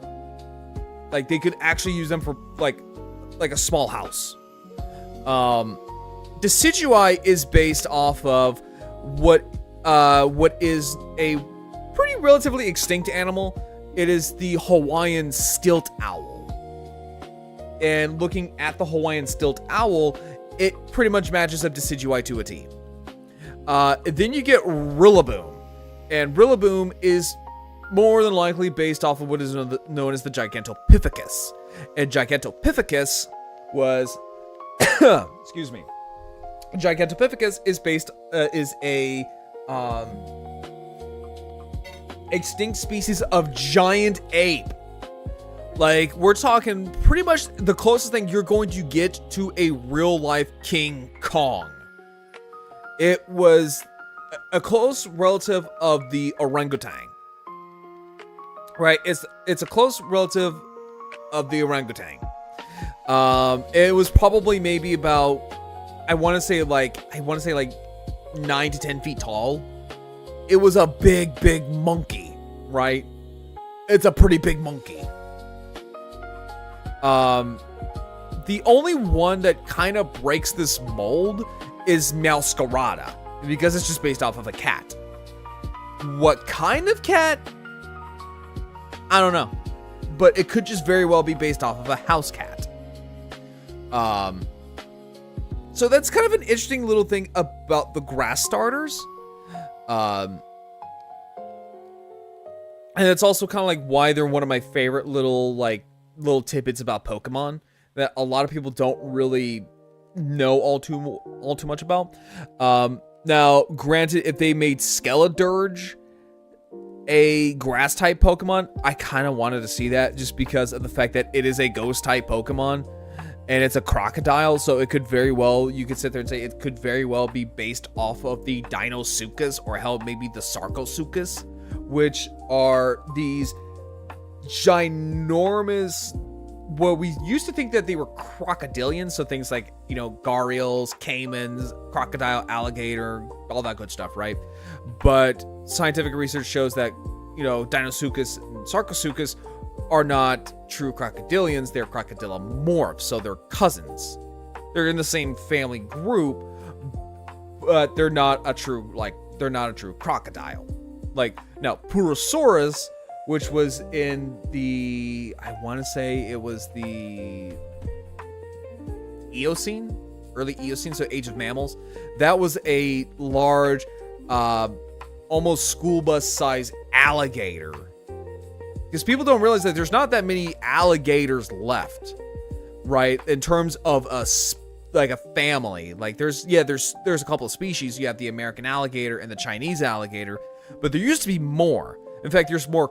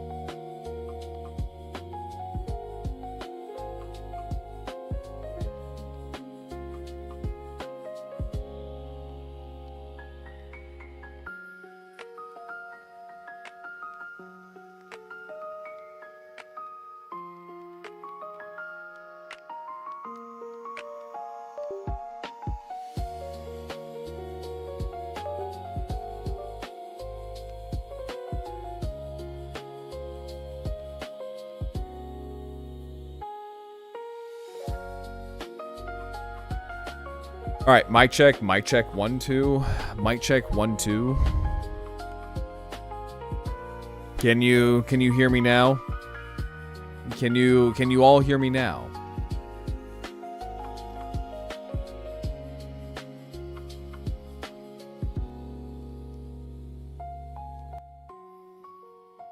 Say okay, yeah. Okay, cool. Yeah, so what I was saying is that that's where we're gonna call it. That's where we're gonna call it there for the night. I will be back on tomorrow for a model kit building stream. Normally I build Gunpla kits, but because I'm a ginormous Zoids fan, I am starting to build more and more Zoid kits. So tomorrow we are going to be building the RMZ Saber Tiger Shoebolts version at 5 o'clock, because 5 o'clock is my usual time to stream. I stream like Monday through Friday at like 5 o'clock.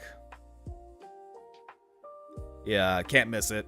But yeah, so tomorrow we're going to be doing a model kit building stream. And I think because we went into a prehistoric autistic tangent, let's go and raid the twins. Yeah, no, they're usually like my favorite kind of streams just because it's, you know, calm, it's easy to do, and it's just, for me, it's just relaxing.